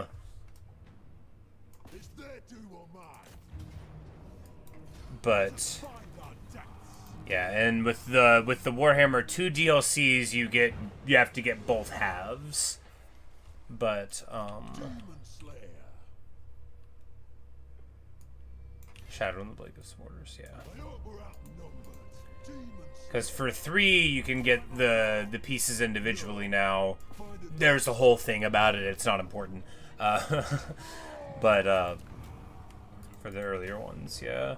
And Skaven is one of those factions where people very much think that it feels incomplete. You know, you can play with like Ica Claw plus mortars, but you know, once you see what your faction could have, you know, that's how they get you. And it's really smart, I think.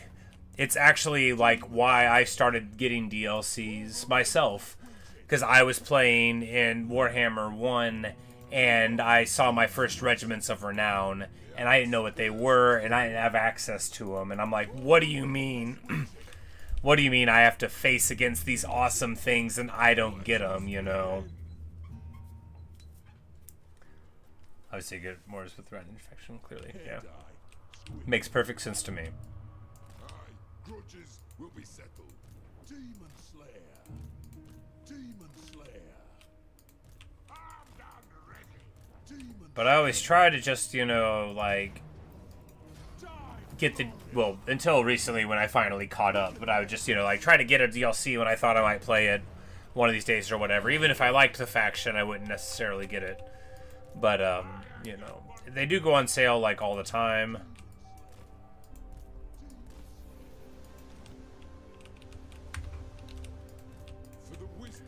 But, you know, if there's a faction you want to play and you don't have the DLC to make it cooler, I mean, like, I totally get why. Yeah, which I have definitely done before, too. And then, you know, like, 2 weeks later it goes on sale and I'm like, no! Yeah, it's like, you want to play Rat Artillery? Well, you'll get every piece except this one, and it's a really important one. Because, like, a Plague Claw Catapult goes in every army. Probably more than one, but, like, even the latest of late-game Skaven armies, like, maybe if you're only fighting ogres, right? You know, like, only in super specific circumstances would you not want one. You'd probably even want one against Lizardmen just because it does so good against, like, the 4 units of Saurus or Temple Guard that you know they're going to have. DLCs that up, yeah, you know, they definitely do. And that's the thing, you know, there's so many of them, you just gotta, you know, if you're me, you know, everybody's position's different, but I, like, whenever I got into it was right before Warhammer 2 came out, if memory serves right. And then, I gradually picked up DLC, you know, I was just like, oh, I'll get them, and I, at this point, thought that I was gonna, like, get into the multiplayer. I started watching, I'm like, well, I gotta get, you know, I gotta get the Beastmen DLC, because what if I want to play Beastmen in multiplayer? I still have never played a single game of multiplayer in this game. I have watched, I'm pretty sure I've watched more multiplayer than I've played single player, and I've played many, the Finny Bugman hero stat gets the phys resist thing. You know, it's not gonna matter, but 25 more physical resist for 10 turns. That's pretty good. Blessed of Shakur. Oh, I missed Tupac the Toad. Toadpac.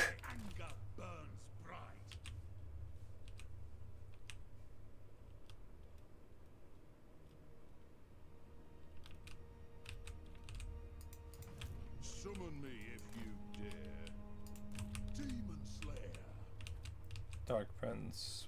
I don't understand the question, sorry.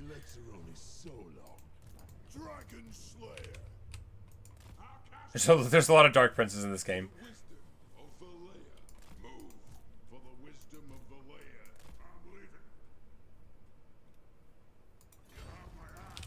And I never remember the actual names of the products. They're like, we made a cool thing, you know, the verb of nouns. And I'm like, I don't remember. I don't remember what you called it.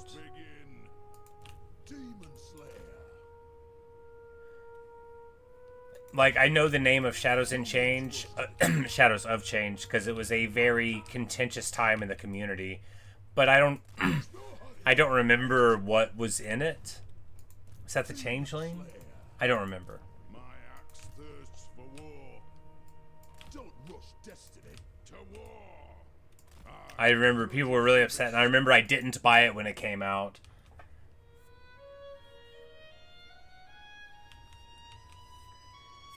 Does anybody play every faction of a Chaos Zero? Oh, okay, so that's called the Endgame Crisis, and you get to control that when you make your game. All right, so in the advanced options, when you select everything and you go over, yeah, if I can use it, yeah, you know, it can be a very ugly surprise if you're not expecting it. So when you create your game, I don't think you can change it otherwise. So sort of like those really bad, unusual locations, there will be a thing for the end game crisis. What I do is set it to go whenever I've achieved long victory, typically, and not like on a turn timer. By default, it'll happen like between turn 100 and some, or like on turn 100, or if you get the long victory. And then there's a selection of the crises you can have. Some of them are way worse than others. The Wood Elf one can be very, very problematic, especially if you're not expecting it, as you weren't. And if it's next to where you live and stuff. But usually it's not looked at as like one of the worst ones. Some of them dramatically change things. The worst one is called A Grudge Too Far, which is what this campaign is on the other side of. A Grudge Too Far makes every dwarf on the planet break all their diplomacy with everyone except dwarves and attack you. And it'll resurrect all the other ones and gives them like a bunch of stacks. And so, you know, you could have been playing, like, say you're playing Empire, and you've been best friends with dwarves for 100 turns, and you know that dwarves are reliable allies, so you're not even worried about it, right? Like, you're up here fighting Chaos or something, and then Grudge Too Far kicks, and you can't even talk to him anymore. They just rip your face off. But yes, every faction has those. There are a list of them. You can choose what you have and what you don't have available, or you can turn them off entirely if you don't like them. But like I said, what I normally do is have it set to trigger on my long victory. That way, you know, if I'm trying to get my achievement or whatever, or doing my thing, it won't interrupt what I'm doing and surprise me on the timing. And I always know that there'll at least be a little bit more to do if I'm not, like, done with the campaign. But, yep. In Warhammer 1, it was a huge chaos invasion. Every time it was just chaos. Now you can have orcs, and you can have Skaven, you can have the Dwarf Crisis, you can have Chaos Dwarves. There's Tomb Kings, and I think Vampires. Lots of them, especially Tomb Kings, is viewed as incredibly easy. Just like not even a challenge type of thing. So other factions will deal with the crisis too, depending on where they are and whatever's going on. So like the Tomb Kings, if you're away, like on the other side of the world for them, somebody else will always kill them, and you never have to. Wow, look at that army. That's gross. I don't want to fight that. That's funny though. 3 Grail Knights. 8 trebuchets. I mean, it would be fine. We'd just run over to him and hit him, but... Oh, I hit him. Okay, we're gonna do it. Huh. Alright, we're gonna do this annoying fight.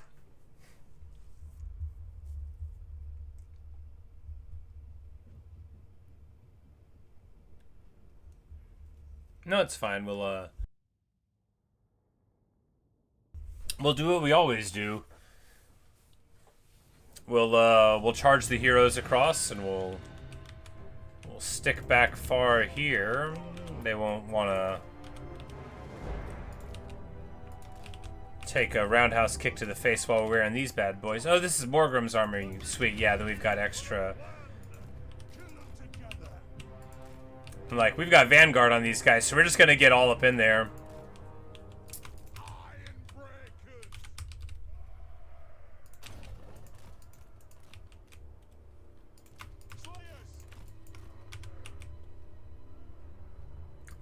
They'd actually have to go pretty far to be able to start shooting us, which means they probably won't.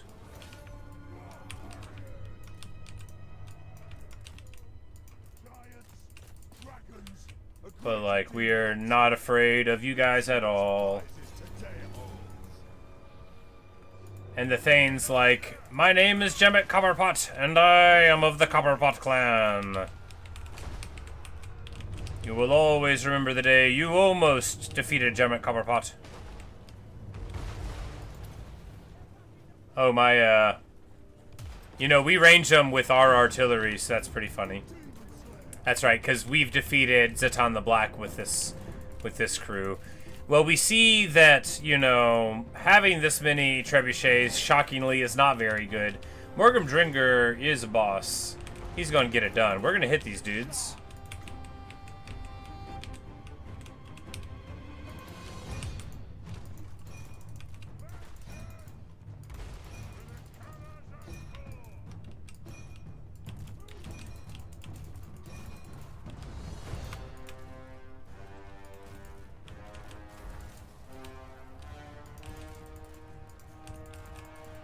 Hilarious. Because basically, you know, what they've done is make an army that doesn't work, really. It does scare me, because it's like, wow, that's a lot of trebs, but what are they going to do, right? They're not even threatening to get in on my army, right? And here we see the beauty of an army that doesn't have much of an air force, because it's like, wow, there's so much on the ground.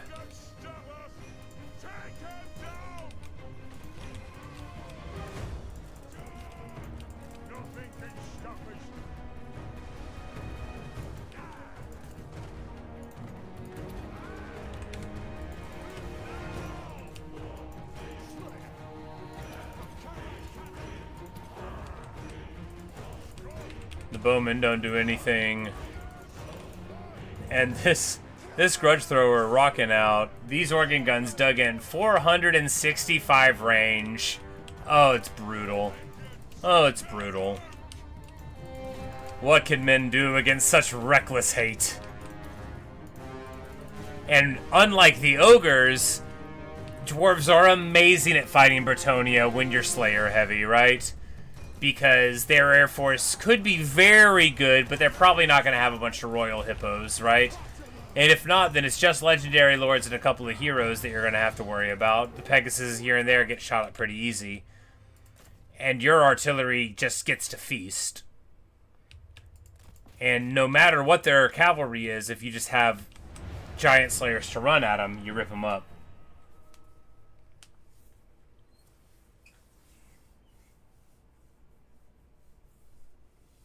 Dwarfs are really good as a no DLC faction.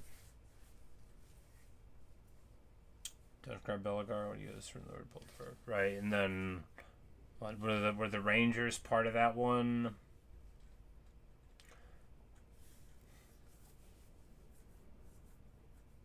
But yeah, but I mean base dwarves, I mean you still get Thunderers and Iron Drakes, you still get cannons, you still, you know, you don't get the Dragon Slayer hero, which is really strong, and the Demon Slayer, you know, but yeah, I mean, Quarrelers, Longbeards, Hammerers, like, you can have the most fun playing with just what it gave you. I know, because I used to play, you know, no DLC dwarves back in 1, and it was amazing. Gyrocopter's right, yeah, you even get gyros, yeah. I'm like, they're base game. They're part of that quest. Who could forget when the Royal Dawi Air Force comes out? Stay above water, not like Mackayson. Aww. Aww. Why am I in it? Why am I in it? Moving. Lord of Clan Morgan.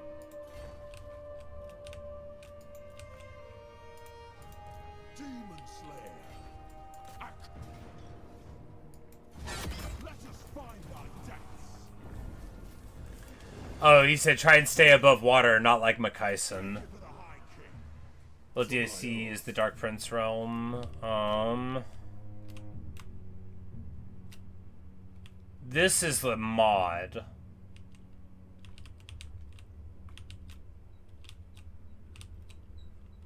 That I'm playing on.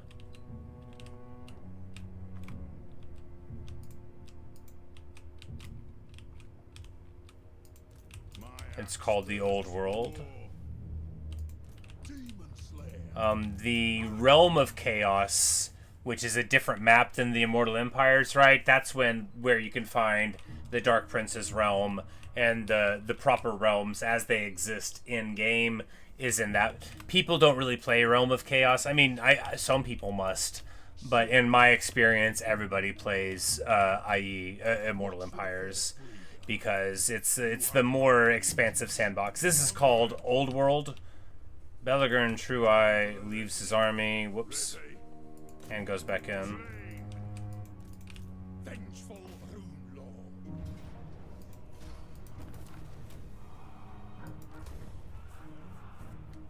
Thoric's free? Oh, okay. Rangers, both throwers, and Rune. Okay, yeah. Because I knew Grombrindle was free, you just had to register the thing. Because I put off getting Belegar's expansion DLC for a long time, even though I always played Dwarves, because you didn't get that much, right? Because people were like, his campaign's hard, and I honestly, you know, I wasn't the hero-centered player that I am now. So, like, the idea of having all those things, like, I just felt like that wasn't going to help me win, you know? Like, I needed more crossbows.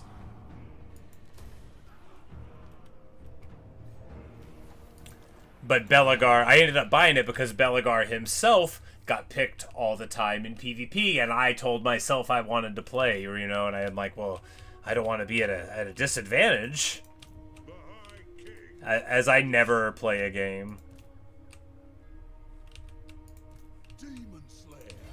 We're just going to jump on through. We're gonna let Thorgrim have it. We're gonna send word that we think it could be the mountain itself, and that only the High King would be an appropriate person to knock on the gates and be there, you know, out of respect. We fought the armies and sent word to the High King, who is, after all, right down the road. It's not like we're delaying over much. And this actually seems a very dwarfy thing. Not least because, you know, Belegar was there, and he would have some dang respect at this point, you know. Given what everybody else has done for him. The bitterness of Belegar, right, is much tempered by the success of the Dawi. You don't get the sense that he's going to be just, like, brooding all the time anymore.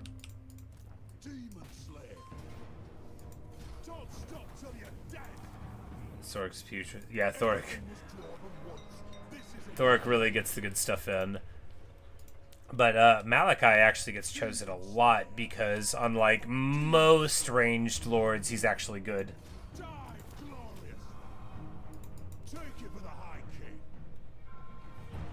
Better than it hardly required to himself, but I would have had it all better regardless. Well, he did single-handedly, like, pop at least the Clan Moor's incursion of the Scaventide. And have, like, a big hero moment doing it where he got, like, 6,700 value. So it's not... He didn't do nothing, you know, but it's not, like, single-handedly doing it, surely. But he, you know, he knew that there were other armies around. Speaking of 8 peaks in one turn... That'll be there. And we'll get the Hall O Dragoons. Come back if I... Yeah, and obviously he fought Imric too, but, you know... As much as Imric wanted to fight, which wasn't that much. You know, I know why Imric's not unbreakable, because wouldn't that be the most annoying thing on the planet? But it does feel like Imric ain't a guy who would fly on his dragon away, right? Like, for a race of prideful creatures like the elves, Imric is the blondest one, right?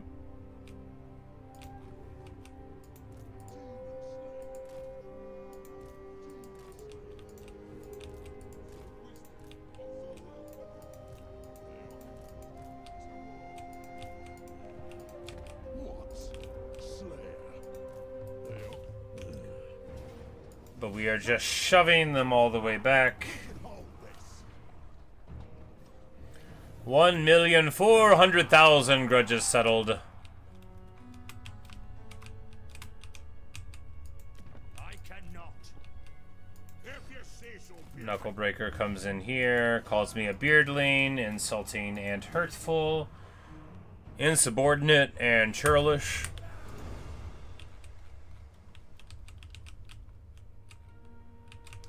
It looks like most of these are smaller settlement counts, and then we'll go through the south and we'll have some there. So, alright, alright. Rolling on, rolling on.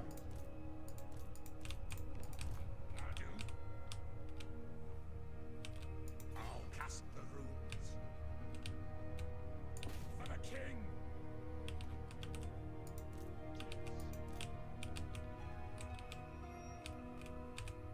Quickly, have it up. Oh my god, you talked to us exactly. You know, he's the only rune lord that's earned it.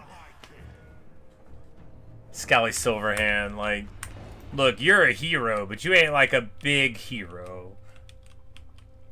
My anger burns bright, and my axe. Oh, you know, My crew thirst. Fergal actually finds the last of them here. Alright, so can we fix this army? First of all, can this guy get a Pegasus? Alright, it says he has them, but the skills don't actually click on. That makes sense. So, basically...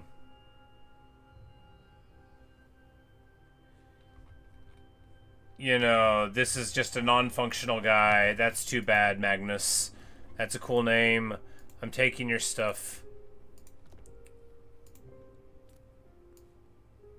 I tell you what, we'll give you this extinguished Phoenix down. No, we'll give you this high-value scrap. That'll please you. Get out of here, buddy. You don't even fly. That is tragic. It's a shame, but you know, honestly, just getting the Bright Wizard is worth. And the Waystalker with Prey of Nothrema, for all that they don't do, like, all the work on their own. Prey of Nothrema, I mean, just imagine all the times when it would work, right? Goblin Hewers, Trollhammer Torpedoes. A better player would get play out of it. Spirit of Grumgi's around. Speaking of Trollhammer Torpedoes, they are real good against our foe here.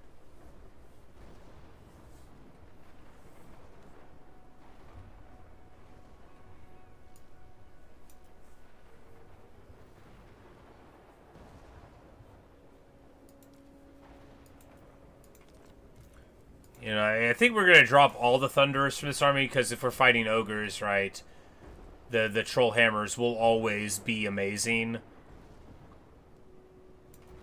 And we'll just get...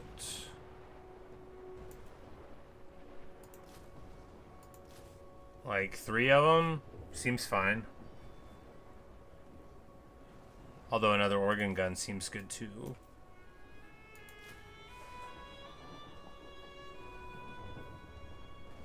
The Uber Strike 3, right? It's just the 2 now.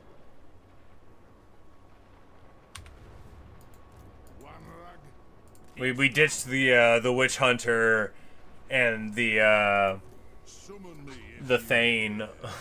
Didn't even bring the Thane into the army. I was like, I can't afford another hero spot.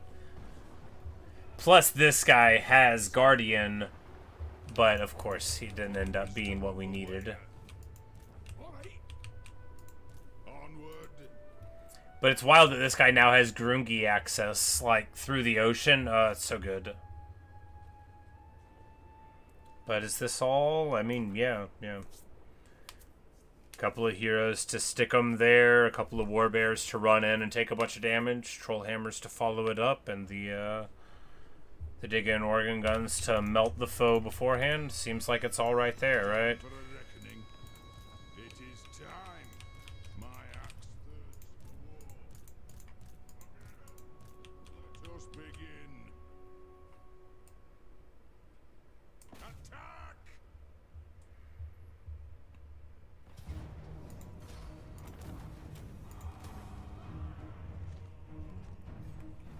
The Record of the Unsinkable. Oh, it's here? Oh no.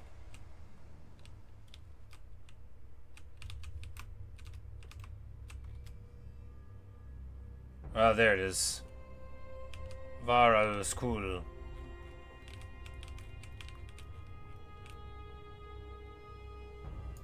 Oh. High Elf Sea Lane. You know, if I hadn't already done an Ashland campaign, this map is very clearly the best map to do something like that. Free of all constraints of good taste. I almost want to do one.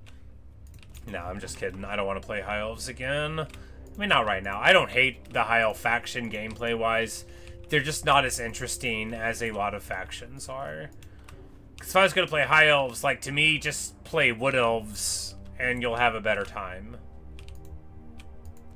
Except Ashland, who is legitimately the most fun. Like, that campaign is bonkers. Because you can just play a solo army thing and make it totally functional. Just do your dragon ships, and they're so stinking strong. Especially him himself, who gets, you know, a freaking merworm summon. And, like, oh, it's so good. Even if you want to play Adrenaline and play Dwarves. Precisely.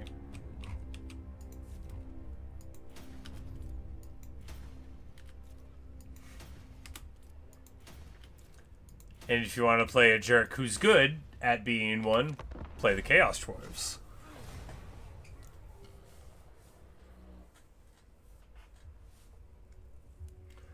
No, I mean, the real selling point of High Elves, right, is that you can get access to all the good lores of Magic on mobile casters, and that your lords are insane, and that your traits are bonkers, right? Because, like Incendiary gives you 75% weapon strength, right? 75%, and gives you flaming attacks, which sometimes really hurts, but often doesn't matter.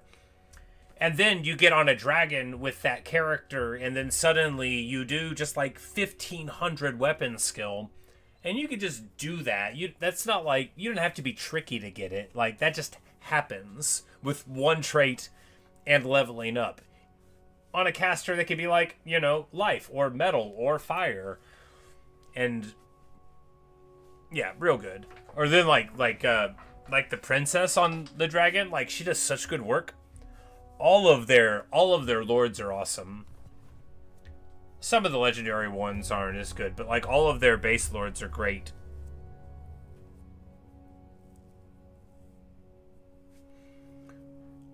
It's just archmages, because you don't have to spend a slot on mages, and you don't have to worry about hero cap. Archmages are what you go for typically. And because if you make an archmage unbreakable in some way, you can... A lot of people do this. I don't, because you've never seen me make a one-man army. I would just put expendable units into it, right? But people will make like a Sword of Cain archmage with nothing else, and then just run around and click on things.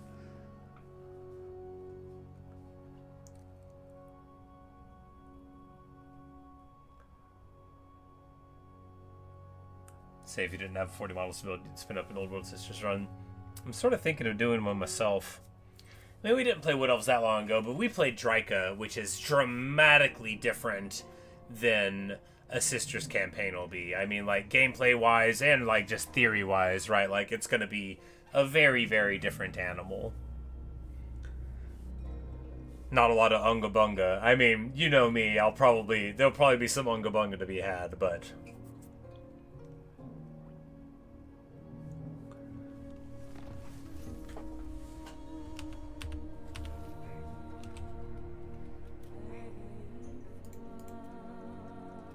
Gorazin Copperpot gets Master Mason. Yeah, Copperpot.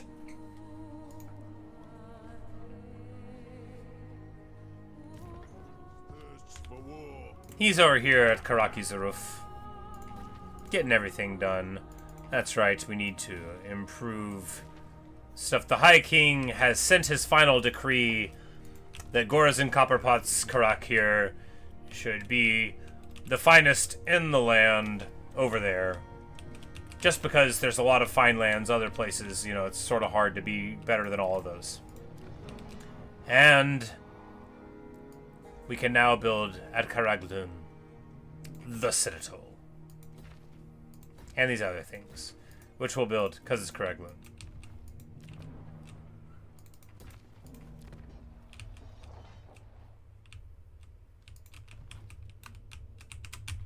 Galbaraz? Galbaraz! 9 turns later. Did we get the pop with the capital? Yes. And we took it. And it still doesn't say it's our capital on the screen, but you can tell it is because it's got the little axes. Or is it hammers? The little hammers that say this is the capital. It's a deeps thing, yeah. I think it happens when you build the deeps, but it might happen just like the turn after you take it. Because all dwarf factions get the opportunity to move their faction there if memory serves.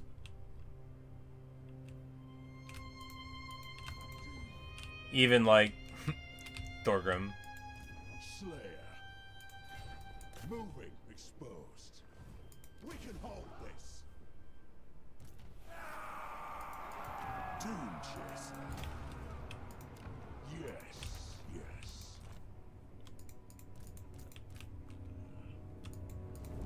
Follow it, young man. This way by Gromby to Doom, then. There be demons up. They up. It's their doom. Don't stop till you're dead. Everything was It's also bad to betray correct doing like that, but it's really no place to travel. Exactly, you know. Exactly. And it's like, look, Malakai isn't really the head of the faction anyway, and hasn't been for some time. And it wasn't like it was gonna give us a choice to move the capital to the Everpeak. Doom chaser. Anad. As the High King commands. Bane of demons. Keep your axes close. To war!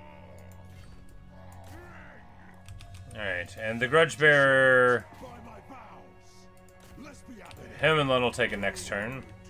Grimnir's axe thirsts. Is it a no?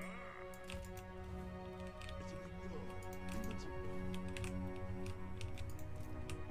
the roots. It's as good as done. Lists for war. Aye. Grudges will be settled. Yes. I wouldn't advise it. It is time. Got magics only for old.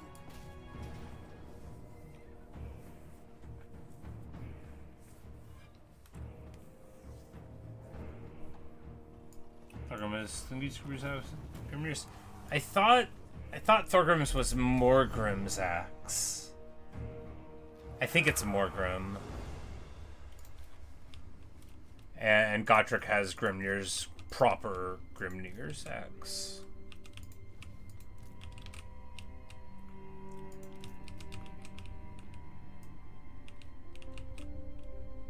I hope we're outnumbered. Quick! Let us find our deaths.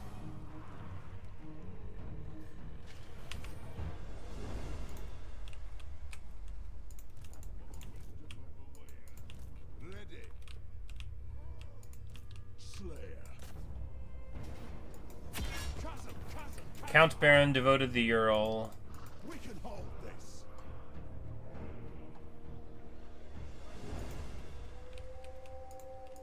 I obey only the great Moor. By the Grudge Bearer's will. It is time. As the High Alright, so he is really... thirsts for war. Yeah, let's get into the water there. Seems fine.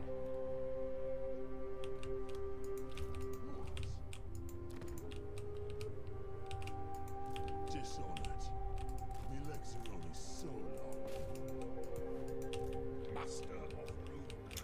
The Rapunzel campaign had this mechanic where, like, you ran out of water in the desert in Warhammer 2, and you had to, like, go to the places and get it. It was the worst campaign mechanic, and then, like, it might have been fine in Vortex, but it was not very functional. And, like, one of the first things you can do in, like, Mortal Empires was find a building to just, like, turn off the water mechanic. Funny stuff.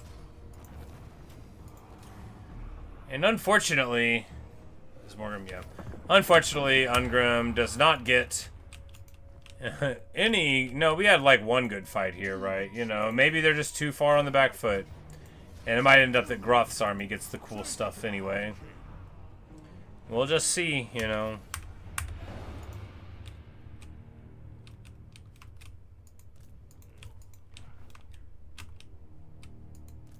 Let us begin. Moving. The throng agrees. Let's be having it. My axe thirsts for war. Because I guess once you have the ports, it's, you know, that's the cool thing too. It's really well designed how some of the movement in this game is, yeah? Because once you have the ports, then you can go anywhere that you want when you control this land, you know. You know they're going to have all these reef problems, but you can just walk right over, you know, run here, run there. Demon Slayer. Demon Slayer. What glory in a watering do? Leave it to me. To doom, then. Forwards. Rumble. I go where I'm needed. Time for a reckoning. For the wisdom of the Kasakut, ha. Summon me if you dare. Here, we'll show you. Sigvald Skrag, Lokir, Noctilus Ashland. Sigvald the Magnificent. How should we proceed? Yes.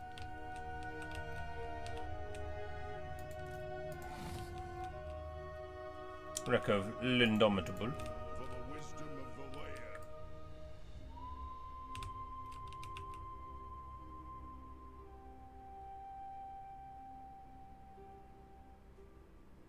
Let us be about this.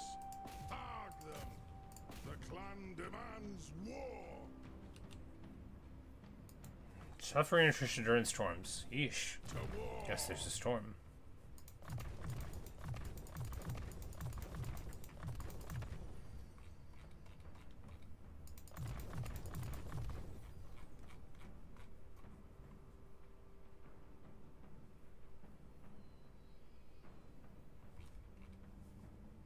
I think here we want to do just like a couple tactician points. I mean, I guess.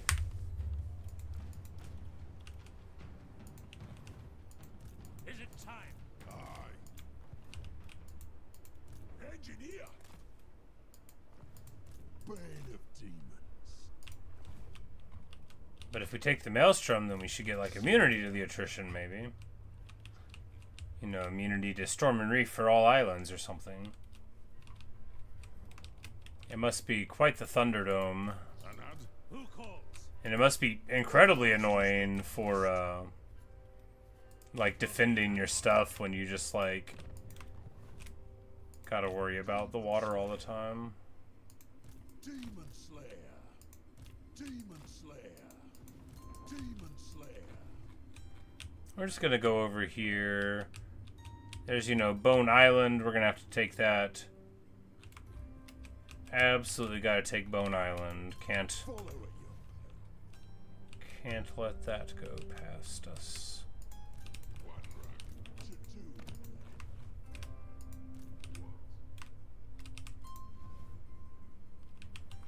And up here, Demon Slayer.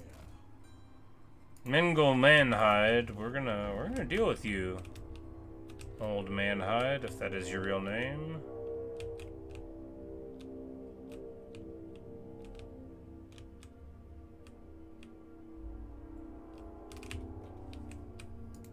Demon Slayer.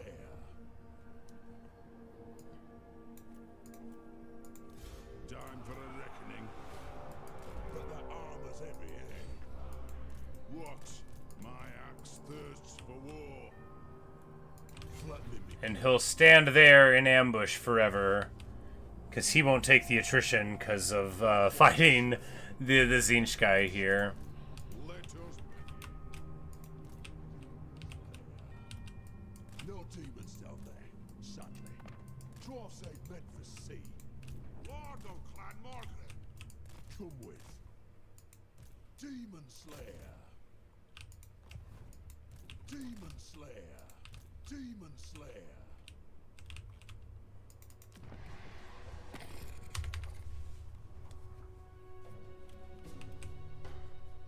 Ashland doesn't get, yeah, for sure. Gives it all him. The ancestors agree. Summon me if you dare. And with him anyway, because literally as a horde, hordes are the best factions to play, you know, because you can't lose, you can only keep playing. Demon Slayer. You know, just don't let your last horde die, you'll be fine. And they show up, a couple of them have a fight, everybody else doesn't get to.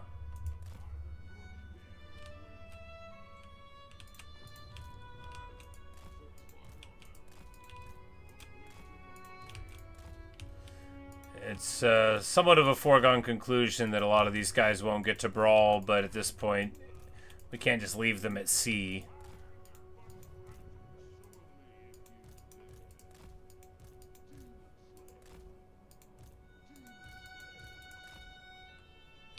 I mean, obviously not all of these armies are going to get to fight somebody.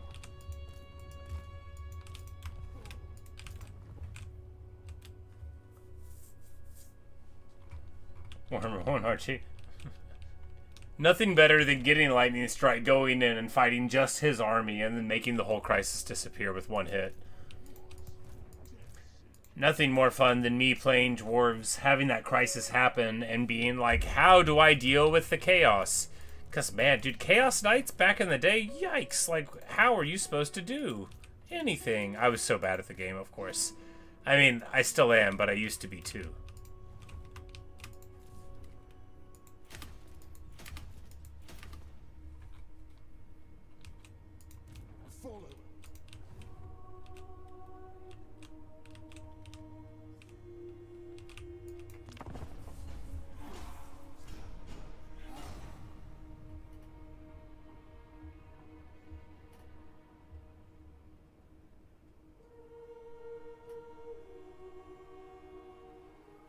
But yeah, you know, you gotta get the second. You gotta get the second horde before. Oh yeah, because Chaos. Oh, the Chaos hordes were awful back then. They had the infighting, so you would want to have like, I would want to have like an army of just like a bunch of like Marauder Horsemasters. Like that's what I thought would be cool. And then I go to get it, and they're like, no, you can't have the armies fight with each other. You can't have them around. I'm like, but what's the warband? Like, let me have them.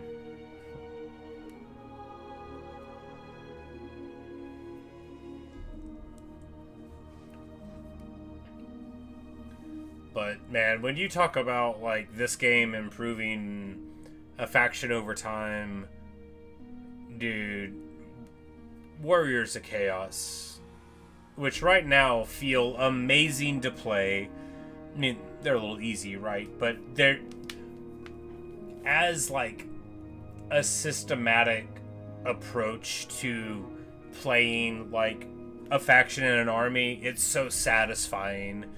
You go through, you fight, you get your marks, especially Chaos Undivided, but all the Mono God Warriors of Chaos are fine too. But the Undivided one, just because you have so much choice with sculpting your armies, with like interior upgrades, which you don't get in the other stuff, it's just so good. You would swear that every faction had something like that. Like greenskins with scrap, you know, like you would think that every faction would have for their elite units at least something like that, or like the armaments of the Chaos Dwarves. But that's the thing about Warhammer, you know. They like to keep it fresh by only letting one person have infinite ammo rattling guns. That way, you got to go to them to play with them. Where's Chaos Dwarves? Yeah. And Dwarfs, of course, too. Like, because as we were talking earlier, how their faction is super playable with only what they had in Warhammer 1. But not mechanically, right? You try to go back without the Oathgold Forge, right? Without the runes. You don't try to do it. You won't have a great time. It's fun. I remember Thoric's campaign when it came out, right? Like, and that was just like getting the Oathgold, and then he had his unique things to go and find. what life it breathed into playing the dwarves, right? It's just... because being able to get all of these amazing, perfect items, it's not too much. It's fine. I'll use it tastefully.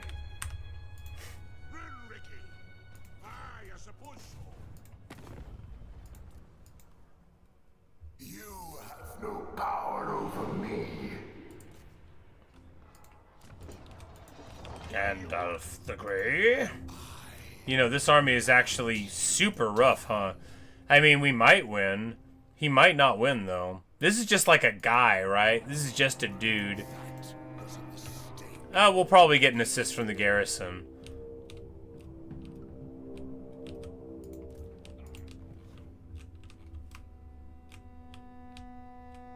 Probably. Death Seeker. Hey up. It'll be no, even to Ungrim. Doom comes when it does. Keep up. Doom's awaiting. To doom, then. And these guys who, shockingly for a Slayer, are all about their doom. Die glorious.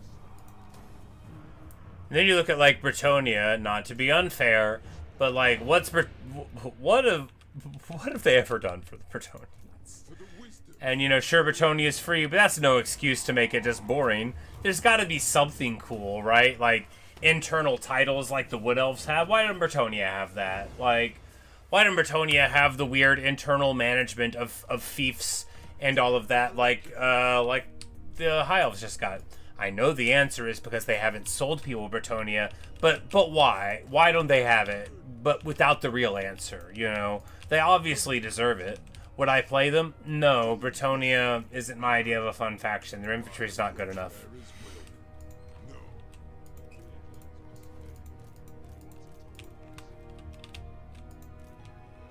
Thirsts for war. I serve only the dragons.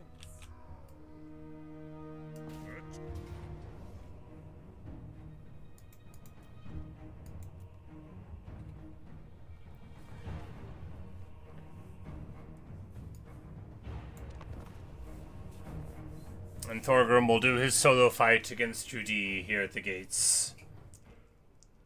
Obviously, we could have got Lun here, but equally obviously, we saw that it was a choke point battle, and I was like, well, you know, I bet Thorgrim can have a party. Let's let him have a party.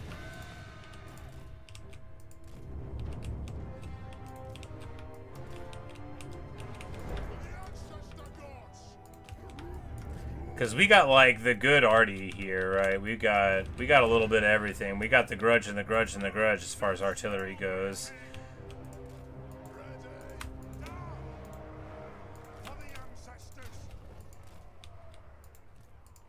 You know, Norgrimleen's Ironbreakers have Vanguard. I wish I had Vanguard on all of these, because, like, man... Or like half Vanguard, just a little bit ahead of your guys.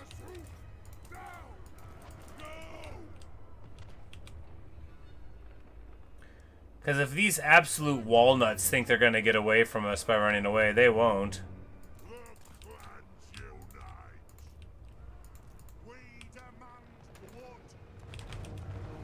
I'm like, oh no, don't stand underneath the Thunder Barge. The Skyjunk's trying to shoot it. They might fall down on you by accident and do you much harm.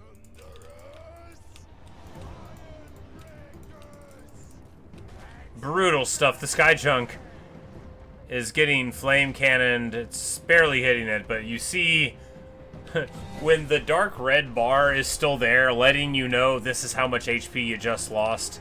It's a hard knock life.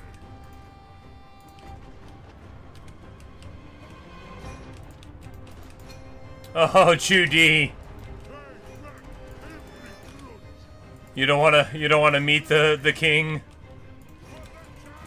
He came here to meet you. How insulting. Get rid of her, Thunder Barge. I know she has 90 HP. It's about sending a message, okay? The High King desired an audience, alright?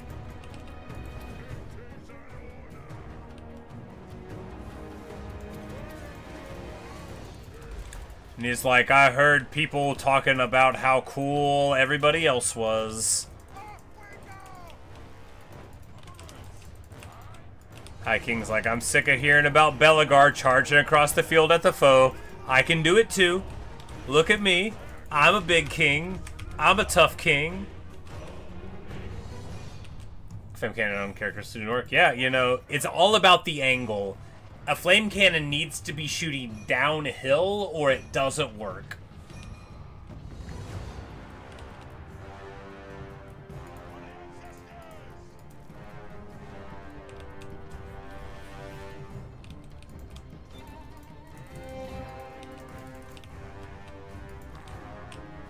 If they're going too fast, right?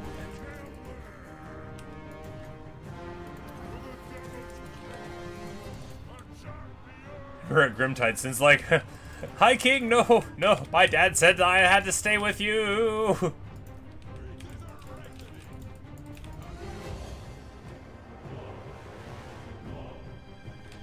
And we don't even have any engineers in this army to juice up the flame cannon.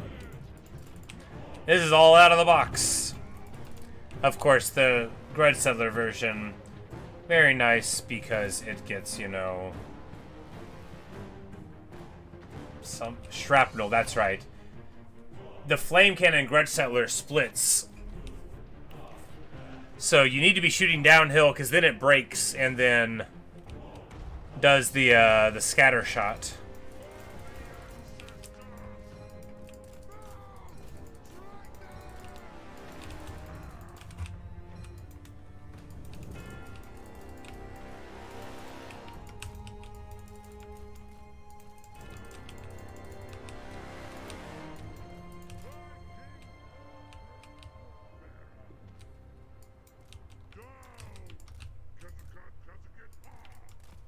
Oh yeah, we got a Kazuket Ha from Thorgrim. Nice.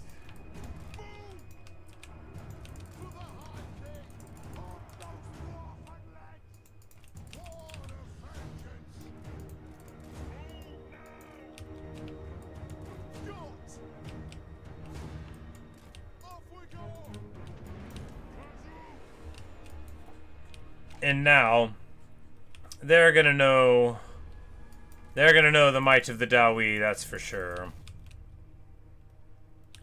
As this flame cannon feasts like the heathen kings of old.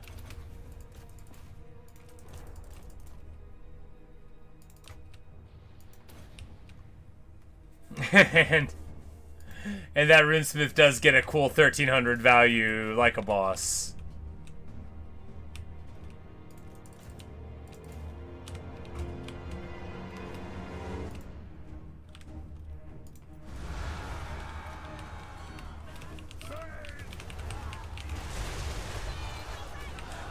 Thorgrim's just like chilling too. He's very blasé about it all. He's like, fight, good.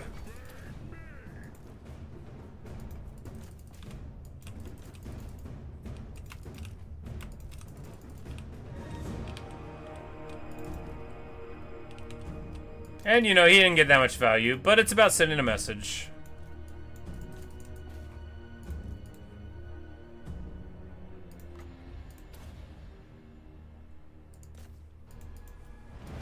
And that message is that the High King is here. Here to see if this is indeed Karakazorn. The artillery gets so much value, the Thunderbirds get like none. You got to love it. 3,800 value on a flame cannon, you don't see that every day. 3,400 on Grudge Settlers, you do see that all the time.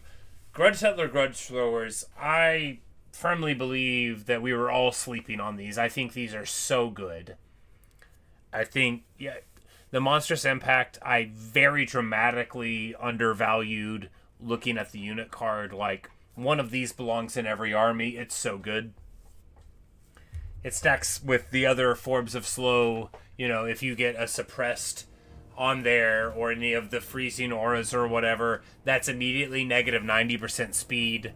And it's just good for sticking them in and making sure that all people get hit by your chunk of artillery fire, right?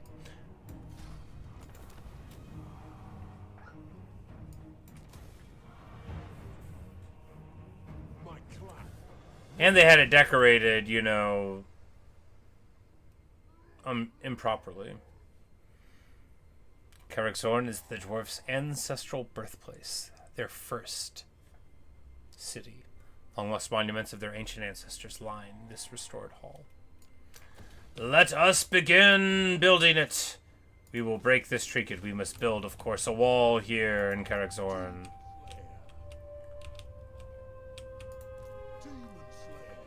Yeah, you know, they were nice. They actually just paid us for a caravan, even though we were at war, which honestly seems like something that the dwarves would respect so much, right? Like, so much that the dwarves would respect. They're like, hey, obviously, like, we'll kill you on the battlefield, but you're willing to pay, like, the proper tariff, you know, that shows respect to the structure, because we're not always going to be at war, but you are always going to owe us this money. I'm gonna get mine. But, like, you know, unironically in the case of the dwarves.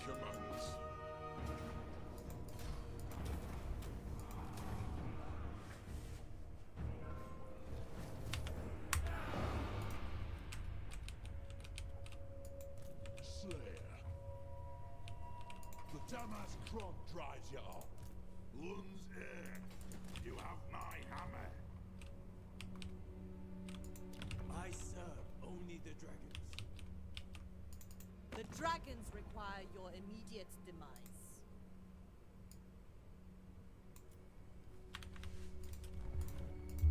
Because she's got this weird lake here, you know, we could totally peace out with her.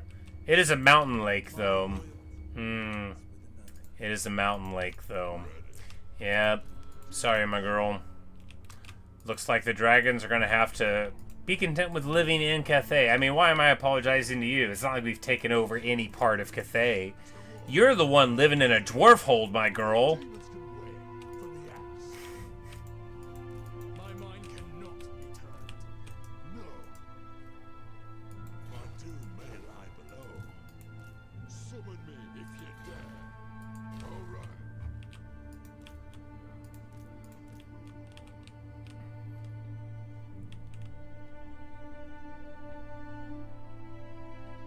No, that's sort of what I was going to say. I was like, look, we like to think about a little more sense than that. Anyway, thank you for the 1,000 gold. I do have 39 million, but you know and I know that you gotta pay me. I mean, you don't just do stuff for free.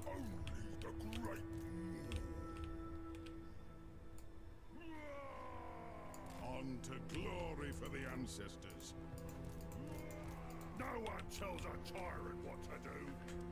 This army is, I mean, sketchy, but at least we've got a bunch of giant slayers to throw into it.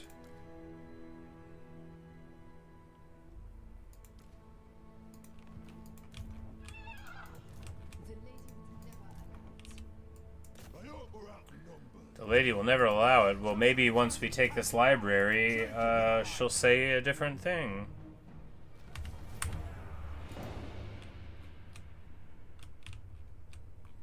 Aha! It's like, where is he even coming from? Yeah, right in there. The Plague Lord commands me. No. Aye, I'll move. Quickest way through is down. Demon Slayer. I'll go there and sweep up, and then, you know, there's only a little bit left there. Them playing whack-a-mole is kind of what it was. Look, I didn't send multiple armies there because I wanted Gotrek and Felix to have another really good fight before it was all said and done. So hopefully they'll get one.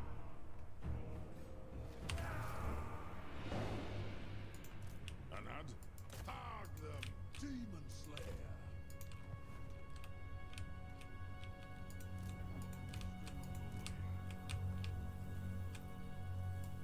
To battle. Follow it.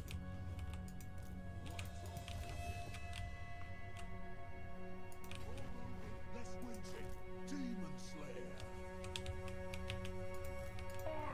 At this point, just charge forward, right? What are the chances they'll be able to catch us out? And if they do, what are the chances we'll even recognize the name of the army that they're fighting? That's not fair. I know all of my army's names. I don't. It's a lie.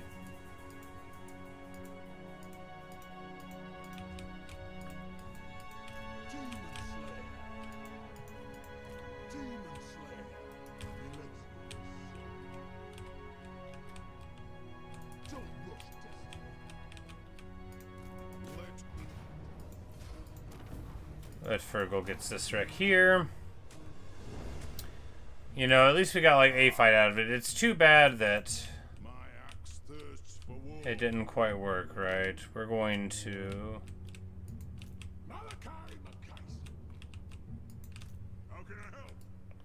We're going to let Grombrindle put the coup de grace on to look here. You know, it's fitting that the final Elgi, I guess there's some wood Elgi, but you know, will be taken out by Grombrindle. Send Malakai to the Unsequel. Ah, yes. Indeed, indeed. You know, a wrong put right. Time for a reckoning.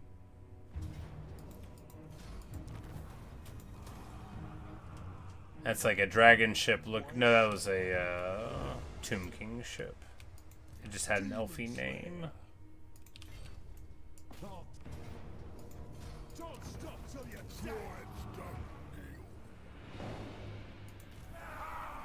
How interesting that, like, it's all working out this way. Because I didn't know the Unsinkable was there. for the wisdom of Valea.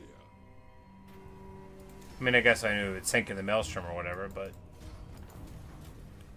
You know, you don't connect those things. Not if you're me. For the wisdom of Valea. Demon Slayer. No demons down there, sadly. Bane of demons.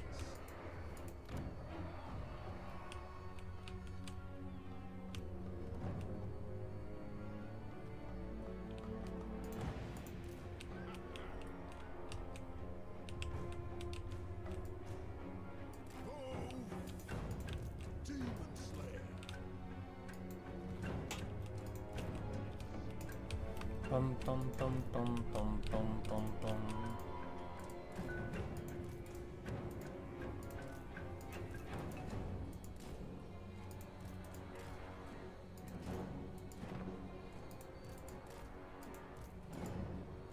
These guys are absolutely not getting into a fight before the game's over. That's okay. The throng sails to war until such time as their services are determined to not be needed rather than just thought to not be needed. Did we already scout all this? I think so.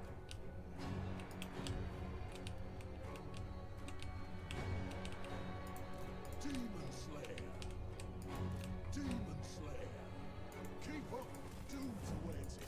And the anticlimactic end To do to the last defenders here. this.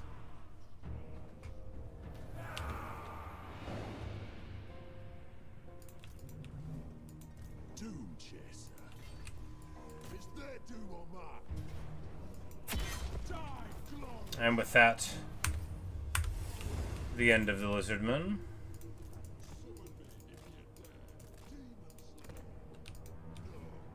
Find another sot. My axe.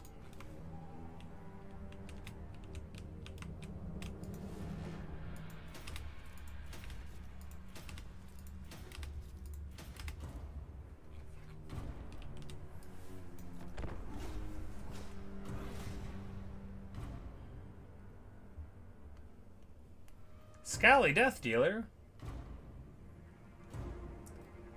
Like, where are you moving? Very slowly. There we go. At least he had a move command that was something.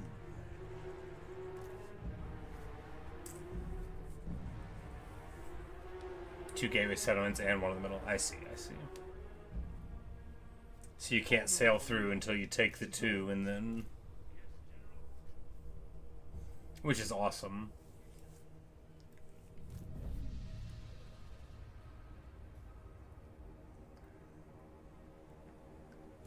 Demon Slayer.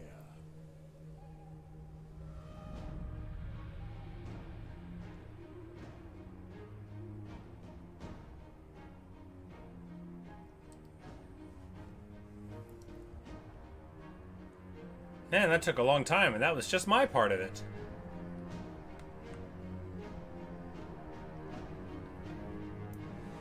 To their credit, it doesn't take them too long to think anymore.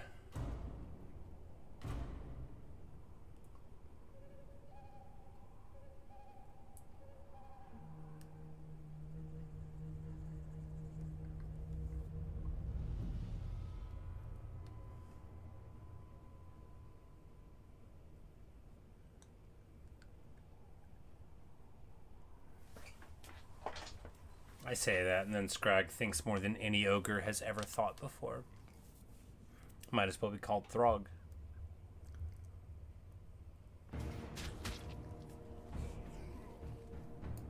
Let us find our death.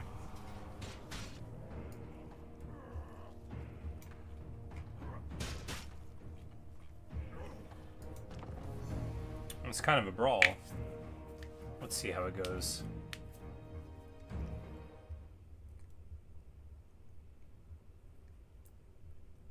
Hey-o, well, you know, we've got the best possible map, so let's see how we do with it, right? They've got lead belchers, but we have, you know, iron breakers that can stand in the breach, and so we'll be very comfy.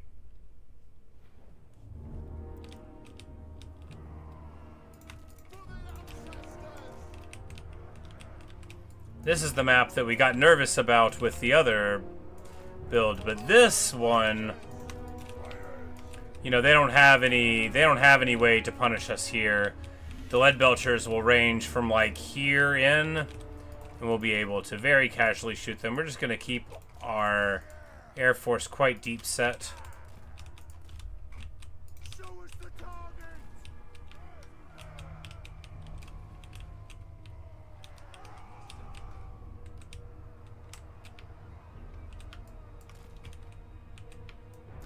You just want it to be able to, like, see over there whenever it is all happening.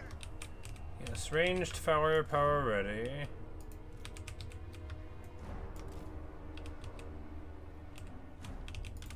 Fight! War of vengeance. Yes.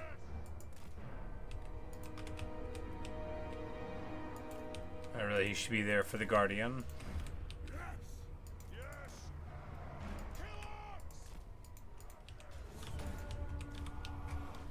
It's like, look at that. Oh, it's going to be great.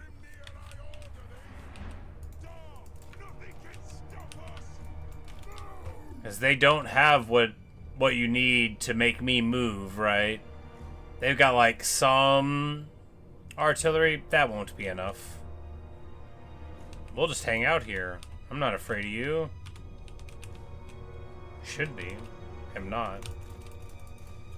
I'm like, oh yeah, there we go. I'm like, I bet the organ gun will just open up on him, and it does.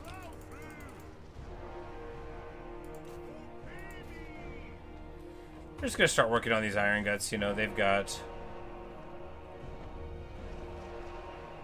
a shootable face here. Oh, it's a big old brawl.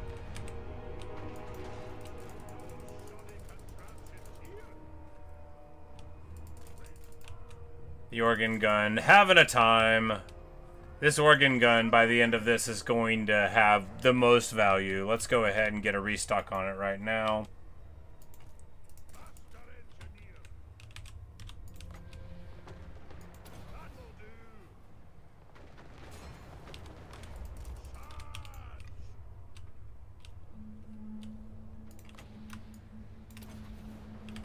There are so many of them stacked here that even that explosive thing that doesn't do much works. I almost want to tell them to shoot right here.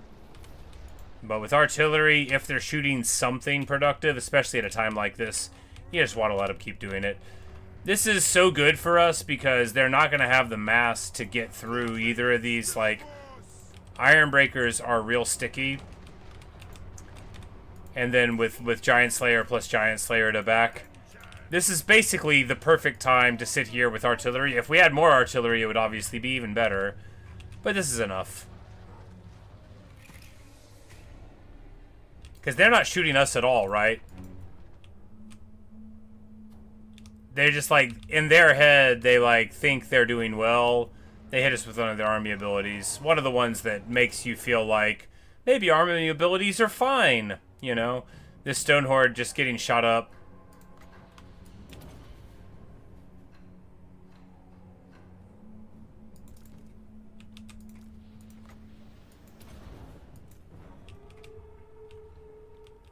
Like, are some of these shots hitting the tree? Maybe.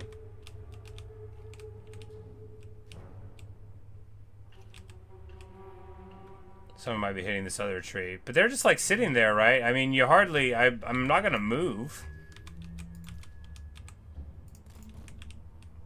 I'm gonna start ranging fast over here and lighting these guys up. That'll be fun.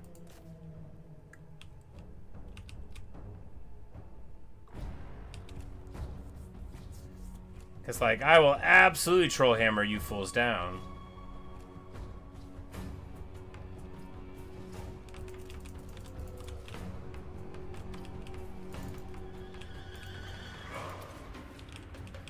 You know, I actually think we'll just run out of organ gun ammo before they...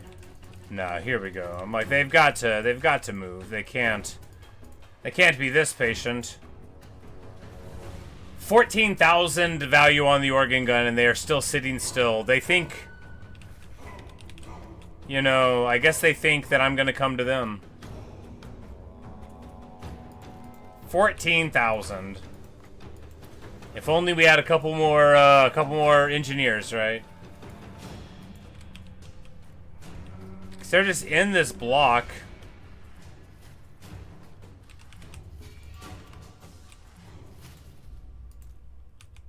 Yikes! Run away! Run away!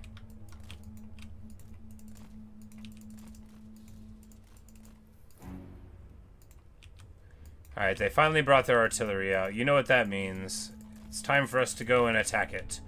With the entire crew? Yes, with the entire crew. Why? I don't know. It doesn't seem smart now that I'm doing it. We are also out of ammo for the organ guns, though, so we've got to make a difference here. Wow! Getting shot up by the lead belchers. You know, it's alright.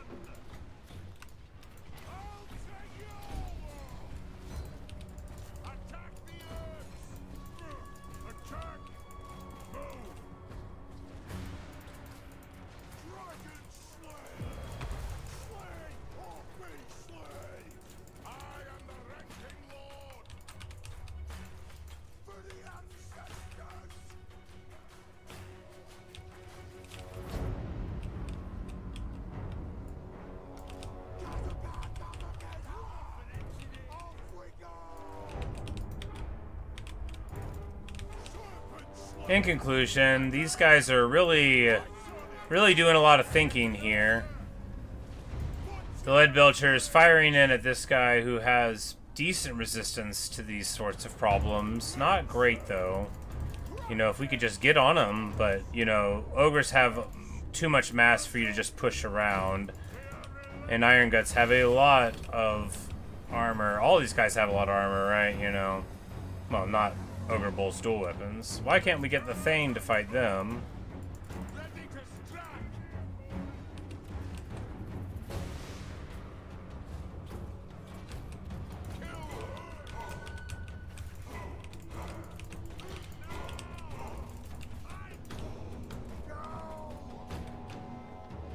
They've got this whole crew of high-level heroes just sitting there. It's like what I would do, right?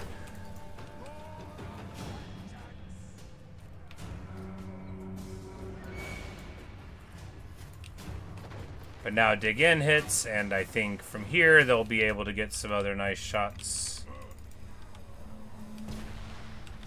Hungry meat. Attack! Alright, they are finally moving. We finally did enough to them to where they thought, okay, now we'll go. It just goes to show the absolute wild power that, you know, they perceive their army to have. I don't love that we've just charged all of our dudes out, but, you know, you do what you gotta do.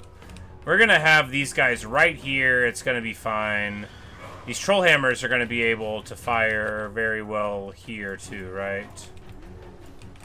Just right over the top.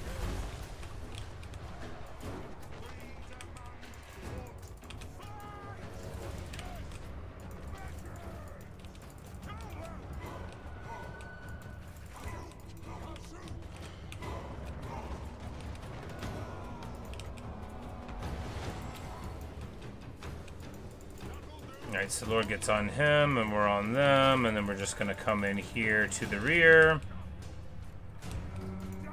Like, are they pushing through? I guess they could, right? Yeah.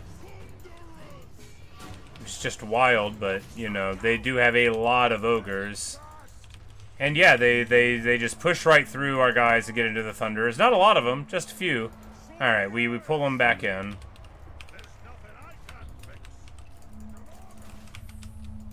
Oh, this dude is getting shot up by all sorts of lead belcher problems. Well, he can hardly stop chasing him at this point.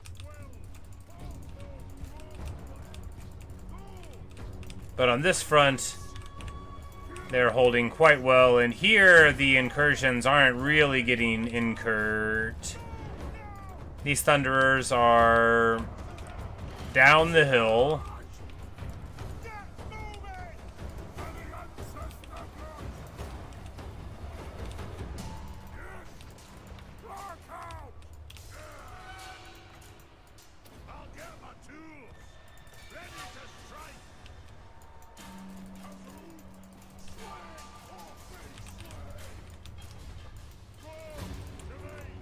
And Dwinbar Copperpot doing so well for himself, right? Very brave. Having a time. And here, this blob is now finally doing exactly what we want. Not getting attacked by count them, two Ogre Bulls, but 25,900 value out of the organ gun. 25,000 value. I don't think anybody else is going to get that quite that much again.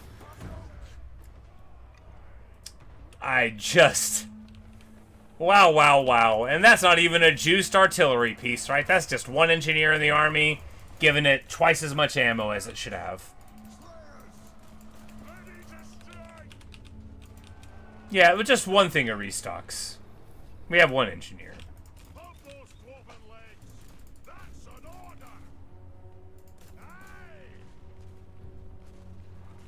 Snorri Bugman here in the gyro, doing great. There's the Bugman and a copper pot in this army. You know, that was they brought a lot of guys, right? They brought a lot of guys. They brought a lot of level 50 guys. They brought a lot of heat. But then they stood still and let us shoot them for an extended period of time, which is awesome for me and not so good for them. 3k value on that Thunderer. This is a Thunder that was standing further in the back. 4,000 value on that Giant Slayer. Those were the ones who were fighting the hero, right? And then, you know, decent value. I mean, look, they did what they needed to do. They ran up and they interrupted the lead belchers.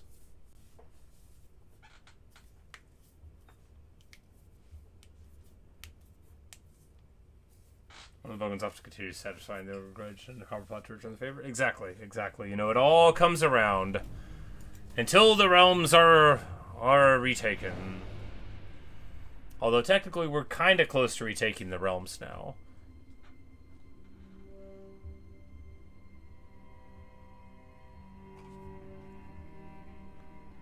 But I don't see how we can leave Scrag alive.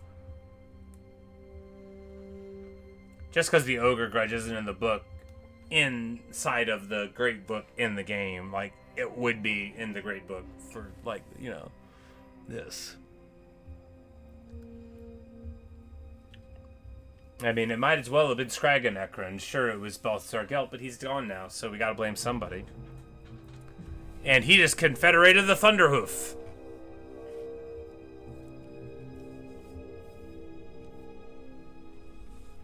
That's annoying. Now he's got even more land. Guess we'll have to fight him.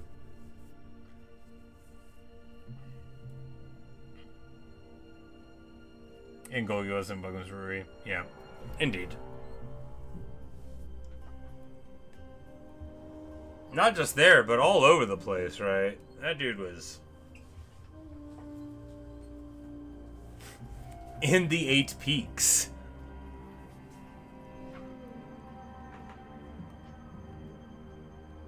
Outrageous. Outrageous. Try and act like you don't know those are supposed to be the Dawi. And Scratch. Exactly. Like, you can't be ignorant. Look, maybe Judy could have been like, look, y'all didn't even know this was here. And that would have been true. If we had a longer history with her, it would have been different.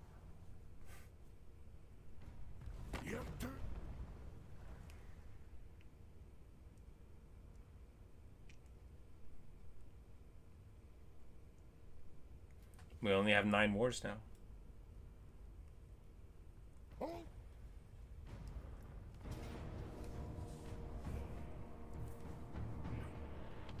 Oh my god, I would not win this. Oh, it's the garrison. I'm like, why did I build this army? I mean, maybe we would. It could have been interesting.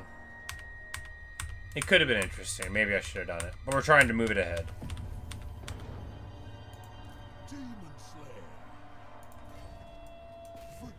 This guy's got a whole lot of Iron Drakes, which means it'll auto-resolve like a champ.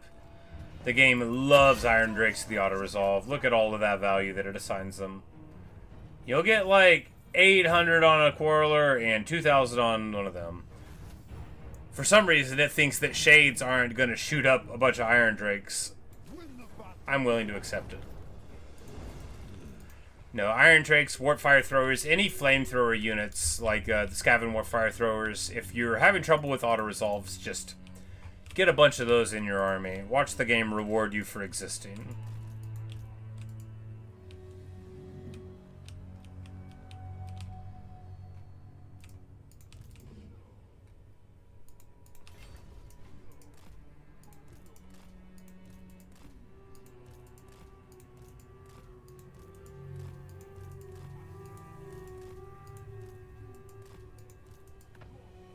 Muster the throng.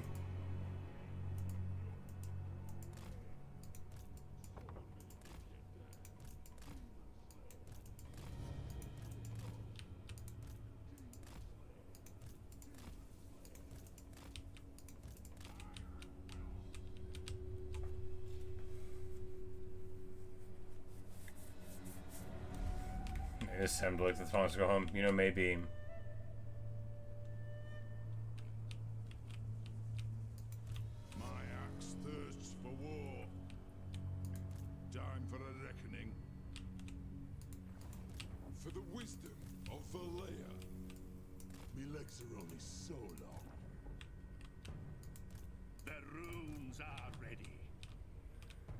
Alright, Stotchel. You'll run this place. Yes, Lottie. Watch for the fair Frigga. There be demons, I hope. For the wisdom of the layer. Oh, and I'm like, there's nothing over there. There's nothing over there. Demon Slayer. Oh, you can just drive right through. Okay. To do. Take it for the High King. Death Seeker. Change ye old golden feathered. The dwarfs need me. There's no more than I'll do it. And Grombrindle will destroy the last of the Goth Elgi. And Story's just writing it down furiously. The Blessed Dread destroyed.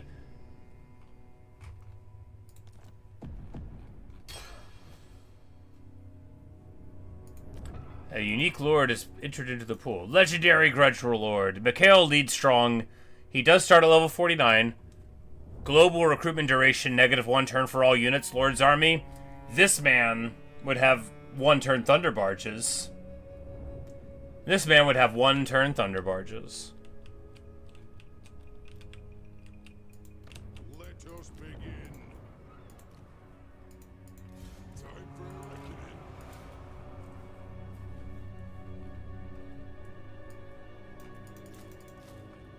Ain't that a sight?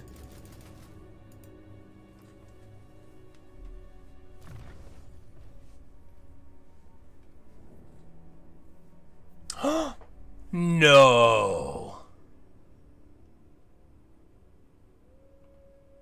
Y'all, that armies replenished in foreign territory is my favorite thing to see in the entire game. I love this guy. Frenzy for Longbeards, I see.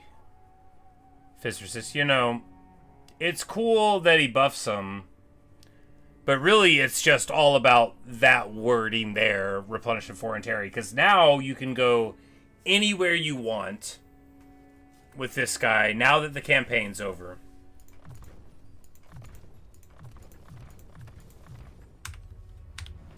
Anyway, we're clearly not going to use him anywhere, but that's awesome. Anywhere you don't take attrition, you're ready to rock.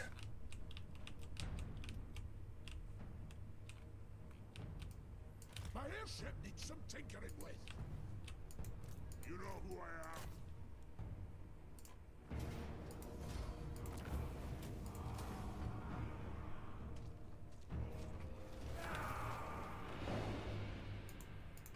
If you say so, Beardling.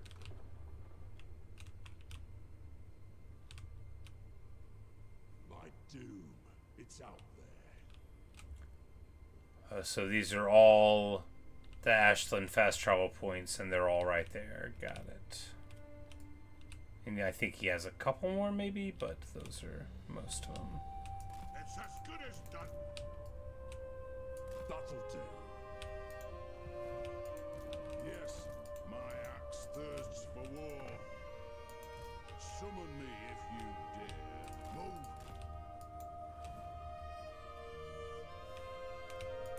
Innovator, for the wisdom of the lair.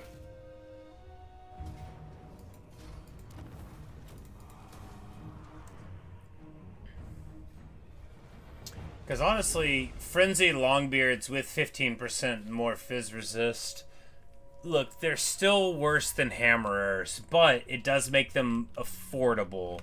And if you had that and Hall of Ancestors somehow, then it would be like a really good second army for when you were broke and you wanted to get something that was good. But the thing is by the time you're going to satisfy that grudge, like we've been talking about this whole time, you're not going to be broke anymore. You're the dwarves. Being poor is not a permanent state. Ooh, they're all here, including Volkmar. Unworkable. Unworkable? You think so, buddy? Cannot.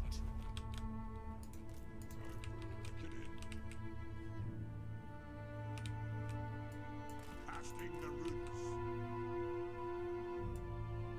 Shoulder axes, lads. Remove. Attack. Follow a young peril. Dishonor. We're going to see if we can get him to move out this way or that way, either one, and then snap him up. For the wisdom.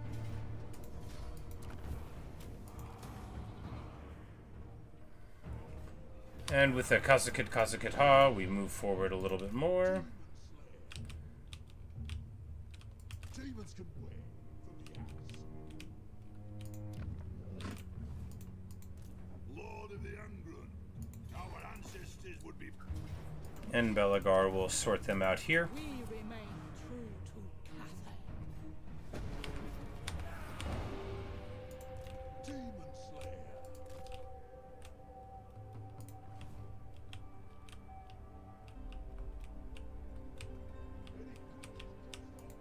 What?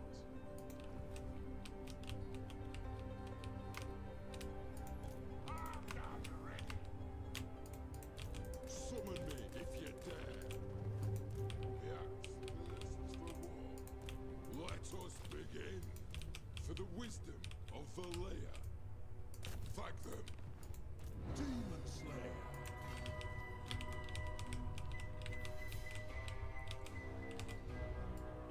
Quickly, have it up. Let us find our depths. Hey up. Is the chasm. Ah!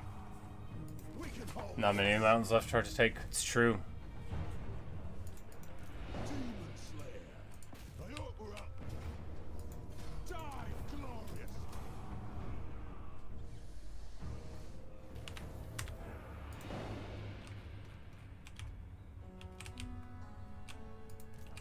for a reckoning. For clan honor.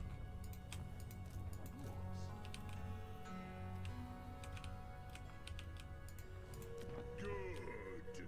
Grimnir's axe thirsts. Send me to vengeance. Yeah, it's like Grimnir's axe. So it's called the Axe of Grimnir, but it is Morgrim's axe. Because, you know, he gave it to him.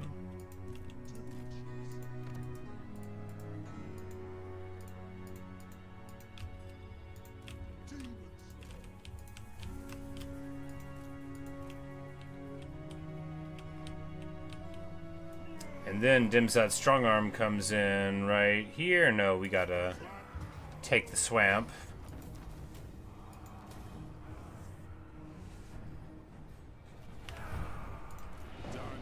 And of course, all of these guys are going to be able to replenish because of them. But if they're mustering but not an encampment, they'll still take their weakness. Here, though, I think, you know, maybe with the elves they might be able to get it. But like, we beat them up so very badly there that they're not going to be able to like clean out of the auto or something. Thorgrim's, Morgrim's, Grimnir's X, yes.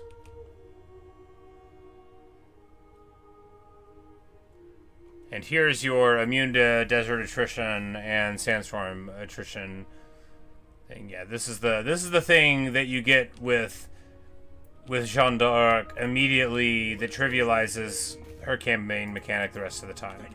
Which is good because it's not fun to have to worry about getting more water. It isn't. It's never been fun.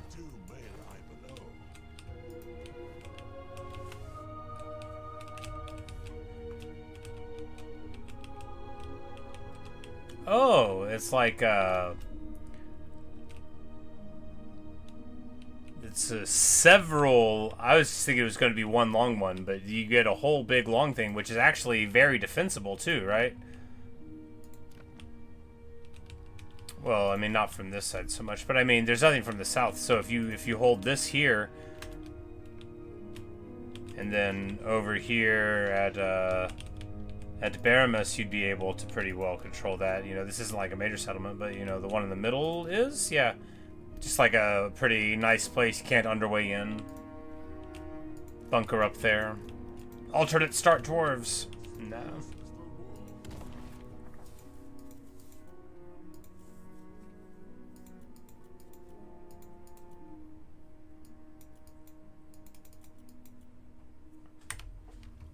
Only one legendary Grudge left.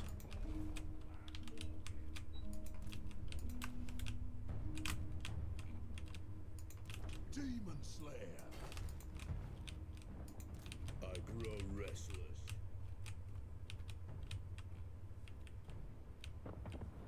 My vows will be set. You will repay this. It is indeed beautiful. Aye. I mean, you just look at all the grudges struck out from the book. Good stuff. Dishonored.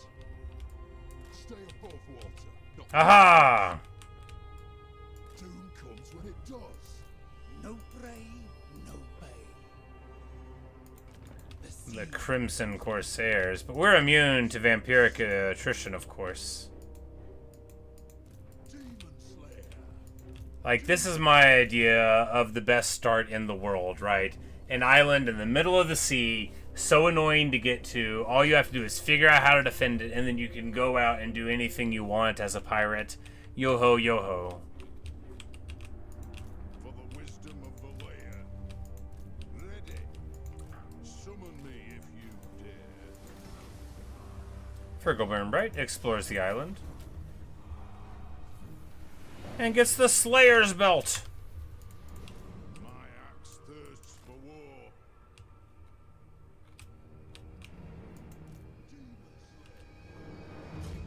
What glory in a watering do? Time for a reckoning. You look better, mouse. I'm here. Demon Slayer. That one's right.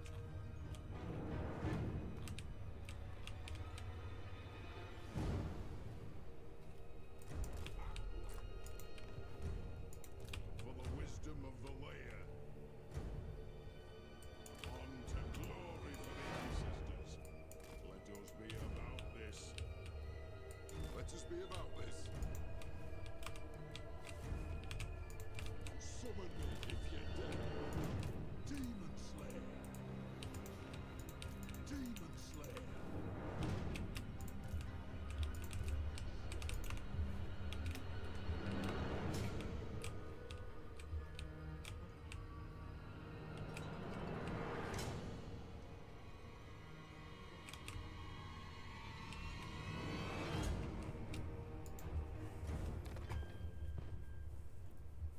Thorgrim fulfilled his oath. We all knew he would. Every grudge, the age of reckoning, has been called, and indeed, the grudges have been settled. 949 regions owned, and they said it shouldn't be done.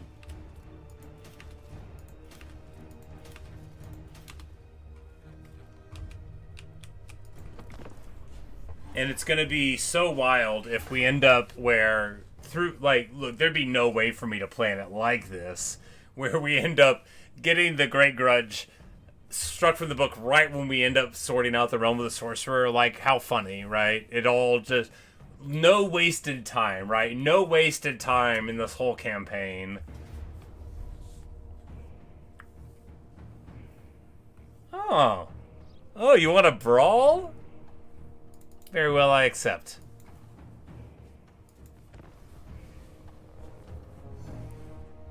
Still not even that close to a little bit. I know, like, there's a bunch we didn't take.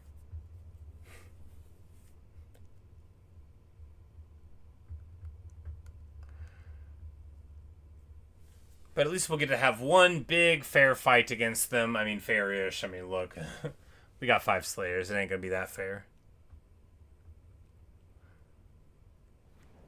But they've got, like, Severed Claw and all sorts of nasty junk here, right? It's not like this is just an automatic thing.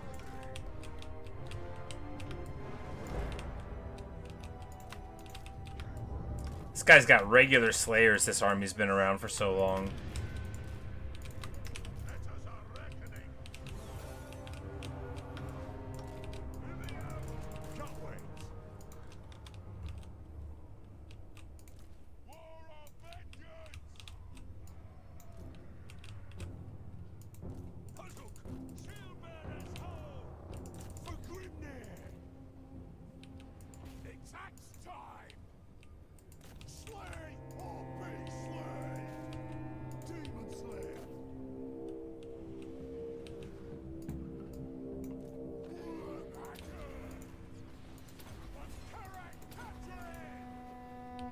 Oh, Groth doesn't even have his yellow line skills. He's all on auto here. He'll be alright.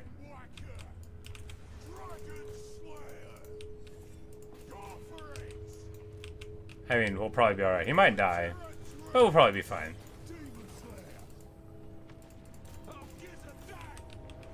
We're just gonna let the Chosen pass us up and try to run around him and get on this Golden Griffin here.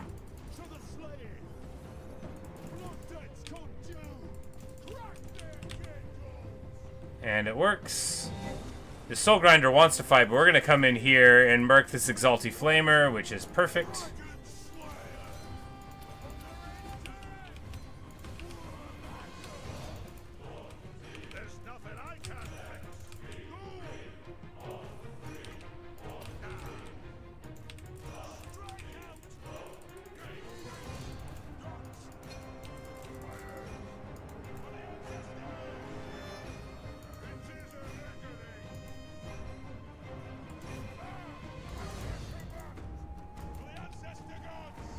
But the Mutalith Vortex Beast goes, oh my god, right into those. And, you know, they tried to fight. The Mutalith Vortex Beast gets, like, literally just deleted. But, of course, we're about to get a pretty rough shot there. The Exalted Lord of Change goes down. Our Slayers are very much the match for single entities of the world, right?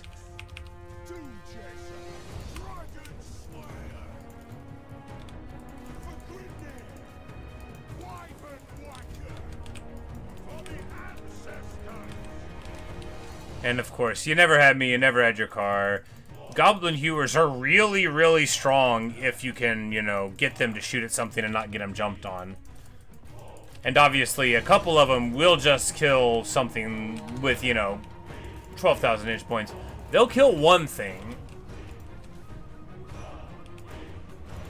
That was never in doubt, you know, but I thought it'd be fun, and it was.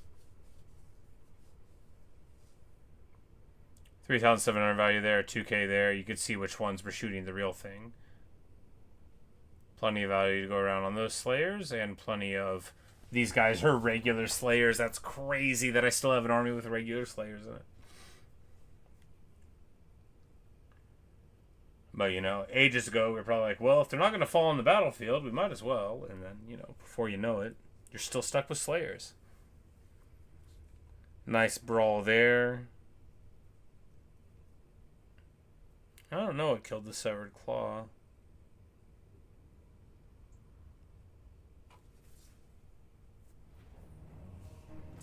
They're usually a tough nut to crack. They didn't hit anything. They got 0 value, so they just must have been shot up by Goblin Hewers, I imagine. Come with me if you want to die. You wouldn't steal a card, you wouldn't display a Slayer. Exactly. You like, if you disband a Slayer, it better be because, like, you know, you moved them into the other units and one of them became the Dragon Slayer, right? Then it's okay. No, no, no, no, no. Don't you crash, game. That don't make no sense.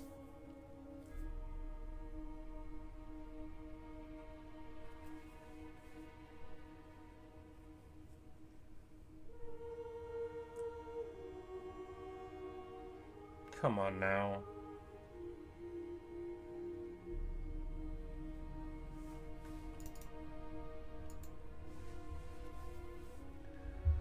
Oh, you can't see, but it's got the foggy screen and the thinking blue circle of process frozen. So it's more alarming to me than it is to you, because you can't see the actual... Your computer is not doing this. Ha! It made it! It came without packages, boxes, or bags! You were right, Luke.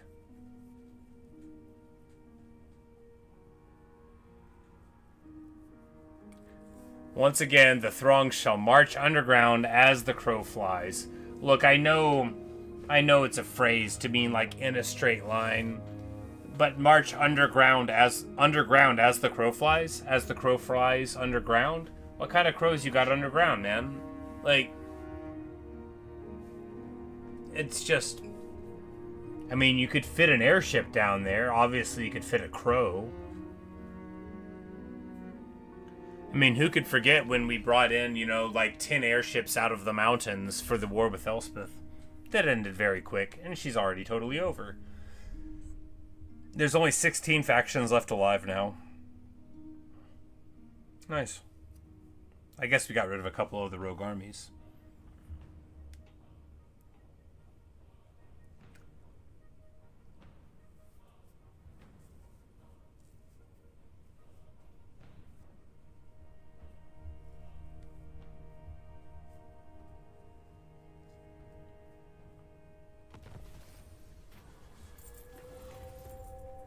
We will give it to the Loyalist clan. That's what Grungy would do.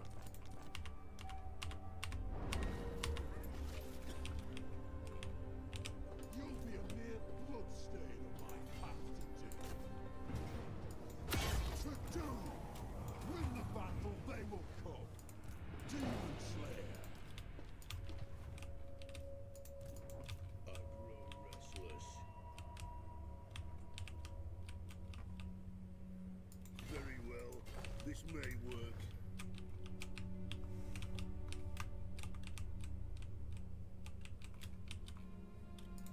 Demon Slayer.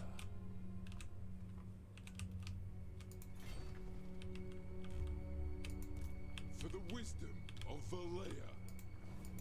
Unachievable.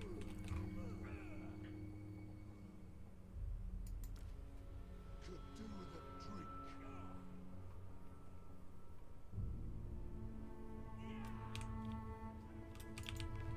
There's like all these state troops, and it's like I've never even heard of them because they're not the good ones. I'm like, those aren't Karabakh greatswords. Those aren't the Emperor's Wrath steam tanks. Demon Slayer. come with. To war. Let us be about this. Armed and ready. Vengeance!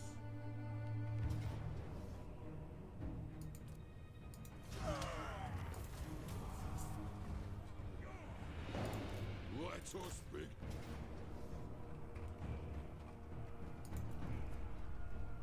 I mean, I'm just trying to move it ahead. We're just trying to move it along. We're trying to win this campaign tonight. Kill many more. Demon Slayer. Definitely feels like we didn't give him his proper respect, given that it's like the first time we faced him in battle. But look, like, we're trying to finish this tonight, right? Doom Chaser. Slayer. Demon Slayer. Demon Slayer. Yes, thirsts for war. Do you take me for a waswick? Won't happen. As the High King commands, by the Grudge Bearer's will. Keep on, doom's awaiting. No. Time for a reckoning. Belligar Ironhammer. And under Thorgrim's wise watch, the Hall of the Ancestors is currently being built.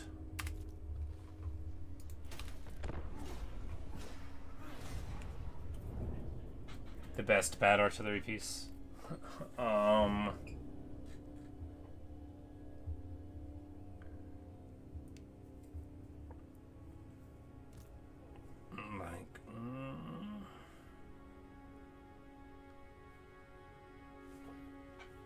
Like, Cathaic Grand Cannons are good, though. Probably like the Reaper Bolt Thrower is the best bad artillery piece. Because for High Elves or Dark Elves, they are really good pieces, and they allow you a sort of battlefield agency that you don't get anywhere else in the faction, really. And they're still not nearly good enough to even take one of.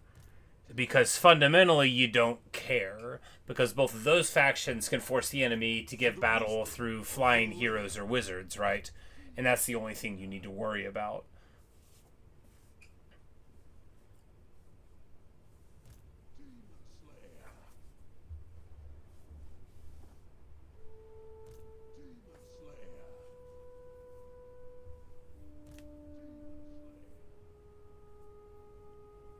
These ships are really struggling.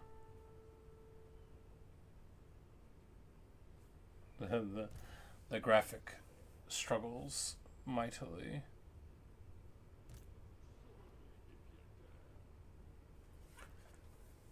Luminarch, you know, I honestly think Luminarchs are fine. I'm just not good enough to use them. Luminarch is like a very powder version of an artillery piece, and most artillery pieces get a lot of arc, right? They will, especially if you like use your targets properly. Like, you can just like snipe a slow moving hero, or like somebody that's netted or something. You know, a Luminarch plus a light wizard will delete things. And then like the aura and stuff doesn't seem bad either. And on aura, I think they all have the aura. I just think that the ROR is like a better version of it. Imagine if they were gone.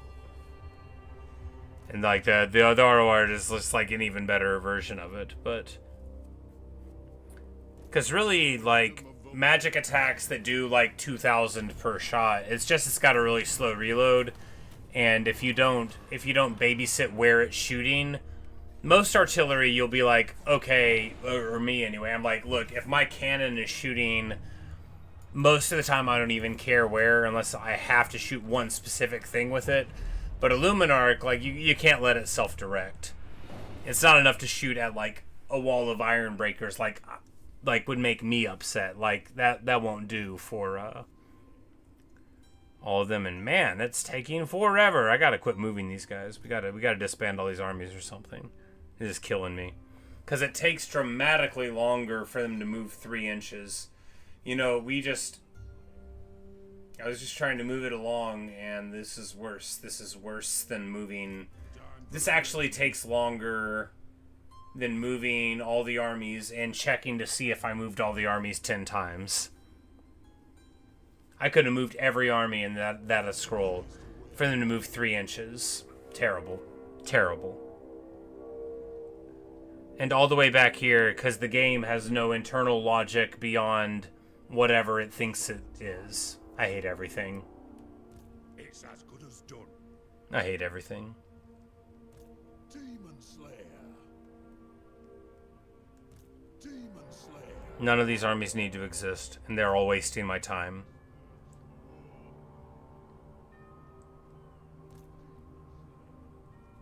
I hate everything.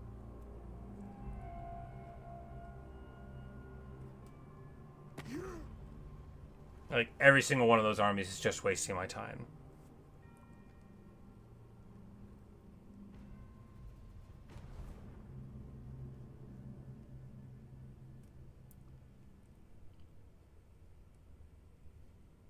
Well, it's a good thing that we finished the campaign, because I'm starting to get bored. Mainly with all of my armies that aren't doing anything. Which is my fault. I won. I won, and I'm still looking at a bunch of armies. I knew they were a whole world away from an enemy. Why did I even move them? Why did I even move them in the ocean? That's annoying. This game just needs to snap and then move the character, and then it's fine. It's honestly trash. No, if the world were, 1/3 the size like it's supposed to be, you don't really feel it when it moves. I still do, because I hate that the game shows me. Whenever I say don't show me, whenever I say don't move the camera, move it fastest, don't move the camera, and it says, oh, I'm gonna move the camera. I gotta move the camera. No, we can't call it here because we gotta satisfy the grudge.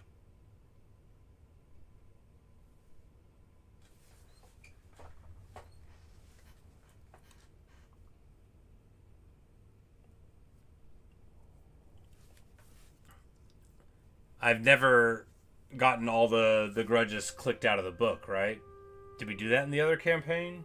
I don't think so.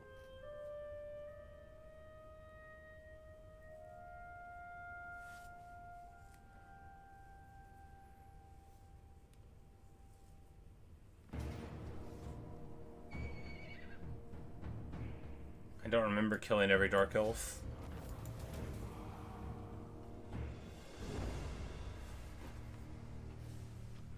Really, I just need to make sure that all of these guys...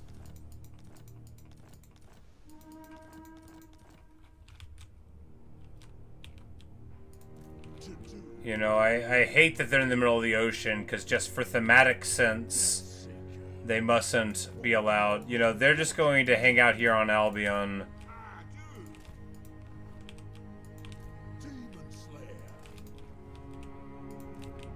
They're not going any further. They're going to Albion. And this will be the Isles of the Blessed of Grimnir.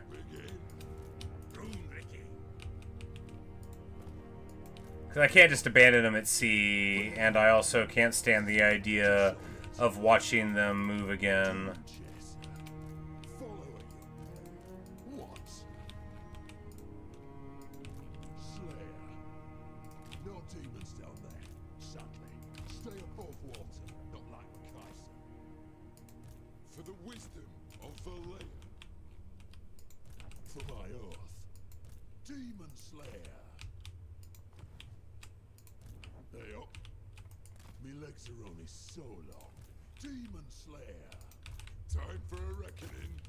Oh, wow. You're in a port. It's right here. He's like, I'm gonna take the land route. Yes. Why? Maybe I shouldn't have called the ironclad unsinkable. Oh. And then he said it himself. What? Maybe I shouldn't have called the ironclad unsinkable. Doesn't look like it's a unique map at all. Give him a good thrashing. It's not home, but it'll do for now. But Malakai comes here to the location of interest.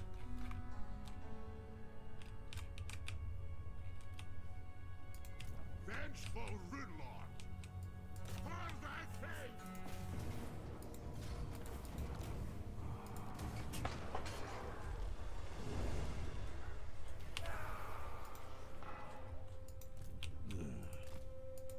Bane of demons.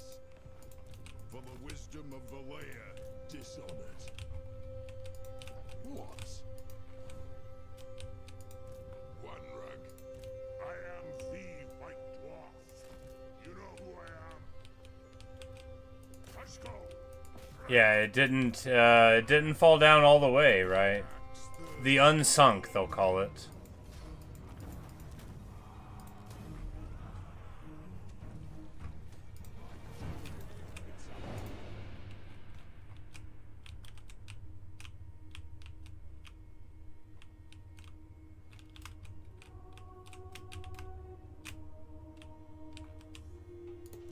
Death Seeker. As long as we walk. I must fulfill my Slayer oath. Enough. That... Go! Go!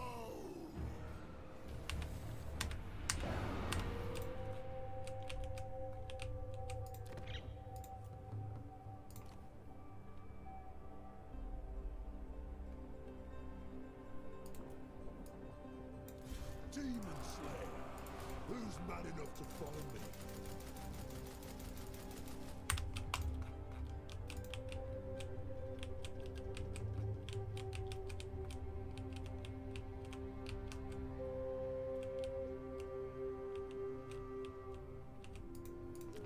I just don't want them to pop up and ruin our tempo, right? Demon Slayer.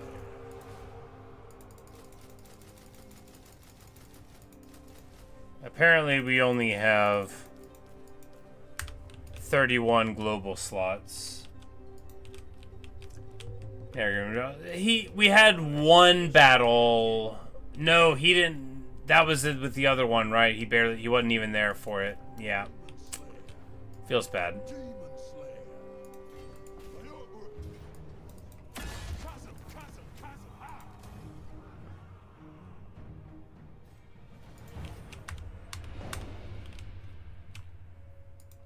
Vengeful Rune Lord. What? I am a Rune?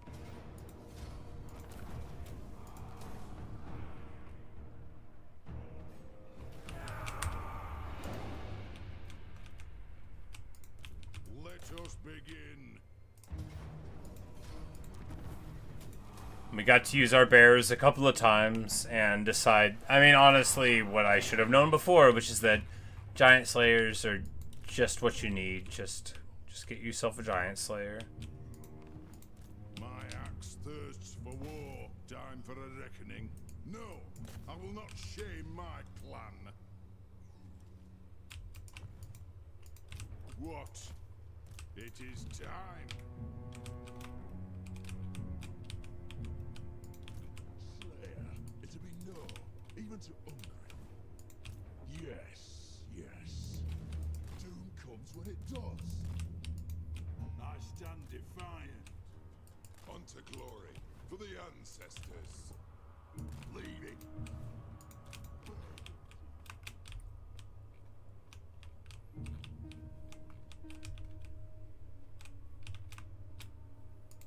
The High King acts.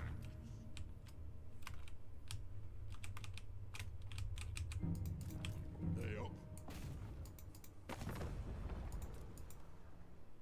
Against the government. Like, we forgot to, The High King. Don't stop till you're dead.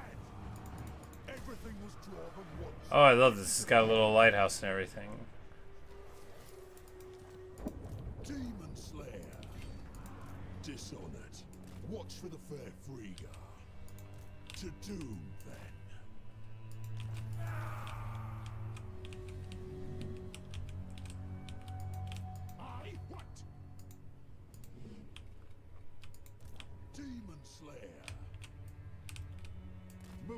exposed. What glory and water it do?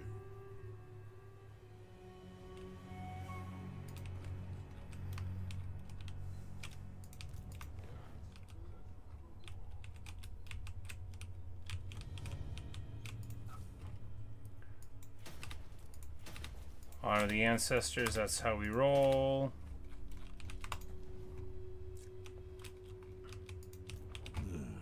Young'uns rush to the kill. Death Seeker. Slayer. All that rock above feels grand. Summon me if you dare. For the wisdom of Valea. They up.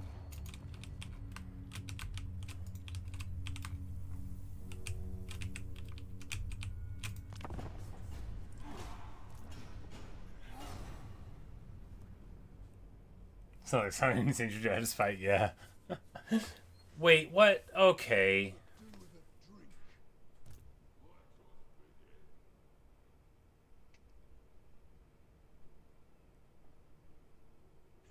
Fair enough. Like, if it would move the camera quicker, I wouldn't care. I would barely care. It's so annoying. Not least because it literally... I have a setting that says, don't show me what happens. And it doesn't care. It will never care. I've complained about the camera of this game about 10,000 times. By this stage, you used to have the type on the Switch Lords all the time. Yeah, with 90 Lords, it's too many to even worry about that. Whenever I had like 70, I was doing that, and then I would sort it whenever there were more fronts going on, you know. Feels like only 2 weeks ago that we were at Zarnagrund. This campaign's been, what, almost a full month. Yeah, almost a full month.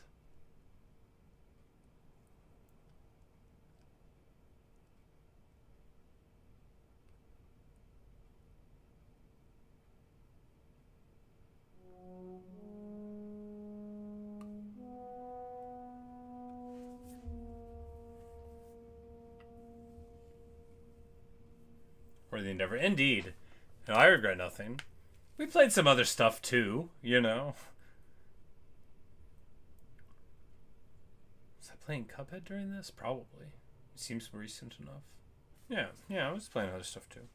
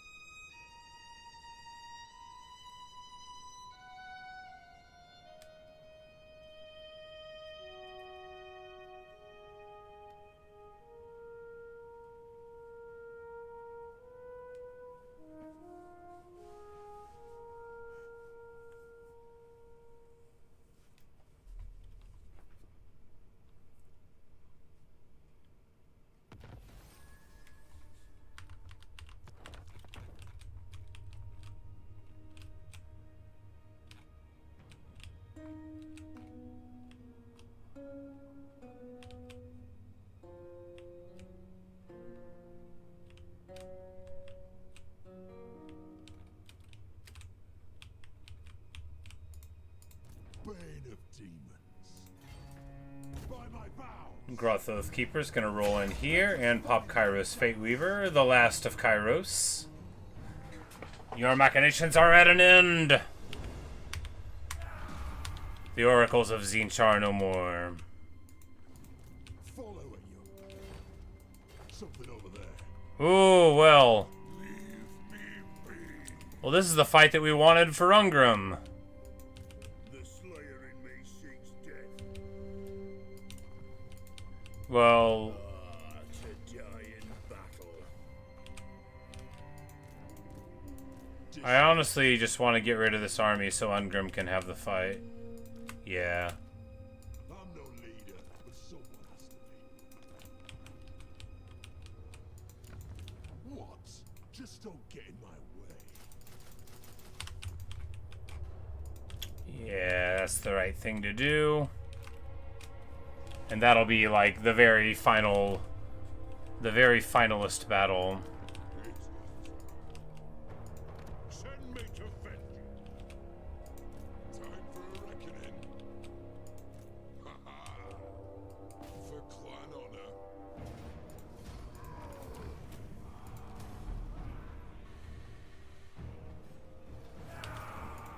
What? What do you want? You're daft. I'm off. Hey up. Don't rush. Marius von Sauterhaufen. Marius von Sauterhaufen. You know, it's a pretty empire name, ain't it?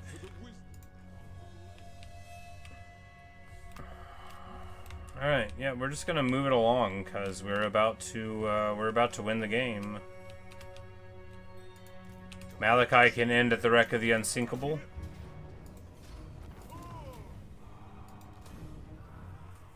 No, because the old world upgrade or side grade. Demon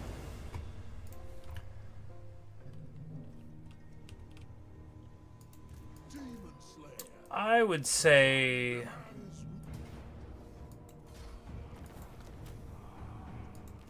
it depends on what kind of game you're looking for, right? So side grade would be like my simple answer to it.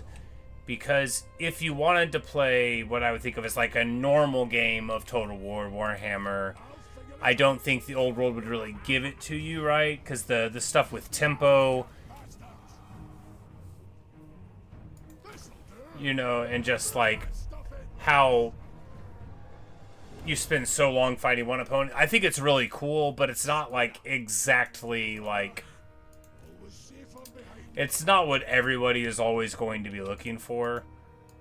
And I don't think you can have just like a small, quick old world campaign. Like you can have a small, quick, you know, target a short victory sort of thing in Immortal Empires and then, you know, just be done with it. So I guess that's what I would say. You know, if you want a long campaign, it's just a strict upgrade to go to old world. But if you don't want a super long campaign, then it could go either way. Doom Chaser. It's their doom or mine. To doom. To doom. And you beat back there and had to summon 8 armies and unleash the Red Horde. Nice. You know, sometimes, and that's the thing about the end-game crisis, is they can be frustrating when you first face them and you're like, wait, what do I do? But, you know, you'll be alright. Dishonored. Oh, this place doesn't let me build the Maelstrom landmark. I guess we don't get it at all. The ancestors agree. We're gonna build a deep seer though.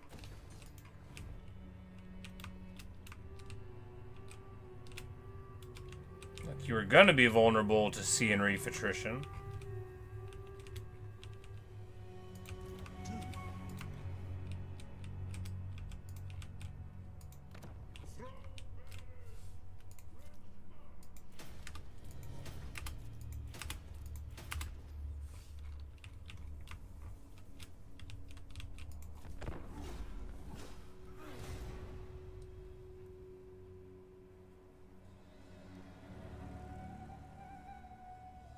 Hey up.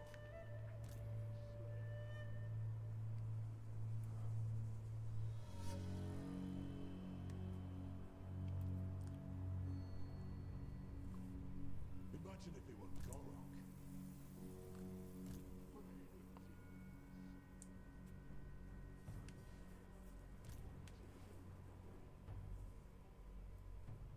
Bum, bum, bum. No, the thing about Wood Elves is, although they're like... Wood Elves are a headache for a lot of factions, but for Skaven specifically, Skaven match up very well against them because their super high lethality from the artillery and the weapons teams overcomes the high lethality of the Wood Elf archers. All you got to do is make sure that they don't catch you in motion, right? That they don't, like, find you trying to reposition.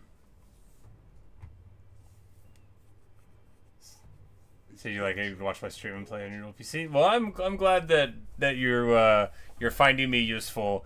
For all that I talk down on myself about my skills, I do know a little bit, not a lot, just a little bit. But I'm always happy to share what knowledge I have acquired. If you want to know how to play the game normally, you can ask me. I don't know how to play it the right way. But no, that's awesome. I'm glad you dealt with the Wood Elf incursion. You know, and that's the thing is sometimes, like, imagine you were a Skaven that wasn't Ikit, right? Nobody else lives by the Wood Elves in Skaven, so like you'd be fine if it was the Wood Elf crisis. You would notice the notification, and it may matter so little to you that you don't even know what happened, and then you would get a little pop-up saying you cleared it, and you'd be like, yeah, sure, guess we took out those Wood Elves.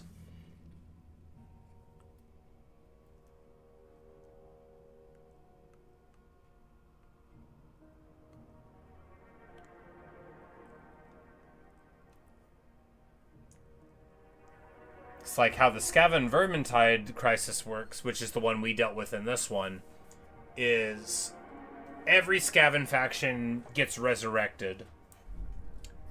Not like the super minor ones, I don't think, but all the major ones get resurrected with 4 stacks, like at their previous capital.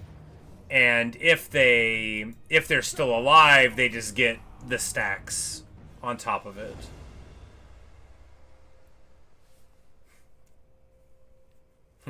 Only the Sith doing absolutes.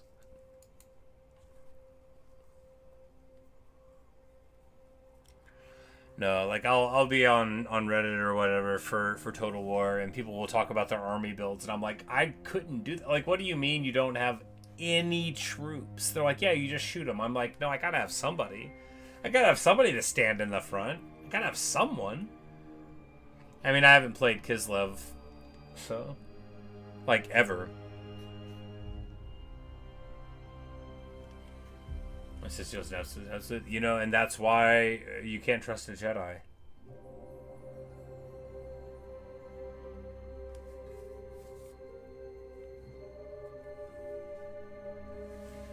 Yeah, no, it's absolutely the point. The rigidity of the Jedi as the reason for its downfall is, I mean, textual, not even a sort of context thing. It's just like, this is why it's bad.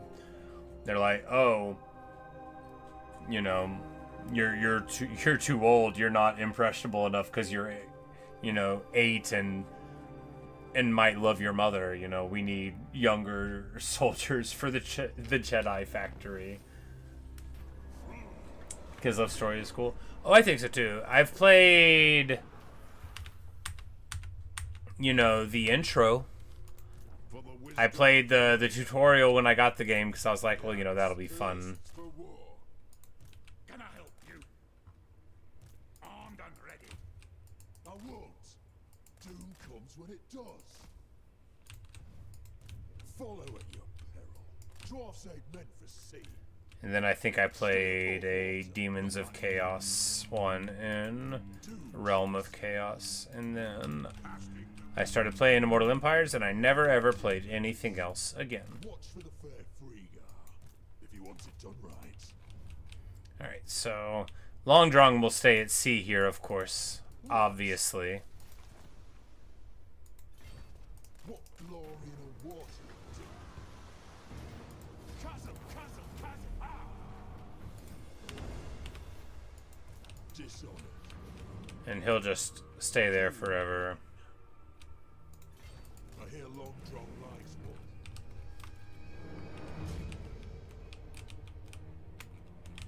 The scar, don't ask. Doom chest. Don't stop till you're dead.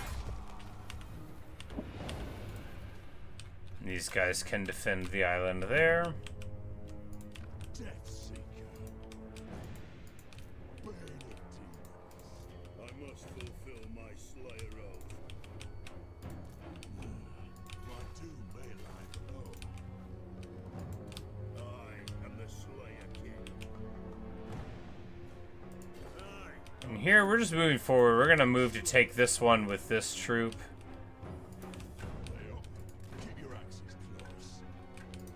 And then we'll just sweep up that way. You know, I guess theoretically, Rapunzel could send somebody up here, and that would be pretty annoying. Demon Slayer. We sharpen our own axes here.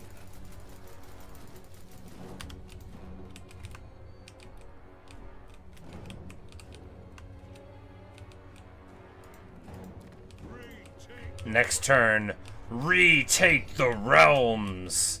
We'll be like one extra turn short to finish up everything. Katarine, yeah. You know, if she acted like Mother Estankia, then that would be my girl. Through this campaign, we've seen what you said to be true, Luke, which is that Mother Estankia, the truest ride in her chariot or die ally that you could ever have. A staunch friend and a bulwark against the chaos of the North. I mean, she's barely an Umgi, but what finer Umgi?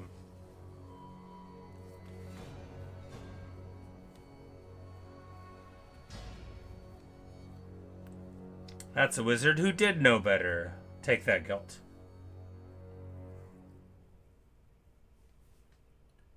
If you defensive alliance, you can't make them join your federation. A lot of faction you can if you're allowed to confederate them. I'm pretty sure a military or defensive alliance won't stop you from doing it. However, you'll be in their balance of power, so they'll feel less threatened than they would if you weren't their ally, which will make it harder to confederate them. Some factions you can't, you know, like you can't just confederate someone that's not part of your thing, so. Exactly. She went in, mauled Scarbrand, and then, you know, walked out, said bye.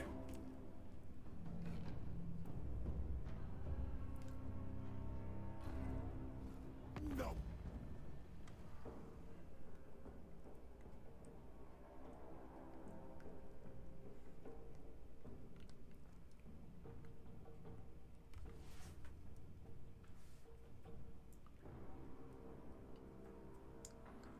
The Chevalier de Lyonesse are now at strength rank 6.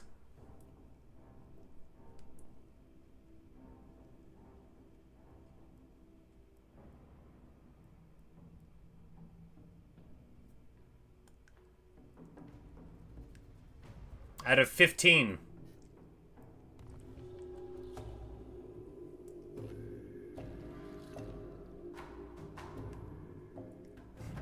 Out of 15. Ow. Ow, that hurt. Don't bite your nails and then slide your fingernail into your gums. Ow. Ow. Smart.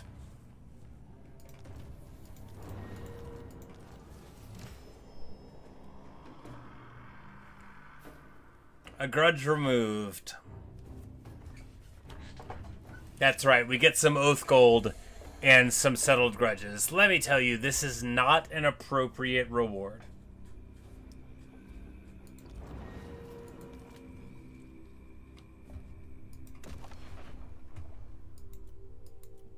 Satisfy the grudge.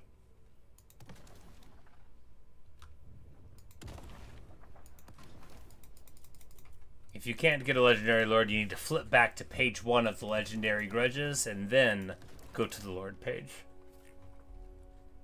Thoric Ironbrow. No. It's better as High King to have the High Kingdom. I believe that. What? Doom's this way. Oh, there's one there too. Ready. Forwards. Well, Ungrim's gonna show up here. Leave me be. No distractions. There'll definitely be a fight to have. Grandfather. Yes, definitely a fight to be had. And that'll be good, you know, it'll be nice to have To doom then. that. And we'll Let's be having 'em. go there, and yeah, no, they'll both be able to take them on the next turn, and so we'll be able to wrap it up. Yeah.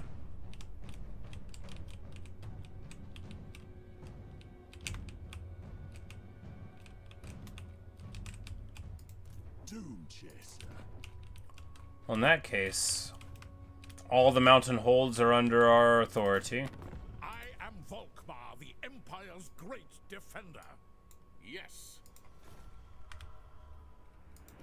I am ascended. The lady has no time for empty words. I will at once. I cannot own more. I guess, it's... No, that's too many turns of motion. It's not important enough to kill the last Elgi in the world like it is to cleanse the realm here. Alright, well. Malakai's here at the wreck of the Unsinkable. The Grungi in the air. Death seek. Let us find our deaths. Alright, yeah, and with that, we might as well just end it because, well... Slayer. There be demons at home. Yes, let us begin. Out in the open. They are bane of demons. Master of Runecraft.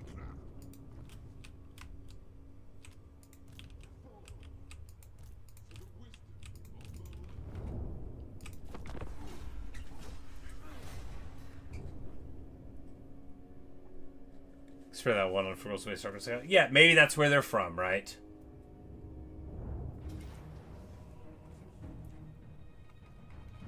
Good news! They want a party!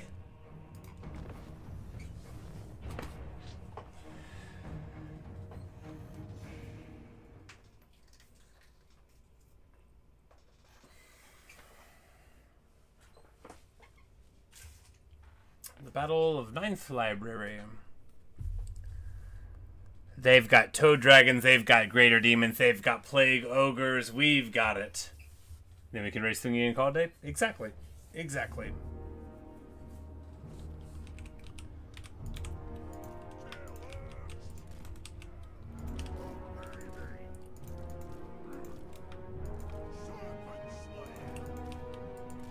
Send a slayer, Dawi.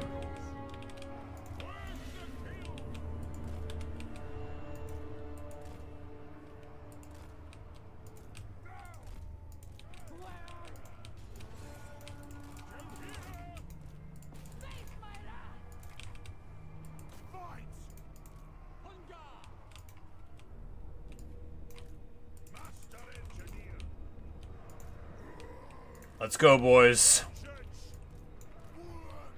You don't want to let them have all the fun.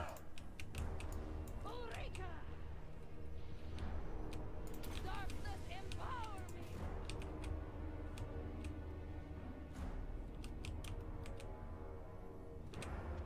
Strike!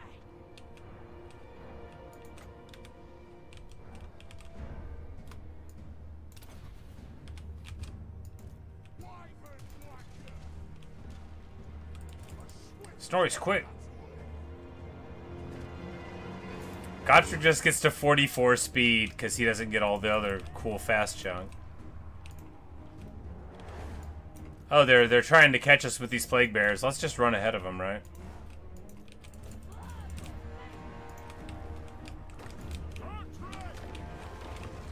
Yes, Gotrek. Y'all fools, spitting all the Nurgle magic around, doing your summons. Felix is like, why does it always happen like this when I'm here?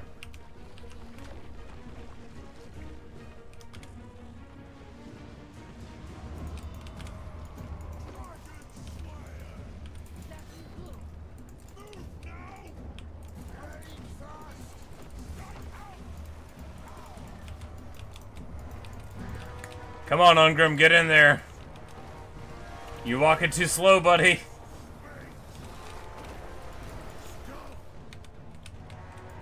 Friendly fire either does a ton of damage to our giant slayers, or some other guys did.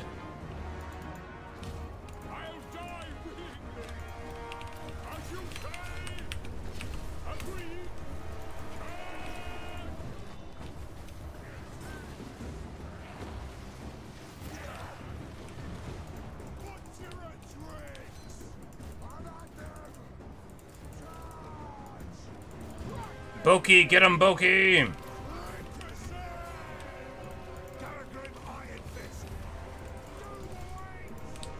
Ungrim's here, you're in trouble now. This toad dragon is going to get trucked on.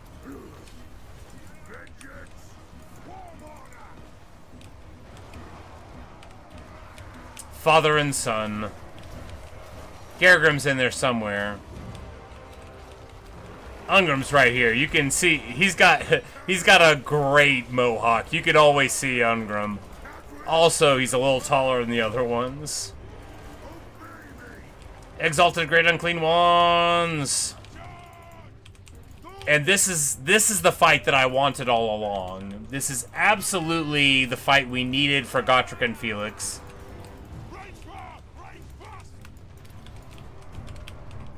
What a campaign indeed. What a brawl!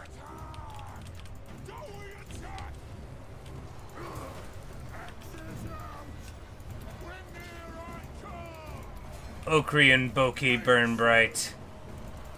Lune von Karstein. He even got to use his weapon sometimes. Those early fights where Max was just deleting our foes. Ah, good stuff. Slayers never die! Oh, we don't actually have the ability on him. What? Oh, right. He wouldn't have the ability because it didn't exist whenever he got his tree. He has Journey's End, not Slayers Never Die.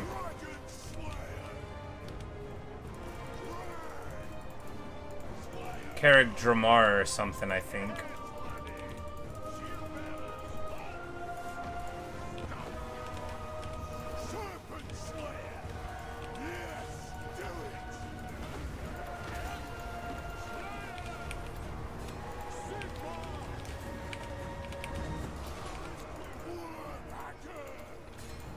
Drink your potion, Boki. Spawn of Nurgle? I mean, it's a fine fight. Oh yeah, you know what would go well here? Ulrika!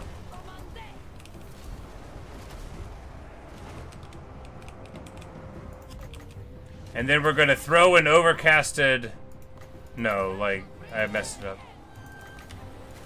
Throw an overcasted Occam's Mind Rager, which is legitimately the best thing to do, right? 50% more damage on all these guys. Plus magic attacks. It's actually awesome to do. And just like that. Ready axes.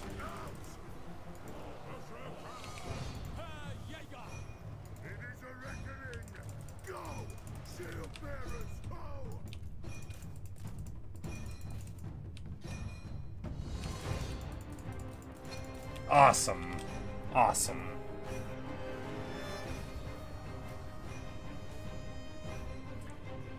Now that we're out of demons, I think Slayers could even... Indeed, you know. Indeed.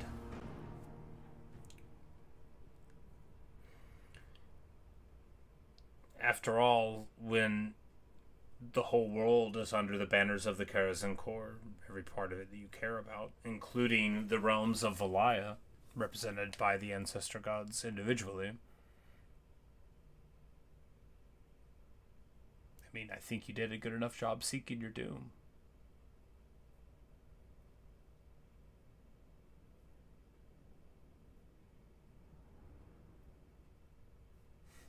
Tended grinds their bows to make bread if they didn't pay. Of course, that's a threat. Takes too long to grind him, and most of the slaughter just as happy to eat him raw. Olag Skullcracker. Tyrant. That's an ogre if I ever heard one.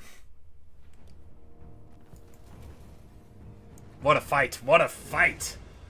You know, obviously we were in no real danger. That's what having, like, the biggest brawlers that you can get is for, you know.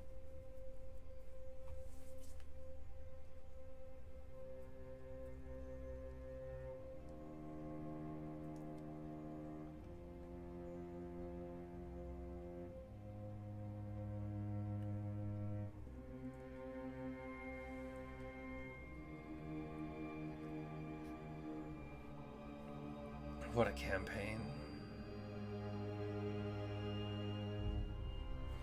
And like, it had these really interesting, distinct phases. Interesting to me, you know, where, you know, in a normal campaign, you know, you've got your early, mid, and late game, but we had like, early was in like 4 different chapters, and the mid game was, I mean, all the way from where I'd say the mid game started. We were able to move out of like Uzkalak, right? Like and then move in through the north. All of that, like all of the taking the fight to our foe there would have been like solidly mid game. Even Korn's Realm, you know, because like until we became uncoupled from money, mostly, you know, that's still all mid game. And then like the beginning of the late game was even remember when I still had to pay armies? Welcome! There's a migration, of course there is.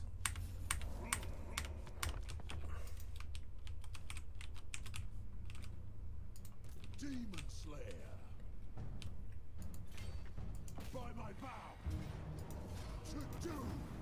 Take it for the High King.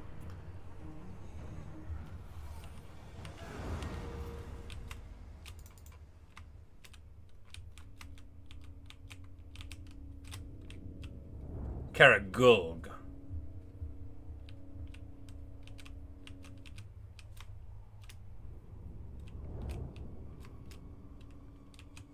Like, Dramar is also a place. It's somewhere else. Over here, it doesn't matter. I mean, it does matter. It's all part of the Karaz Ankor.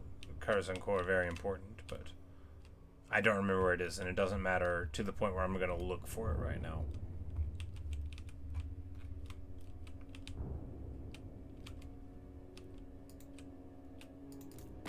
I will.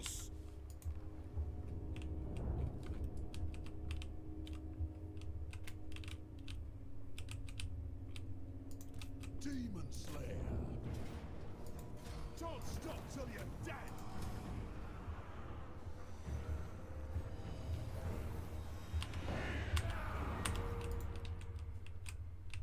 And here we go. To die in battle. Attack! Thrombosa. I am the slate. The Thunderbarge falls.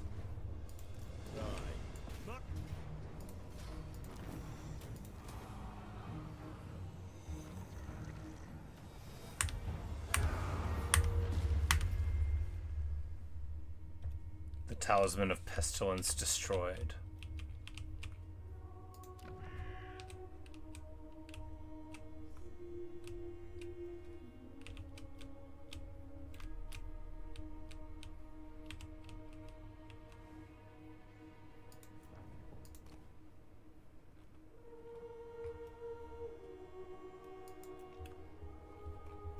We need... There we go. Blood of Thungi.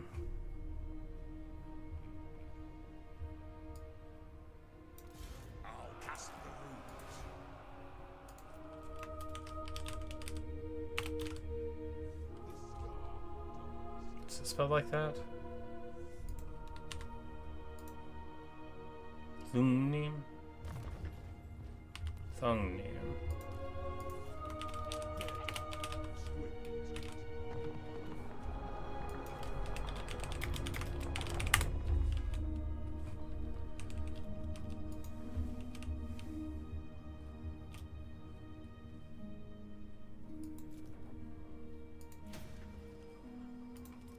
Venerate the ancestors.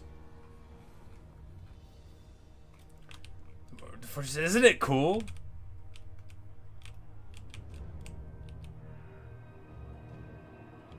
I saw it from further away. Now I'm looking up. I'm like, oh, the walls are constantly shifting. That is very cool. That's so cool. Even from like this distance, it looked cool, but even closer, definitely awesome. Well, just one last time, you know what we have to say. Retake the realms. Which realms? All of the realms. For the Karaz Ankor, look at that. 972 Regions owned. 103 hordes. It's not really that many hordes, it's just armies.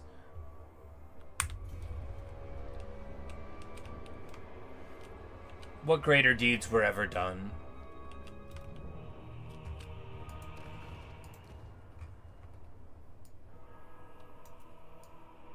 For when we started, here we were. The humble masters of invention. And, you know, we moved out a little bit. 20 turns in, we're fighting Colette. We give her this land, we run back. 40 turns in. You know, we've lost this again.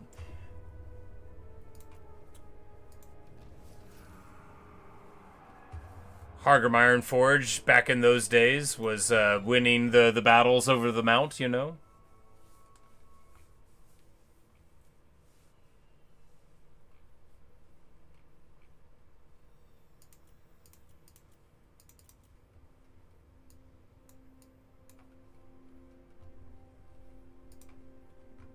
And then 30 turns after that, on turn 72, we're still locked in. But that's when we first moved out, right? Turn 44. And then we spent all of this time just trying to get Estancia up here to buttress our fight there. Didn't work.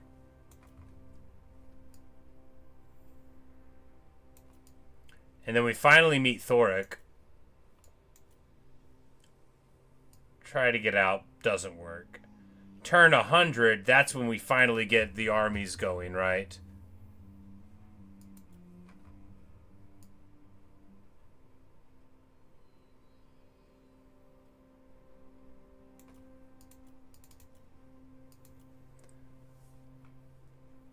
And Lund Thunderstone is doing his thing.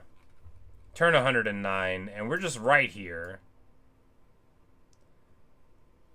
But by turn 125, we're still right here. We've moved all of this to Ungrim.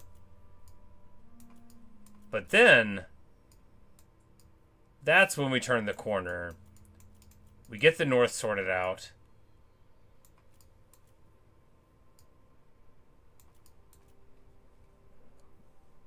Confederate the south there, Karakazul.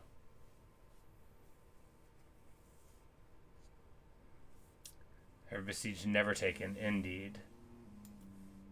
Yeah, because if we go fast forward, it won't be fast enough, because what will actually happen is it has to show us every single rank gain, so we'll actually die.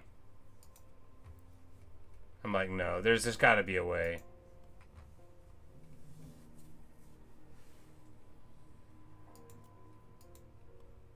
Okay, yeah, okay. Okay, we can filter. Okay, here we go. We'll be able to do it. We need to just say, don't tell me about traits or hero activity. Don't tell me about provinces.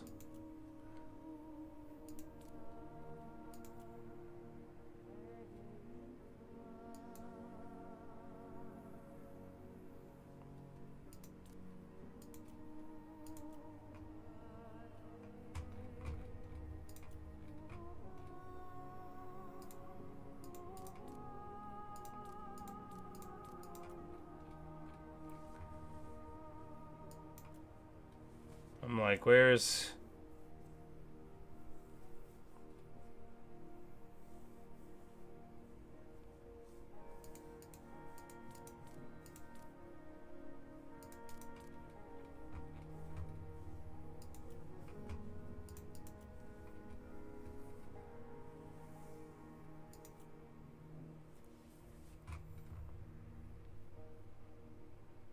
But didn't I...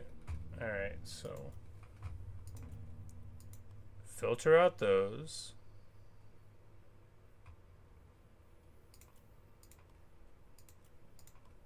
And construction.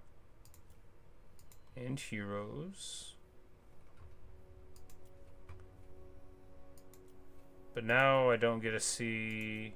Oh my god, I'm gonna literally die here. I don't know how to do this.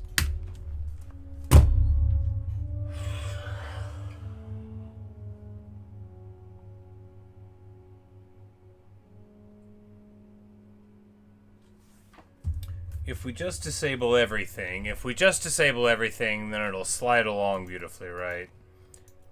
I hate everything.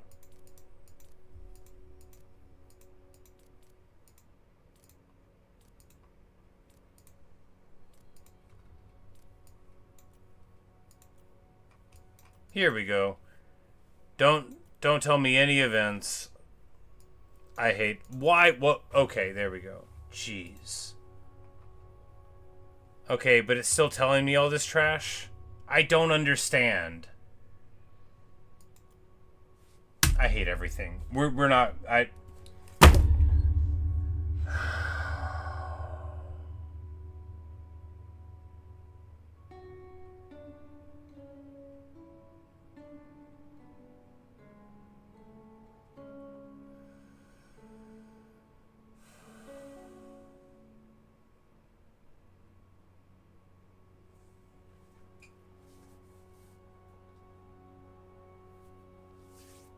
Like...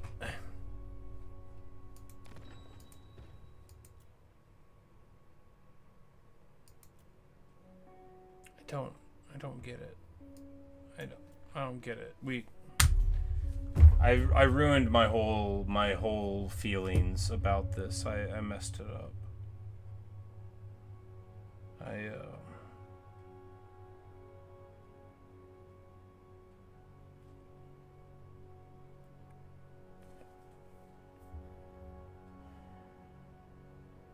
That's what I get for trying to do something I don't know how to do.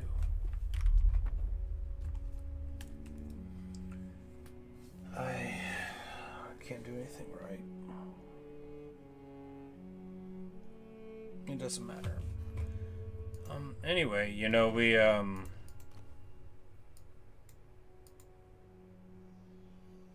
fought and then we took over the world. It's so annoying. I don't know how it works. It makes me really mad.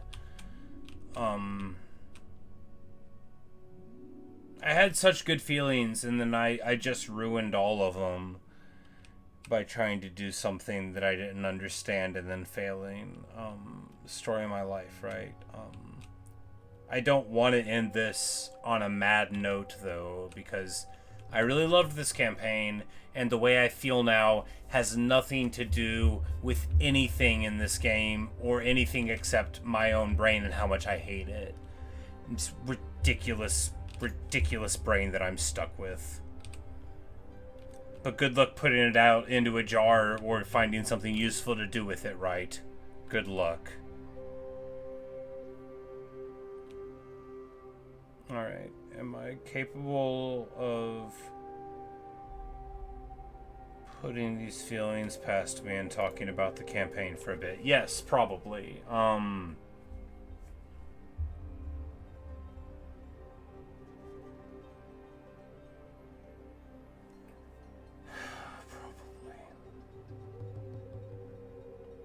Now I'm upset because I'm upset and I can't talk about the campaign like I wanted to because I'm mad. This is far better of a look inside my psychology than I'm ever willing to give people.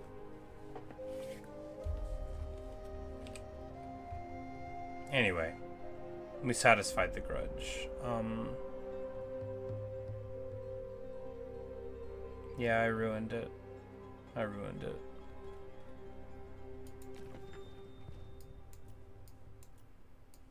I ruined all my feelings. Sometimes it doesn't take much.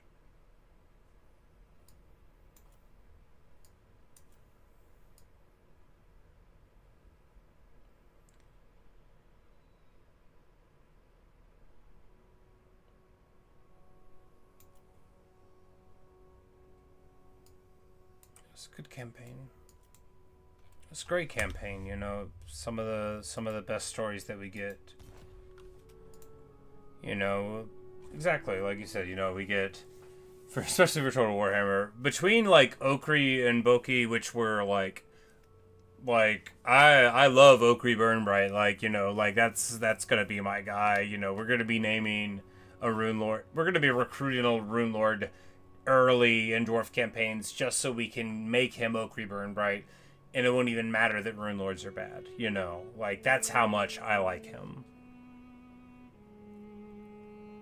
And Hargrim Ironforge and Lun, and how they just, like, rampaged through, and everywhere they found an enemy, they left them in the dust. The Malakai stack, when we had all the heroes together, and I was just, like, trying to find a way to make it work. Figuring out that the Thunder Barges were free, and that the dig-in cannons are the adventure ones. I mislaid the third cannon, I never found it again, it might have died.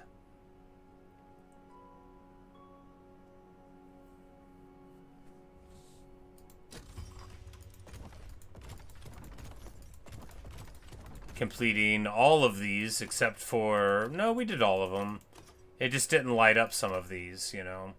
Like here, we need to use this more often in battle. I'm like, I think we used it 5 times.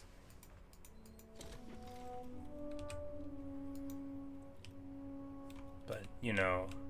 And then a lot of the stuff that could have been cool, you know, we just ended up being a little too strong by the time that we...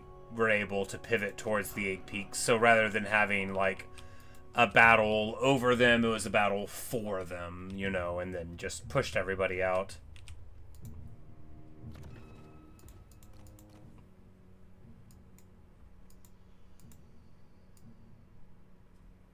Or like when we grabbed the Thorgrim Confederation.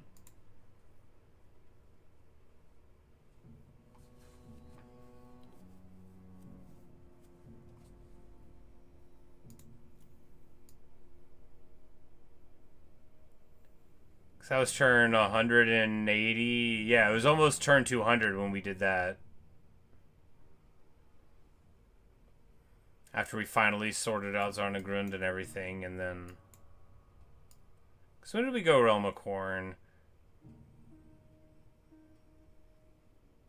We were just like up there kind of jockeying at it. And then we took a couple places right when we took Zarnagrund, right? Okay, and then everybody else pieced out, and then...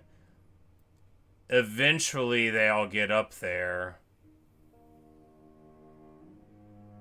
It didn't take too long to finish that up.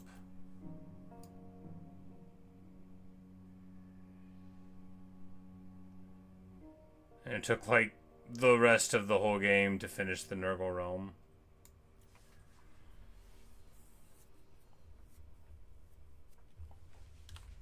You guys obviously had to deal with the Castworth. Essentially in regards, yeah, you know, because the Tzeentch showed up with Doom stacks, just like the craziest stuff, like right here, and I'm just trying to make the Dark Citadel work. Speaking of, we have because of these buildings now, right? When we have this one. It, we don't make any money from that. from going the wrong way, right? You get 0 income entirely from this place.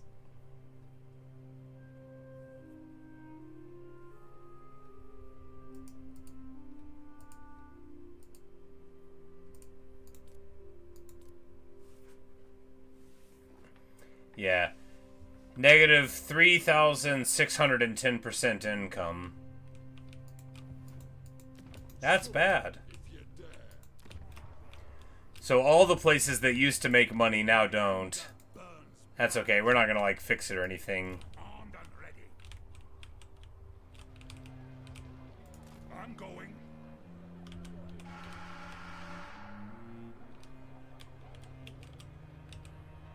And here Oki Burnbright sits, on his anvil, at the gates of Caragdoom. The hammer of Smendnir in his hand, the anchor chain weighing heavy around his neck, and the horn of the ancestors ever ready to blow in defense of the realms. The northernmost dwarfhold. Surely harder than the actual Ingorf Christ. Oh yeah, it must have been, because that one's just Gorth the Cruel, right? And then, like, you know, we got the copper pots, Bugman's story was really just like ancillary to the Copperpots, which was really my fondness for Copperpot. Pretty considerable as well, because he had like my amazing siege of the Demon Stump, where we took a ragtag force in and won a siege with like 30 seconds to spare. Great stuff. My axe thirsts Karakazaruf, always here at Flayed Rock. It's just real good stuff. The Skaven Crisis, how much we over-prepared for it. Totally could have done it with 2 armies each. Had like 4 armies in a couple places. The war with Elspeth pushing her out. She's got Nemesis Crown now. Well, that's unfortunate. Elspeth von Draken, awaiting your pleasure.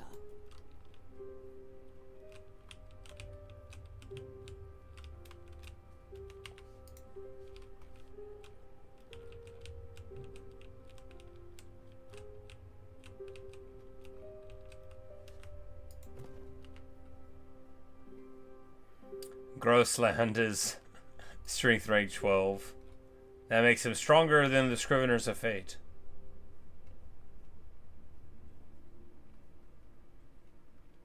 But yeah, there you have it. Stars of the Force is strength rank 2, and Reichland is strength rank 3. You can see a little bit of their red strength there.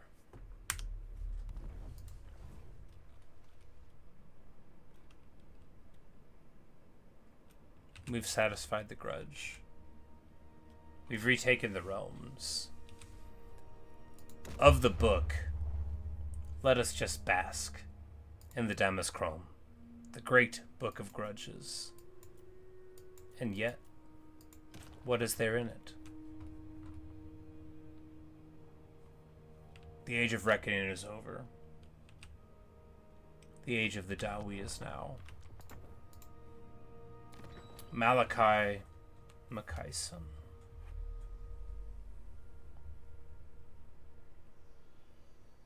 What dwarf ever did more? What dwarf ever did more for his people?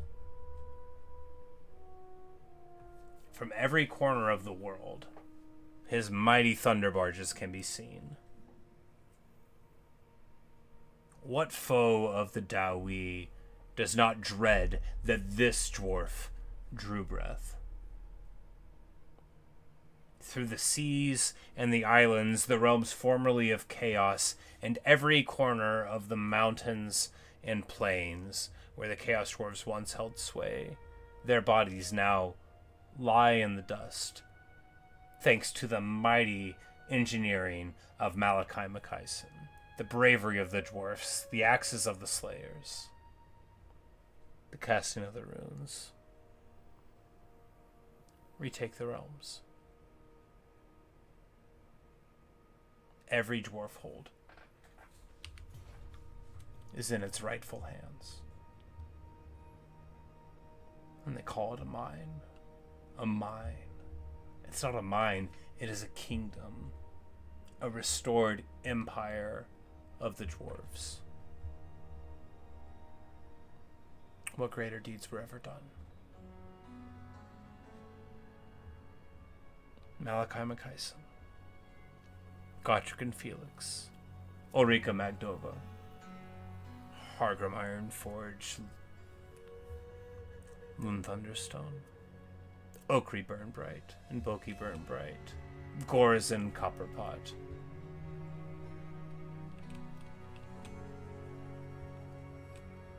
Mother Estankia, Dwarf Friend. We've done it. We've retaken the realms for the Karaz Ankor.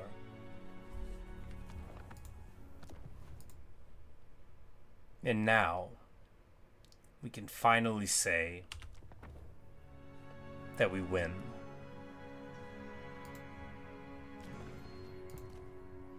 "247 turns. 972 regions owned. Game's Total Warhammer 3. We are playing the old world. And now, finally, Finally, we can declare victory.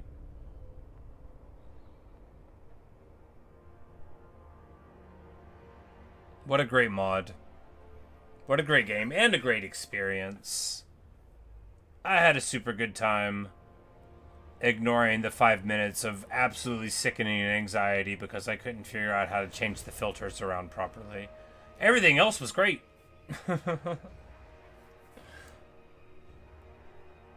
I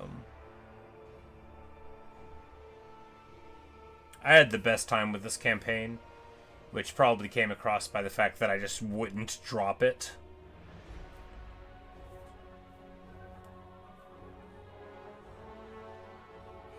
Will we do a dwarf campaign like this again? I mean, maybe someday.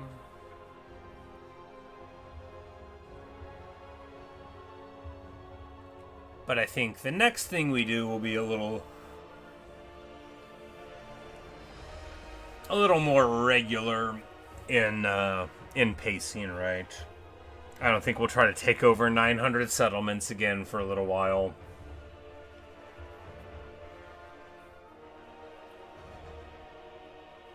What campaign did we do for this? Kolek? Sounds right. Pretty different, but actually exactly the same, right? You just play with Warriors of Chaos long enough to where you have enough heroes to where they can't die, and then you run in and you smash all your enemies. And then you bring a bunch of stuff in your army that you pretend to care about, but that never does anything, and then you get really upset if it dies. Yeah, it's the exact same campaign. Chaos Dwarves, potato, potato. Don't say that where the dwarves can hear you. That'll get me in the book. And there isn't a lot else in the book right now. They might get right to it. But anyway, I'm going to go ahead and jump off for the night. Yeah, it's already 11:40. I'll probably just get something to eat and then go to bed. I'll be around in the morning playing something. Maybe Total War, it's hard to say. But not a dwarf campaign in it. So, we'll see. We shall see.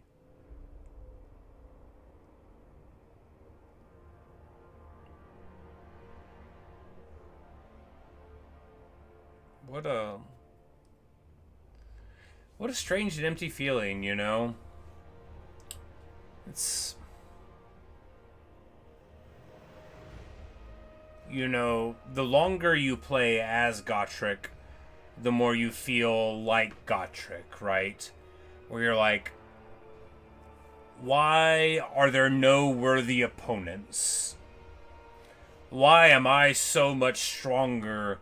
Why am I so much more righteous and courageous and powerful than everybody else? Why are the dwarves just the best? And why is everybody else not? And there's no good answer to that.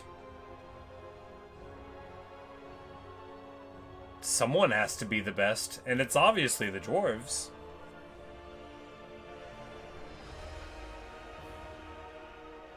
It's the beards.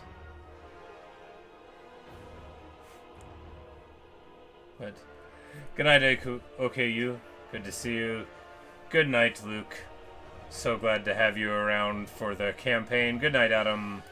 Good night, everyone. Domelin, KP, Aphid Lord, Neo, Whitefire. My friends, so good to have you with me today for all of this. And maybe I'll see you in another stream or video. I really hope you've enjoyed. Sorry for the non-useful emotions there. It didn't go on for too long, I don't think. Not my favorite thing when that happens. Unimportant, hopefully, but anyway. I don't normally try to do stuff I don't know how to do in public, so unlikely to have that exact thing happen too many times. Fortunately. Anyway, good night, everybody. I'll see you.